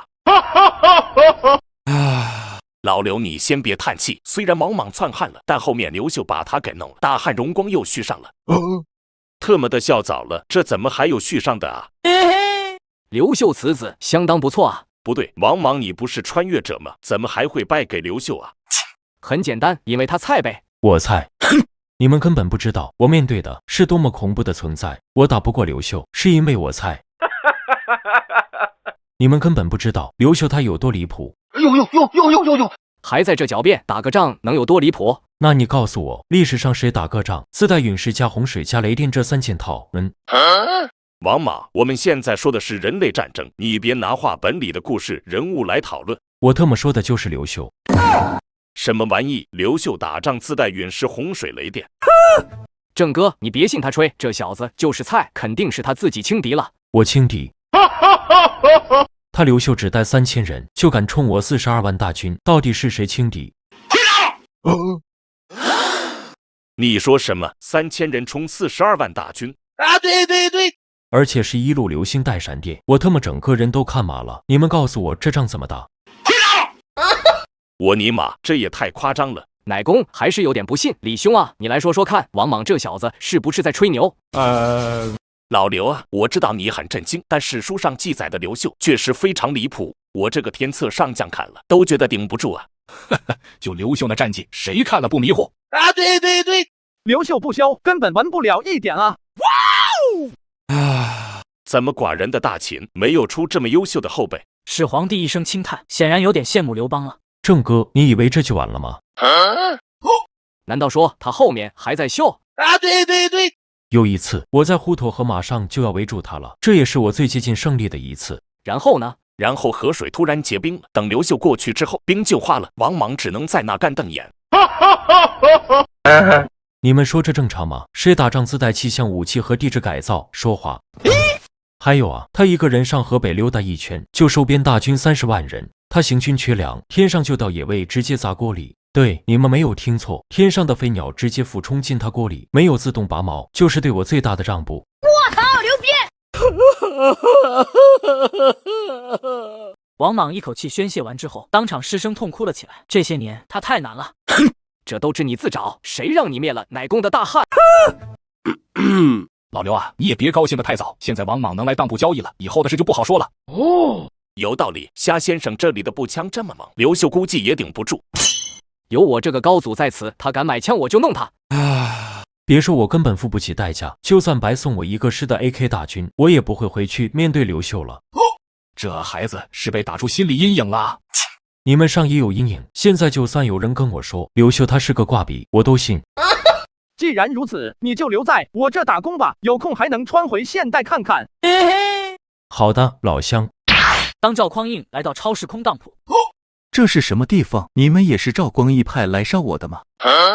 赵光义是谁？眼前这人又是谁？郑哥，咱俩一个时代的，你问我，我问谁去？郑哥，赵光义是大宋的皇帝，此人会这么问，说明他大概率是宋太祖赵匡胤。此人确实是赵匡胤。郑哥，这宋朝啊，还在李二的大唐之后呢。难道说是他灭了大唐之后建立的大宋？李二此时的眼神犀利无比，仿佛随时会暴起冲上去一样。偶像，你先别激动，大宋和大唐隔着几十年呢，你的王朝不是他灭的，算他捡回一条命。是你该庆幸才对，要是真往上去，分分钟会被反杀。本官家在问你们话呢，你们在这唧唧歪歪说什么呢？还他妈赵光义是谁？我是谁？你们都能把我拐到这了，还在这演什么呢？赶紧老实交代，赵光义让你们把我弄到这来，有什么目的？小赵啊，我们不是赵光义的人，这里是个超时空当铺，乃公我是汉高祖刘邦。呦！你是不是还想说你旁边那个黑纹龙袍是秦始皇嬴政？啊，对，你看人真准。笑死！照你们这么说，我还是唐太宗李世民呢。我在这呢。机会已经给过你们了，既然你们不识抬举，本官家也略懂一些拳脚。哟呵，挺狂了，以为寡人怕你不成？郑哥，我必须提醒你一下，他是太祖掌权的开山鼻祖，你弄不过他。他很强吗？当然，历代皇帝个人武力排行榜中，赵匡胤属于保二争一的层次。我操！还好我刚才没上，否则老嬴这家伙至少会笑话我100集。还好王莽提醒我了，要不然我这祖龙的老脸就没地方放了。李二啊，你不是自诩7世纪最强碳基生物吗？还不赶紧上去比划比划，证明你的时候到了。他与大唐没有恩怨，本皇岂能胡乱出手？胆小鬼，你行你上啊！竟然这么怂，果然都是冒牌货。够了，老赵，我这里确实能连通历代。居然还在编，本官家算是看明白了，全场就你这个熊猫头最可疑。只要拿下你，然后严刑拷打，一切问题都将迎刃而解。我尼玛，忍不了一点了 ！AK 大帝丧彪何在？道，请下总指示，给他一梭子尝尝鲜。好嘞。搞了半天，你们就打算让这细皮嫩肉的小子上啊？呵呵，老赵啊，我之所以让他上，只是为了告诉你一件事。赵官家，时代变了。当赵匡胤准备动丧彪时，只听一阵突突突的巨响，赵匡胤就没了，凉得很彻底。我操，牛逼！这就是突击步枪的威力吗？真是太猛了！果然是众生平等级，连赵匡胤这种武力天花板都能瞬秒。真是百闻不如一见，有了此等神器，赤壁之战已经手到擒来了。丧彪总教官，回头培训我大汉子弟兵的时候，还请您不要藏私啊！对，我大秦子弟兵也劳烦彪总多费心了，还有我大唐士兵，请彪总多多关照啊！这么多皇帝求助于他，咱的彪彻底出息了，咱心甚慰啊！我这么优秀，一个永乐大帝站在这里，你就是看不到是吧？诸位言重了，让每一个皇帝的人都能熟练使用 AK， 是我这个总教官的职责所在。由我来培训，大家可以把心放到肚子里，毕竟没有人比我 AK 大帝丧彪更懂压枪。丧彪总教官威武，丧彪总教官霸气，那我大清的人也……你们大清的例外，只要练到不会射中自己就行了。不是，你的职责所在呢？对你们免责。虾先生，我要投诉他，他这是区别对待我大清啊！这不是很正常吗？虾先生，你是不是忘了一件事？老赵还没复活呢。对呀，老乡，快！我已经迫不及待要看赵匡胤复活之后的表情了。对。系统复活赵匡胤。叮，3、2、1，开始复活。痛！本官家刚才嘎了。是的，然后我又把你复活了。现在你信我说的话了吧？这怎么可能？世上怎么会有如此神奇之事？你要是还不信的话，我可以再给你一梭子。我操，无情！信了，本官家信了。老赵啊，你来之前到底经历了啥？怎么对我们这么大敌意啊？在来之前，赵光义正带着一群斧头兵追着我砍。烛影斧声，要不是有当铺接引，你现在已经凉透了。本官家属实没想到，他竟然真的敢反。还不是因为你没立太子，让他觉得有机可乘。有郑哥这个前车之鉴在前，你是怎么敢不立太子的？你特么的扯我头上干啥？还不是因为某人的例子太经典了。老赵啊，你接下打算如何？我是命中有此一劫，所以想先问问赵光义这个皇帝做得如何。如果他做得好，本官家不回去也罢。挺好的，都封神了，高粱和车神哦。赵光义被称为高粱和车神。既然都封神了，说明他这个皇帝做得不错啊。高粱和车神，这封号起的真是妙啊！要说给皇帝起称号这事，还得是你们后世之人啊。虾先生，这赵光义到底啥战绩封神的？寡人很是好奇啊。本皇也想见识见识，毕竟我那么多称号都没一个封神的，他到底凭啥呢？虾先生，你就给他们科普一下我大宋车神的战绩吧。可以是可以，不过在本殿问未来的事是需要付出代价的。没问题，本官家给你就是了。虽然我现在身无分文，大不了就留下给你打白工。等的就是你这话。大家都知道赵光义弑兄上位，属于的位不正，所以他一直想要立威，但对内不好搞，于是他打算北伐弄辽国，收复燕云16州。好，如果他能拿回燕云16州，这皇帝给他一直做又何妨？看来这地方很重要。郑哥，是非常重要，这是我华夏北方的天然防线。虾先生，你快继续，他最后收复了没有？公元979年5月，赵光义御驾亲征辽国，同年7月与辽军在高粱河展开激战。来了，赵光义的封神之战啊！对，爹，怎么办？我快憋不住了，咱也忍得好难受啊！高粱河之战，大宋对战大辽失利，被打得节节败退。赵光义因为屁股中箭，骑不了马，只能驾着一辆驴车疯狂逃窜。那驴车被他开的一路风驰电掣，一晚上就从幽州干到涿州，奔袭了200多里。我操，牛逼！一辆驴车狂奔200多里，高粱和车神真是名不虚传啊！咱终于可以笑出来了，舒服了，差点给我憋坏了。原来是这么个车神啊！这个混账东西，我大宋的脸面都让他给丢尽了。在我看来，这头驴也能封神了，说是驴中赤兔也不为过啊。确实啊，没有这头驴，赵光义车技再好也没用。虾先生，后来呢？他成功逃回大宋了吗？当然，别说是辽国骑兵了，就连想要护驾的宋军都找不到他。还好，没被俘虏就行。赵匡胤闻言，顿时松了一口气。你别说，你们大宋还真有被俘虏的皇帝啊！你说什么？我大宋真有被俘虏的皇帝？不可能，绝对不可能！老赵，这是真的，而且不止一个皇帝被俘。我操，无情！虾先生，到底怎么回事？公元1127年，金国大军南下，攻破汴京城，并俘虏宋徽宗、宋钦宗及皇室成员等3000余人，押往金国。北宋就此灭亡，史称靖康之耻。竟然还是在家门口被抓走的，这两货真是废物啊！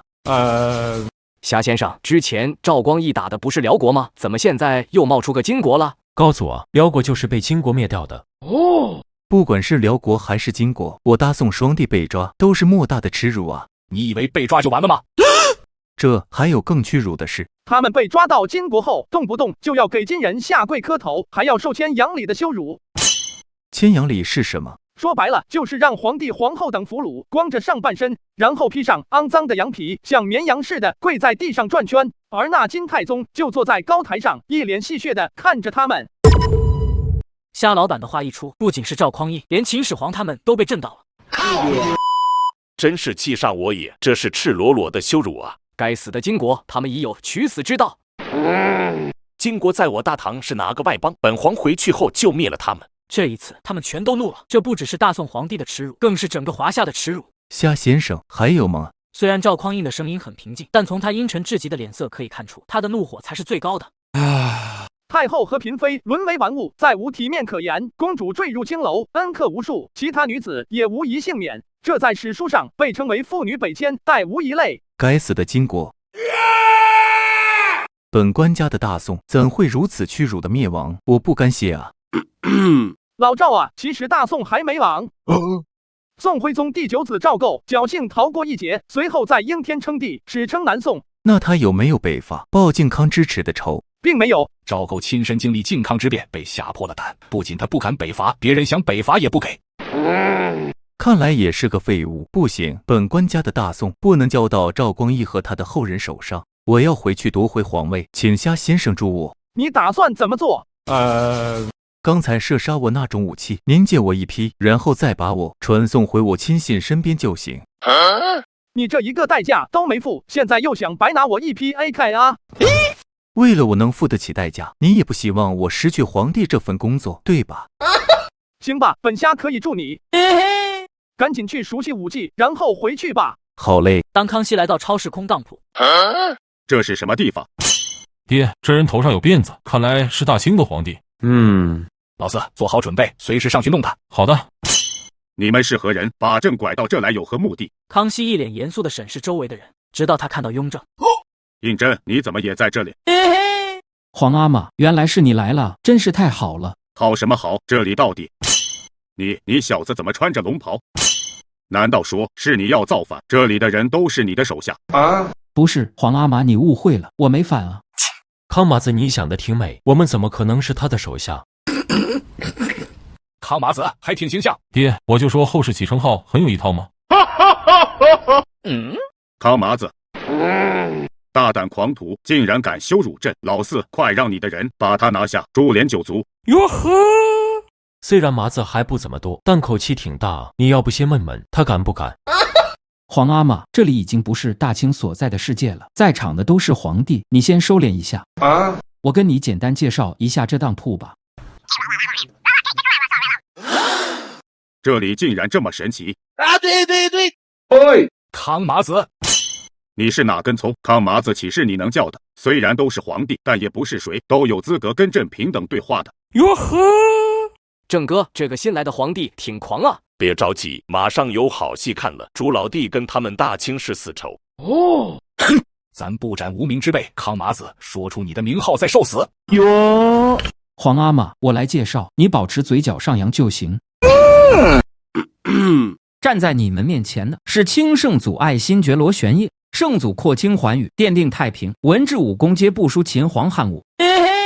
胤禛啊，圣祖这个庙号，为父很满意，你做得很好，孩子。又不是开国皇帝，还圣祖呢，真是不要脸。怪不得一脸麻子，原来是脸都不要了。你们两个闭嘴！祖字辈的庙号那是何等稀有，朕能称得上祖，就已经说明我这个皇帝的含金量了。咱是明太祖朱元璋，我是明成祖朱棣，祖字辈而已，很稀有吗？康麻子，既然都报过名号了，你可以瞑目了。皇阿玛，我来助你。请老四，你的对手是我。朱重八，你无耻，怎么能抓我辫子？朱老四，你快放开我的辫子！自己留的怪谁呢？就是。郑哥，这朱老弟抓着辫子踹，好像很爽啊，奶公都想上去试试了。你别说，你还真别说，寡人看着也有点手痒。痛！尼玛，感觉头皮都要掉了。几人分开后，雍正和康熙就一直在揉后脑勺，显然刚才被抓得不轻啊。你们父子俩太卑鄙了，抓辫子这种手段都用得出，简直是给祖字辈皇帝丢脸。皇阿玛，刚才上得太急了，没来得及提醒你，之前朱重八就这么弄过我。你们两个是来搞笑的吗？都干上了，还管什么手段啊？对。难道你们在战场开打前要先向对面喊话，警告对方不能抓清军辫子吗？你们，成王败寇，这种理由都说得出口，后世怎么评价他不输秦皇汉武的？虽然始皇帝还不知道汉武帝的事迹，但他是知道自己被称为千古一帝的。肯定是他们大清自己说的呗，毕竟庙号都是自己后人取的。什么清圣祖？依我看啊，他就应该叫清麻宗，还差不多。朱棣，你已经掌握了我们后世之人取称号的精髓了。朱老四，你在这得意什么？皇帝个人武力代表不了什么，关键看朝廷军事实力啊！对。不是每个皇帝都像你朱老四一样的位不正，需要征战一生来洗刷污名，最后还累死在五征漠北回来的路上。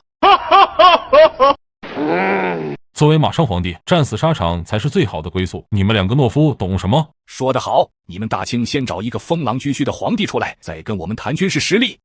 虚名而已，实际上我大清远胜于大明。哟呵，康麻子，口嗨谁不会啊？你拿事实来说话。我大清疆土1300万平方千米，你大明才400多万平方千米，高下立判。但是咱的大明不割地，你要不问问清老四，后期慈禧割了多少？要是地方不大，还不够他赔呢。我大清的人口很快就能增长到数亿，你们大明的人口破亿都费劲。你那叫数亿两白银，每人赔1两，勉强不破产。要不你再问问清老四，慈禧赔了多少白银出去？我大清就是厉害，极其厉害，反正就是厉害啊！对对对，厉害到有多少条约我都记不清了。你要不问问慈禧到底签了多少？他妈的，这慈禧到底他妈的谁呀？我尼玛！这慈禧到底他妈的谁呀？康熙几乎是咆哮着在问雍正，不只是因为朱重八拿慈禧对得他哑口无言。朕怎么感觉我大清的后腿都要被这慈禧扯断了？她到底是哪根葱啊？皇阿玛，慈禧是晚清同治帝的生母，她仗着太后的身份垂帘听政，独揽大权，是晚清实际统治者。后宫干政。是的，慈禧历经3位皇帝，掌控了大清47年。乃公本以为吕雉干政已经够强势了，没想到这慈禧比他还要猛。你们大清皇帝确实菜，竟然让一个太后做到这种程度，真是给历代王朝和天子丢脸。秦皇汉帝都没说话，你又是哪个？呵呵，说出无名，吓入一跳。哟，康麻子，他就是唐太宗李世民。李世民，女子干政这事，在场的就你李世民最没资格评价。你这话什么意思？因为历史上女子干政最严重、最彻底的就是你们大唐了。康麻子，你他妈在胡说什么？本皇一直禁止后宫干政，并严禁后妃结交朝臣，我大唐怎么可能还会出这种事？你就没有想过，在你干了之后呢？李二的大唐也有后宫干政的瓜吗？康麻子，你快说来听听，多爆料一点。怎么使皇帝好兴奋的样子？难道他跟李世民不和？是皇帝啊，我现在可没空。胤禛，你继续说慈禧的事，他都干了什么？皇阿玛，朱重八刚才说的都是真的。慈禧掌权期间，签订了很多丧权辱国的条约，割地赔款无数。华夏近代百年屈辱史，跟他有直接关系。你们大清背负的诸多骂名，也是因他而起。崩溃了，我真的崩溃了！康麻子，你现在还觉得你们大清很厉害吗？既然已经知道未来的事了，只要我们想办法避免，那我大清还是远胜于大明。那我大明也能想办法避免灭亡，让你们大清不存在。随便你，反正影响不到我们的时空。行了，康麻子，你有这个觉悟还不错。本虾之所以没把你们大清皇帝插出去，就是希望你们能吸取到后世的教训。多谢虾先生了。我有一个交易，想问问要什么代价？你要交易什么？虾先生，我想治好脸上的麻子，需要付出什么代价？本店目前普通交易是等价原则，特殊交易是平衡原则。等价平衡。康熙一脸疑惑地看着夏老板，显然不是很理解。虾先生，要不你再详细解释一下？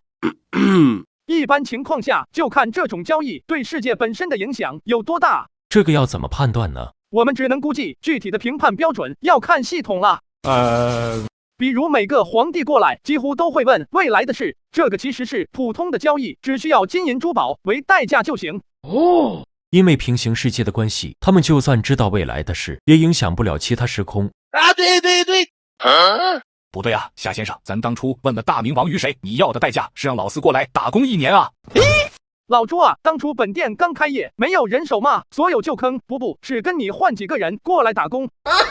合着咱是个大冤种啊！合着我是被贱卖的。在我这打工的是洪武朱棣，跟你永乐大帝可没关系。话说我怎么从来没见过他？夏先生，你是不是给他安排了非常重要的秘密任务？是挺重要的，他天天去各个时空发传单呢。不过很快也不用发了，以后也会像丧彪一样安排重要职位。虽然是被忽悠了，但我老朱家在这里的地位反而更高了。夏先生，那之前的步枪怎么也是普通交易呢？这对世界格局影响非常大才对啊。不，对世界本身的影响才是判断标准。人类打生打死跟世界本身无关，至少在古代是这样的。那什么才算特殊交易呢？比如增加寿命或者复活死去的人，就是特殊交易，需要遵守平衡原则。就算复活的是平民百姓也一样吗？是的，因为生老病死是自然规律，这么做是在破坏生态平衡。那这代价怎么算呢？自然是用同等身份之人的寿命来付。生老病死，我操！那我这个麻子也是特殊交易了。是的，如果要本店出手，就找一个愿意承受的皇帝，转移到他脸上去。我太难了。或者你以后跟我去后世医院看病，始皇帝他们也在等着去呢，只要支付穿越代价就行。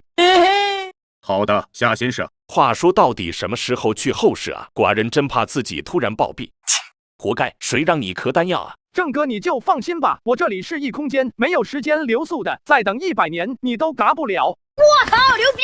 再多等点人再去，大把皇帝嗑过丹药的。当朱瞻基来到超时空当铺，又有新皇帝来了，不知道有没有热闹可看。奶公也很期待。黄爷爷，你没死啊？朱瞻基一脸震惊地看着眼前的永乐大帝，这张脸他再熟悉不过了。太好了，黄爷爷，孙儿好想你啊！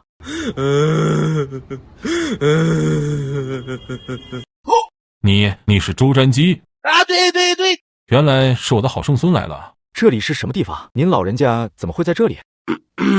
明宣宗朱瞻基，欢迎光临超时空当铺，我来给你介绍吧。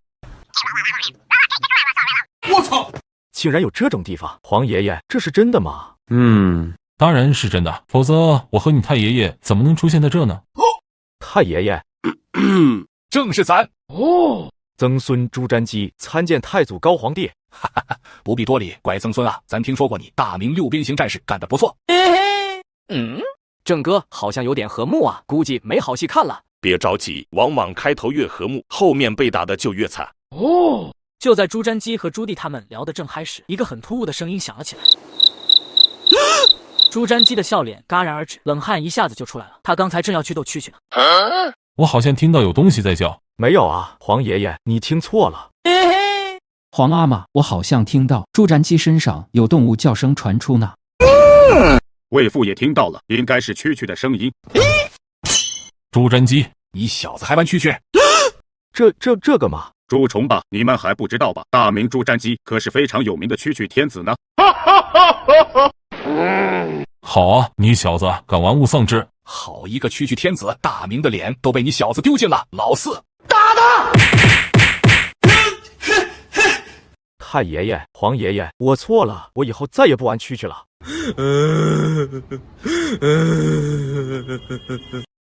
你说的不算，夏先生，这小子后面怎么样了？朱瞻基确实只玩了一段时间蛐蛐而已，后面还严令禁止往宫里进贡玩物呢。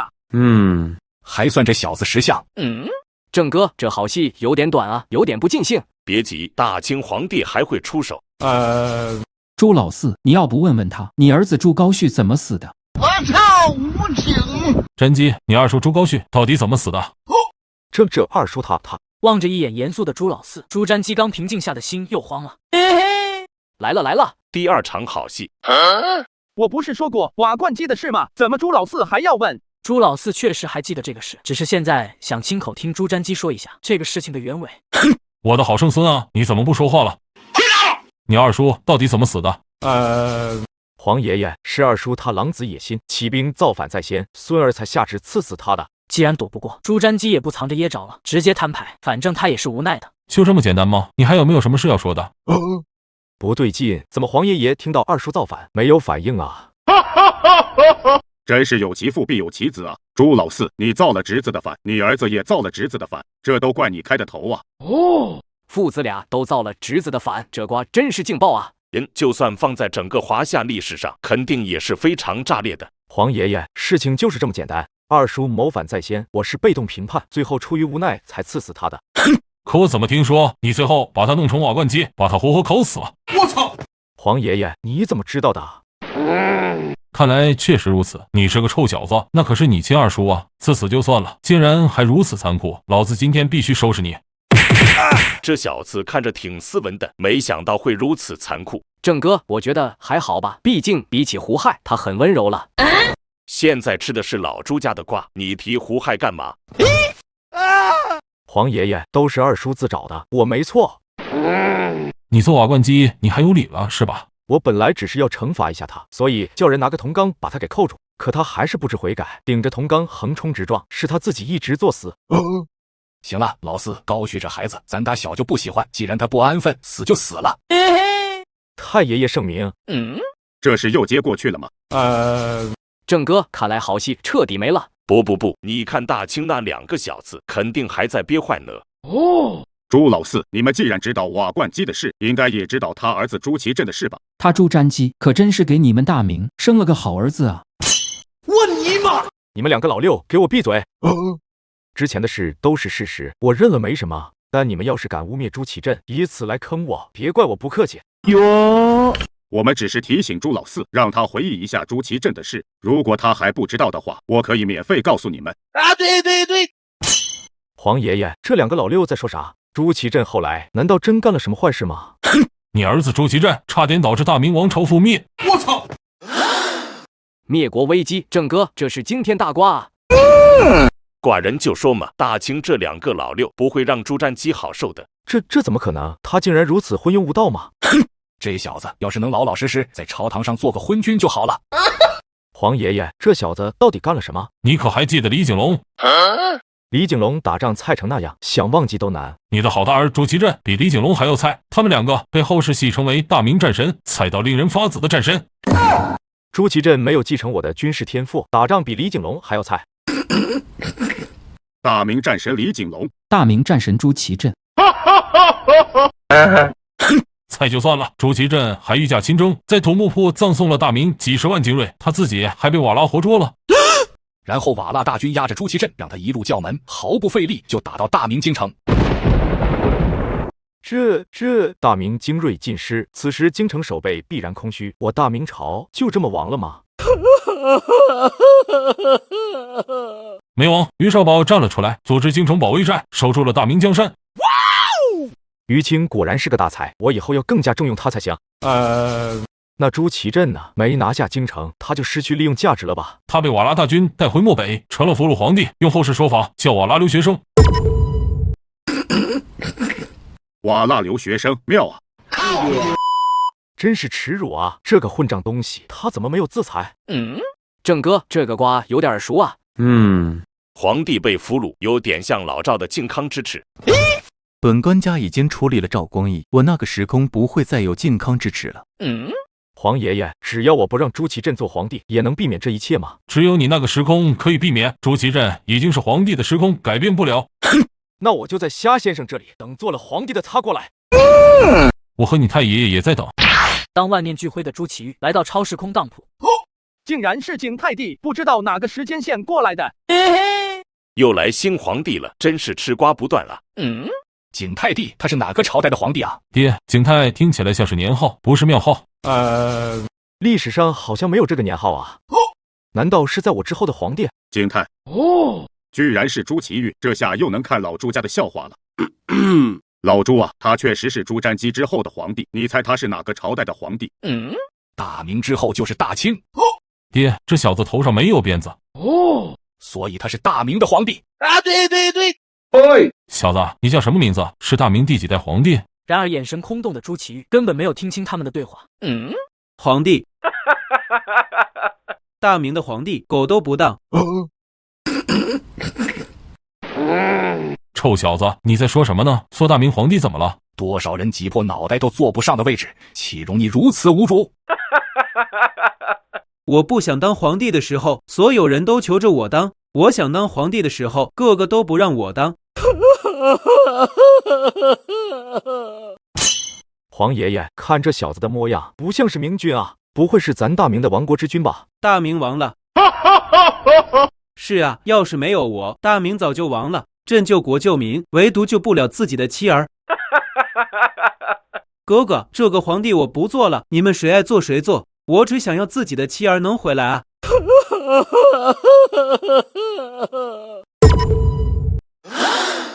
朱老弟，你这个后辈好像受了很大的刺激啊。身为大明皇帝，遇到一点挫折就哭哭啼啼的成何体统？小子，你到底是谁？你父亲又是谁？然而朱祁钰还是双眼无神的样子，没有任何回应。黄爷爷，要不直接把他教训一顿，打到清醒为止。快，直接动手啊！朱瞻基，住手！他其实是你的儿子，明代宗朱祁钰，也是大明最憋屈的皇帝。竟然是瞻基的儿子？不对啊，祁字辈的皇帝不是朱祁镇吗？怎么又冒出个朱祁钰了？朱祁镇被俘虏之后，大明朝廷的代理皇帝就是他。哦，那他怎么变成现在这样，一副生无可恋的样子？想知道更多，得加钱。朱祁钰，我是你父亲朱瞻基，你到底经历了什么？都可以告诉我，为父替你做主。父亲。朱瞻基的话似乎让朱祁钰有所触动，不过还是双眼无神的样子。父亲啊，你的在天之灵看到了吗？你最看重的嫡长子朱祁镇，居然是个俘虏皇帝呀！是我挽救了大明啊！父亲，为何他们眼里只有朱祁镇？为何老天爷要这么对我？为父还没死呢，就在你面前，有什么委屈就跟我说，哭哭啼啼像什么样？死，呵呵，为何死的不是我？有本事冲我来啊！我的妻儿有什么错？问你妈！瞻基，你先别急，这孩子只是受到的打击太大了，再给他缓缓。眼看朱瞻基真想上去把他抽醒，朱老四赶忙制止了他。夏先生，我家先，你来说说朱祁钰的事吧。土木堡之变后，大明朝廷群龙无首，瓦剌大军又趁机南下，以孙太后和于谦为首的朝臣就拥立朱祁钰为帝，稳定人心。临危受命，这小子挺有胆魄啊！是的，他坚决反对南迁，并且重用于谦，组织北平保卫战，最后成功击退瓦剌大军，保住了大明江山。天子守国门就该如此，你做得很好，孩子。夏先生，后来呢？瓦剌大军刚退回漠北，朝廷上很多人就开始挑拨朱祁钰和孙太后的关系。这是为何？因为很多大臣想要迎回朱祁镇，需要孙太后的支持。朱祁钰是临危受命，朝堂上大部分还是朱祁镇的班底，所以希望他能回来。对。可是对于孙太后来说没区别啊，都是自己的儿子。不，朱祁钰是朱瞻基和一个宫女所生的，孙太后不是他的生母。朱祁镇回来后，以徐有贞为首的大臣就蠢蠢欲动，一直想帮他复位。朱祁钰的处境非常尴尬，比如指责他篡位的说话都有了。这帮自私自利的蛀虫，保住大明的皇帝不支持，偏偏要一个当过俘虏的皇帝。朱祁钰知道自己不受文武百官待见，就把希望都寄托在自己儿子身上。不出意外的话，要出意外了。没错，朱祁钰的皇后和太子相继离世，有一种说法，他们是中毒死的。从此朱祁钰就一蹶不振了。看这小子现在的模样，应该是刚得知自己妻儿离世不久。夏先生，有没有办法让他振作一下？我试试。朱祁钰，本虾有办法让你的妻儿复活。一直双眼无神的朱祁钰眼里终于浮现出一丝光彩。朱祁钰，虾能让你的妻儿复活。谁能复活朕的妻儿？刚刚还万念俱灰的朱祁钰眼里终于有了光彩。这里是什么地方？你们又是什么人？从悲伤情绪中回过神的朱祁钰终于开始观察周围了。朱祁钰，我是你爹。大胆狂徒，竟敢冒充朕的父亲！来人，快把他们拿下！朱祁钰啊，他真是你爹！我跟你介绍一下现在的情况吧。这里是一个超时空当铺。这么神奇，所以刚才就是你在说能复活朕的妻儿吗？是的，只要你能付出代价，任何交易都可以做到。所以这位真的是我父亲？没错，我就是朱瞻基。我是你太爷爷朱棣。我是你太太爷爷朱元璋。父亲还过得好苦啊！两位老祖，你们要替孙儿做主啊！行了，别哭了。你的事我们已经听夏先生说了，你做得很好，孩子。多亏了你，才保住了大明江山。对。要不是你坚决死守，咱的大明就要像大宋那样出个南明了。可是满朝文武眼里还是只有大哥啊！我现在只想复活妻儿，然后做回闲散王呀！这皇位不要也罢。夏先生，复活我的妻儿要付出什么代价？您尽管提。这种交易需要同等或更高身份之人的寿命作为代价，而且是自愿的。那如果用我10年寿命，能换他们复活多久？你的身份更高，他们将各得10年寿命。可以，我愿意交易，请夏先生复活他们母子俩吧。这个交易无法完成。为什么？因为你根本就没有10年寿命了。我操！夏老板的话仿若平地一声惊雷。怎么会这样呢？祁钰看起来也就20出头啊。呵呵，最多再过几年，朱祁镇就会发动夺门之变，重登皇位，然后他很快就会把朱祁钰做掉。我最后就落得这么个下场吗？你要是能狠下心做掉朱祁镇，就没那么多事了。再怎么说，他也是我哥哥。呵呵，他可没有把你当兄弟。在你死后，朱祁镇就废除了你的皇帝尊号，降为成厉王，并且他还下令拆毁你的皇陵，仅以亲王礼草葬于西郊山。你朱祁钰成了明朝唯一没有葬入13陵的皇帝。你说什么？朱祁镇不承认我这个皇帝，把我废为成厉王，我连皇陵都进不了。是的，你没有听错，就连景泰这个年号都被他删除了，改成顺天年间，这是朱祁镇复辟后的年号。朱祁钰一脸难以置信地看着虾仁，这消息对他来说太震撼了。朕奉命于危难之间挽救大明于水火，死后竟被如此羞辱，剥夺帝号，以骨难拦。朱祁镇这个混账，自己当皇帝被抓，留下一个烂摊子给弟弟。等弟弟收拾好残局，他又回来夺位，不仅谋害了弟弟，还不承认他做的一切，真是岂有此理！子不教父之过，朱瞻基，你这个父亲怎么当的？皇爷爷息怒，我以后必定严加管教。朱得，其实这也怪不了朱瞻基，他嘎的时候，朱祁镇才7岁，都没来得及叫呢。我操！这么说的话，我也没几年好活了。是的，父亲，你在38岁时突发疾病驾崩的。瞻基，你别慌，以后你也跟着虾先生去后市医院看病吧。可以，记得加钱就行。朱祁钰，你现在还要顾及和朱祁镇的兄弟情吗？绝对不会了，这个该死的朱祁镇，我与他不共戴天。这就对了，只要朱祁镇还在，以徐有贞为首的大臣们就会一直想着帮他复位，永远不会支持你。对。而且不除掉朱祁镇，就算你后面真能复活你的妻儿，他们也不得安生。确实如此，不过我现在寿命不够，复活不了妻儿。虾先生，你还有其他办法吗？虾先生，寡人有一个疑惑。既然朱祁钰最后是被朱祁镇害死的，那如果朱祁钰能先解决掉朱祁镇，他的寿命是不是就延长了？对呀，我现在就是寿命太少才不能复活妻儿，只要我能延寿就可以了。理论上可以，不过朱祁钰被害死前本身就疾病缠身了，做掉朱祁镇后能延寿多久也不知道。那我得的是什么病？能否也去后市医院治好呢？去治病当然可以，不过我不推荐用你的寿命复活他们。本虾还有另一个办法。虾先生，什么办法？不要做掉朱祁镇，你把他带过来，用他的寿命来复活你的妻儿。他现在不是太上皇吗？用来复活一个皇后和太子，绰绰有余了。还有这种操作？当然了，难点是要他心甘情愿。这恐怕不好办啊。他敢不愿意？祁钰，你先把他带过来，为父替你做主。好的，父亲，我现在就回去。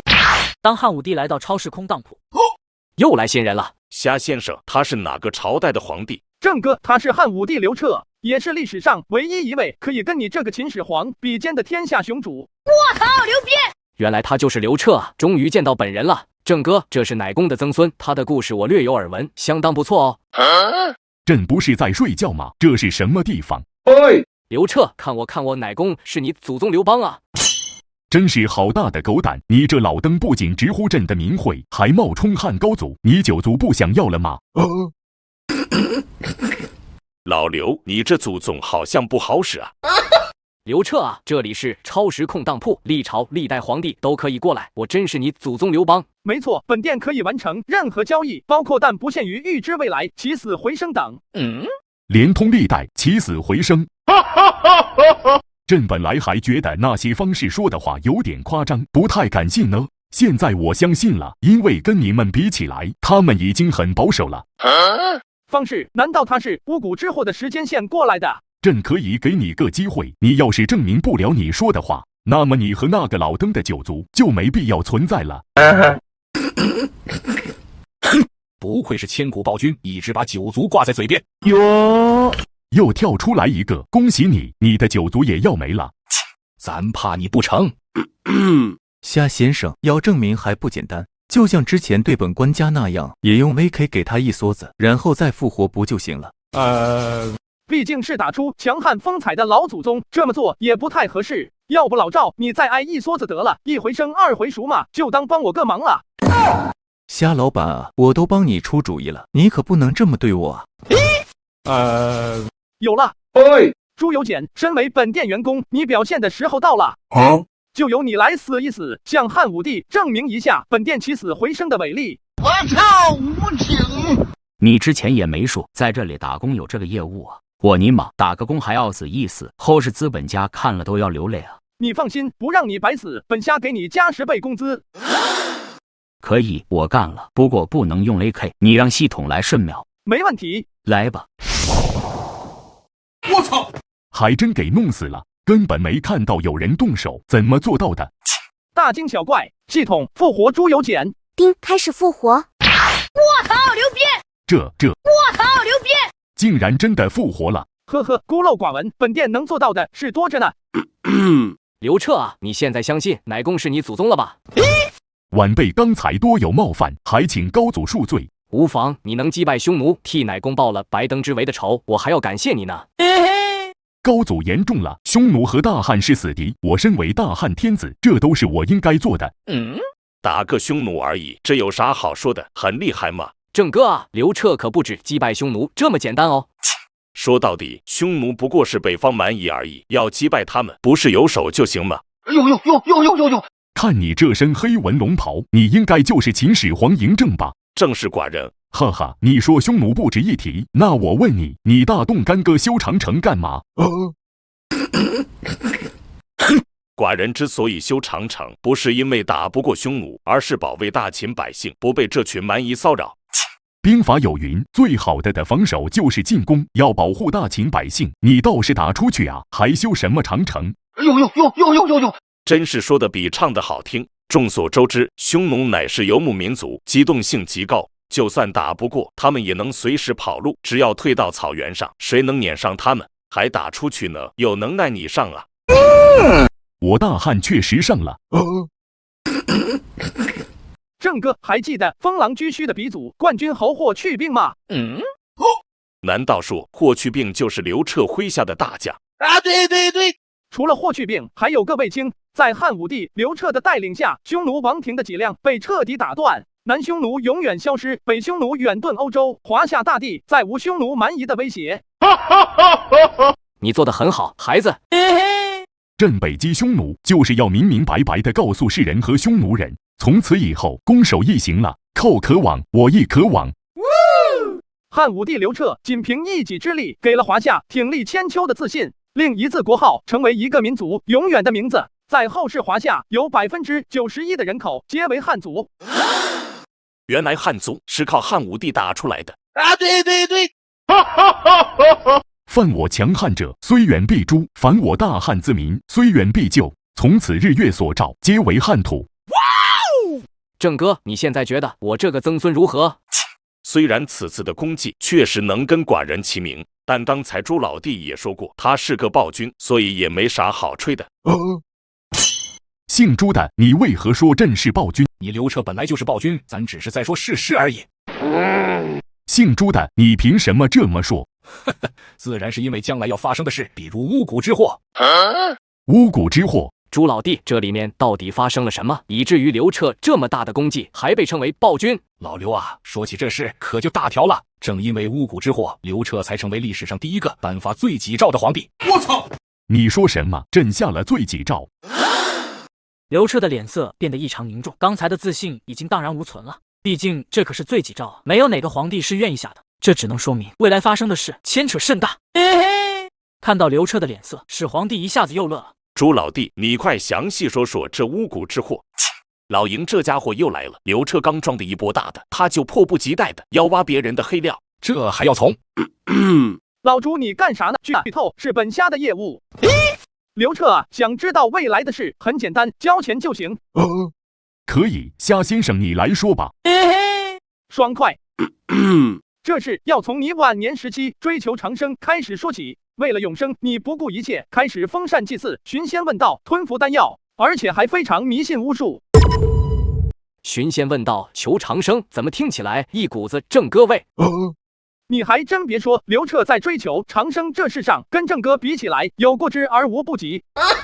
虾先生，后来呢？征和4年，你的宠臣江充提前在太子刘据的宫里放了很多桐木人偶，然后又跑到你面前告发刘据，说他用巫蛊之术诅咒你。诅咒？这么扯的理由，怎么可能会有人信啊？呵呵，别说是人了，我们后世的狗听了都摇头，偏偏刘彻就信了。刘据被迫起兵自卫，想捕杀江充，但被当作谋反，很快就被击溃。刘据兵败后，魏皇后就被废了，最终绝望自尽。什么？子父他自尽了？还不都是你造成的？刘据逃至湖县后，也因追兵围捕而自缢了。但这只是开始，整个巫蛊案牵连人数高达数十万。刘彻，看看你干的好事！这罪己诏下的，真是不冤。看来长生一道终究是害人害己，请高祖放心，我一定不会让巫蛊之祸发生了。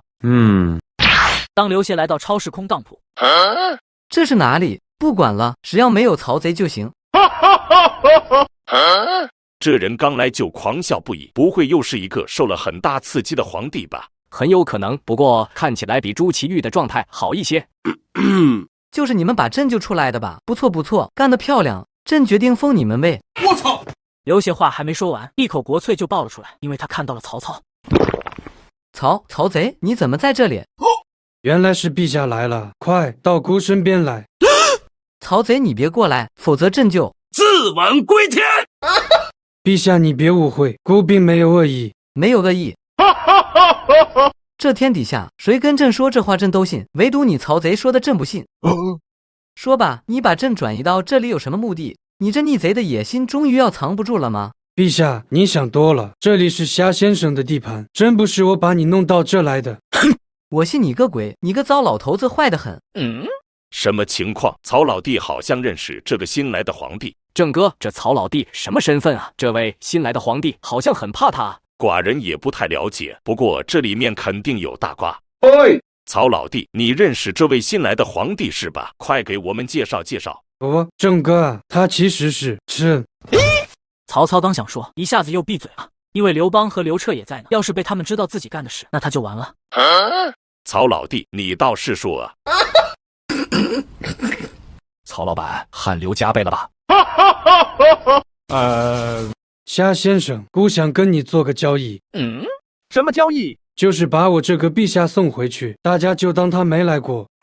你想的倒是挺美，不过这代价你付不起，要用新皇帝来换。曹老弟，你怎么回事？婆婆妈妈不说就算了，怎么还要把人弄回去？郑哥，你就别逼曹老板了，他后背的汗水都快流到大腿了。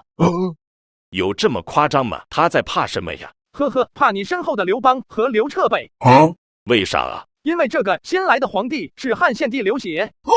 汉献帝刘协，这小子是大汉的皇帝啊！对，寡人想起来了，曹老弟好像是大汉丞相。是的，挟天子以令诸侯的大汉丞相曹操曹孟德。我操，无情！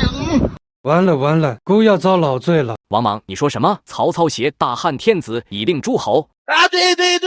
曹操挟持汉献帝，任命自己为丞相，然后借汉廷的名义征调粮草、兵力，吸引人才，逐渐壮大自己的势力。王莽，我警告你不要乱讲话啊！我告你诽谤，你知道吗？我告你诽谤啊！你曹孟德的所作所为天下皆知，我诽谤你什么了？我那是奉天子以令不臣，什么挟天子以令诸侯？我一生都是汉臣，对大汉的忠心天地可见。呦！你名义上尊汉，实际自己独揽大权，还用汉献帝为工具，整合资源，压制诸侯，然后逐步架空汉室，完成权力过渡，这才为曹丕篡汉打下基础。又是篡汉！你这该死的老贼！高祖，误会啊！你别听这小子胡说。你这老贼先闭嘴！刘协，你来说这些是不是真的？不是，你们从上集开始就在说什么？朕怎么没听懂？怎么刘邦和刘彻两位老祖都冒出来了？这什么情况啊？刘协啊，本虾先给你介绍一下我这个超时空当铺。听完夏老板的介绍，刘协满脸不可思议。但想到刚才曹贼的反应，他立刻就相信了。两位老祖，晚辈实在是苦啊。我操，无情！妈的，这小子整这死出，我估计自己不是挨揍那么简单了。高祖啊，你们刚才听到的都是真的。这个曹贼嘴上说效忠大汉，实际把我当提线木偶。他杀我忠臣，抢我实权，咱老刘家的江山就要被他霸占了。原来这里还藏着一个篡汉的逆贼，差点被他混过去了。哦，怪不得曹老板这一季的台词那么少，原来是看到刘邦来了，变得心虚了。该死的曹贼，拿命来吧！武帝威武，这样太便宜他了。夏先生，劳烦您复活一下，奶公也要杀一次。还能这样吗？那我也要再杀一次。那我凑够5次吧。被连斩5次的曹老板，人都快麻了。该死的王莽，竟然把我害得这么惨！你给我等着！哟，汉武帝陛下，臣有本启奏。我身后这个王莽也是个篡汉的反贼。我操！汉武帝陛下，王莽他也是个篡汉的反贼，你不能只盯着我杀啊！我操！曹贼，你快闭嘴！你刚才点我的时候，怎么不知道闭嘴？怎么会有2个篡汉的？这不对啊！武帝陛下，我其实是东汉的丞相，而你所在的汉朝属于西汉，王莽灭的就是西汉。竟然有2个大汉！是的，老祖，王莽灭了西汉之后，汉光武帝刘秀又光复了大汉。哦，原来如此。该死的王莽，竟然贼喊捉贼！你也纳命来吧！刘彻，你不能动我，之前刘邦已经杀过我了，我跟你们西汉的仗已经扯平了。高祖，你知道这个王莽？奶公确实弄过他1次。不行，我都被连斩5次，不能这么让王莽混过去。武帝陛下，高祖之前并没有说这事就这么算了。大汉丞相曹操泣血叩告武帝陛下，逆贼王莽假托圣贤之名，行篡汉灭宗之实，致使汉室倾颓，黎民涂炭。臣请陛下诛杀此劳10次，以儆效尤。我尼玛！曹孟德，你的脸呢？这些话你是怎么说得出口的啊？要脸有什么用？逆贼王莽，之前高祖只杀你1次，是因为他仁慈，但朕可不会这么轻易放过你。我现在是夏老板的员工，你要是动我，就是对他不敬。夏先生，他是你的人。王莽确实是我的员工，这么多皇帝看着呢，你要是做掉他，我的脸面往哪放？所以得加钱。我操，无情！好说好说，我家就是了。既然如此，奶公也多杀几次，之前有点不够尽兴。不，终于舒畅了。2位老祖，我要是回我那个时空，还是摆脱不了那个曹贼啊，我该怎么办？这样吧，你买一把夏先生的手枪，回去后趁其不备，直接把他做掉就行。你们当着我的面讨论如何谋害另一个我，真的好吗？可是晚辈如今的状况，他是付不起代价。那还不简单？曹孟德，你出代价给刘协买一把手枪回去。我操，无情！尼玛，我出钱给刘协买枪回去杀我，这是什么逻辑？怎么，你不乐意？不，我愿意，反正是另一个时空，爱咋咋的吧。没其他事的话，就先吃饭吧，大家也可以趁机认识一下，吃完再拉新人过来。吃饱喝足再吃新皇帝的瓜，不错不错。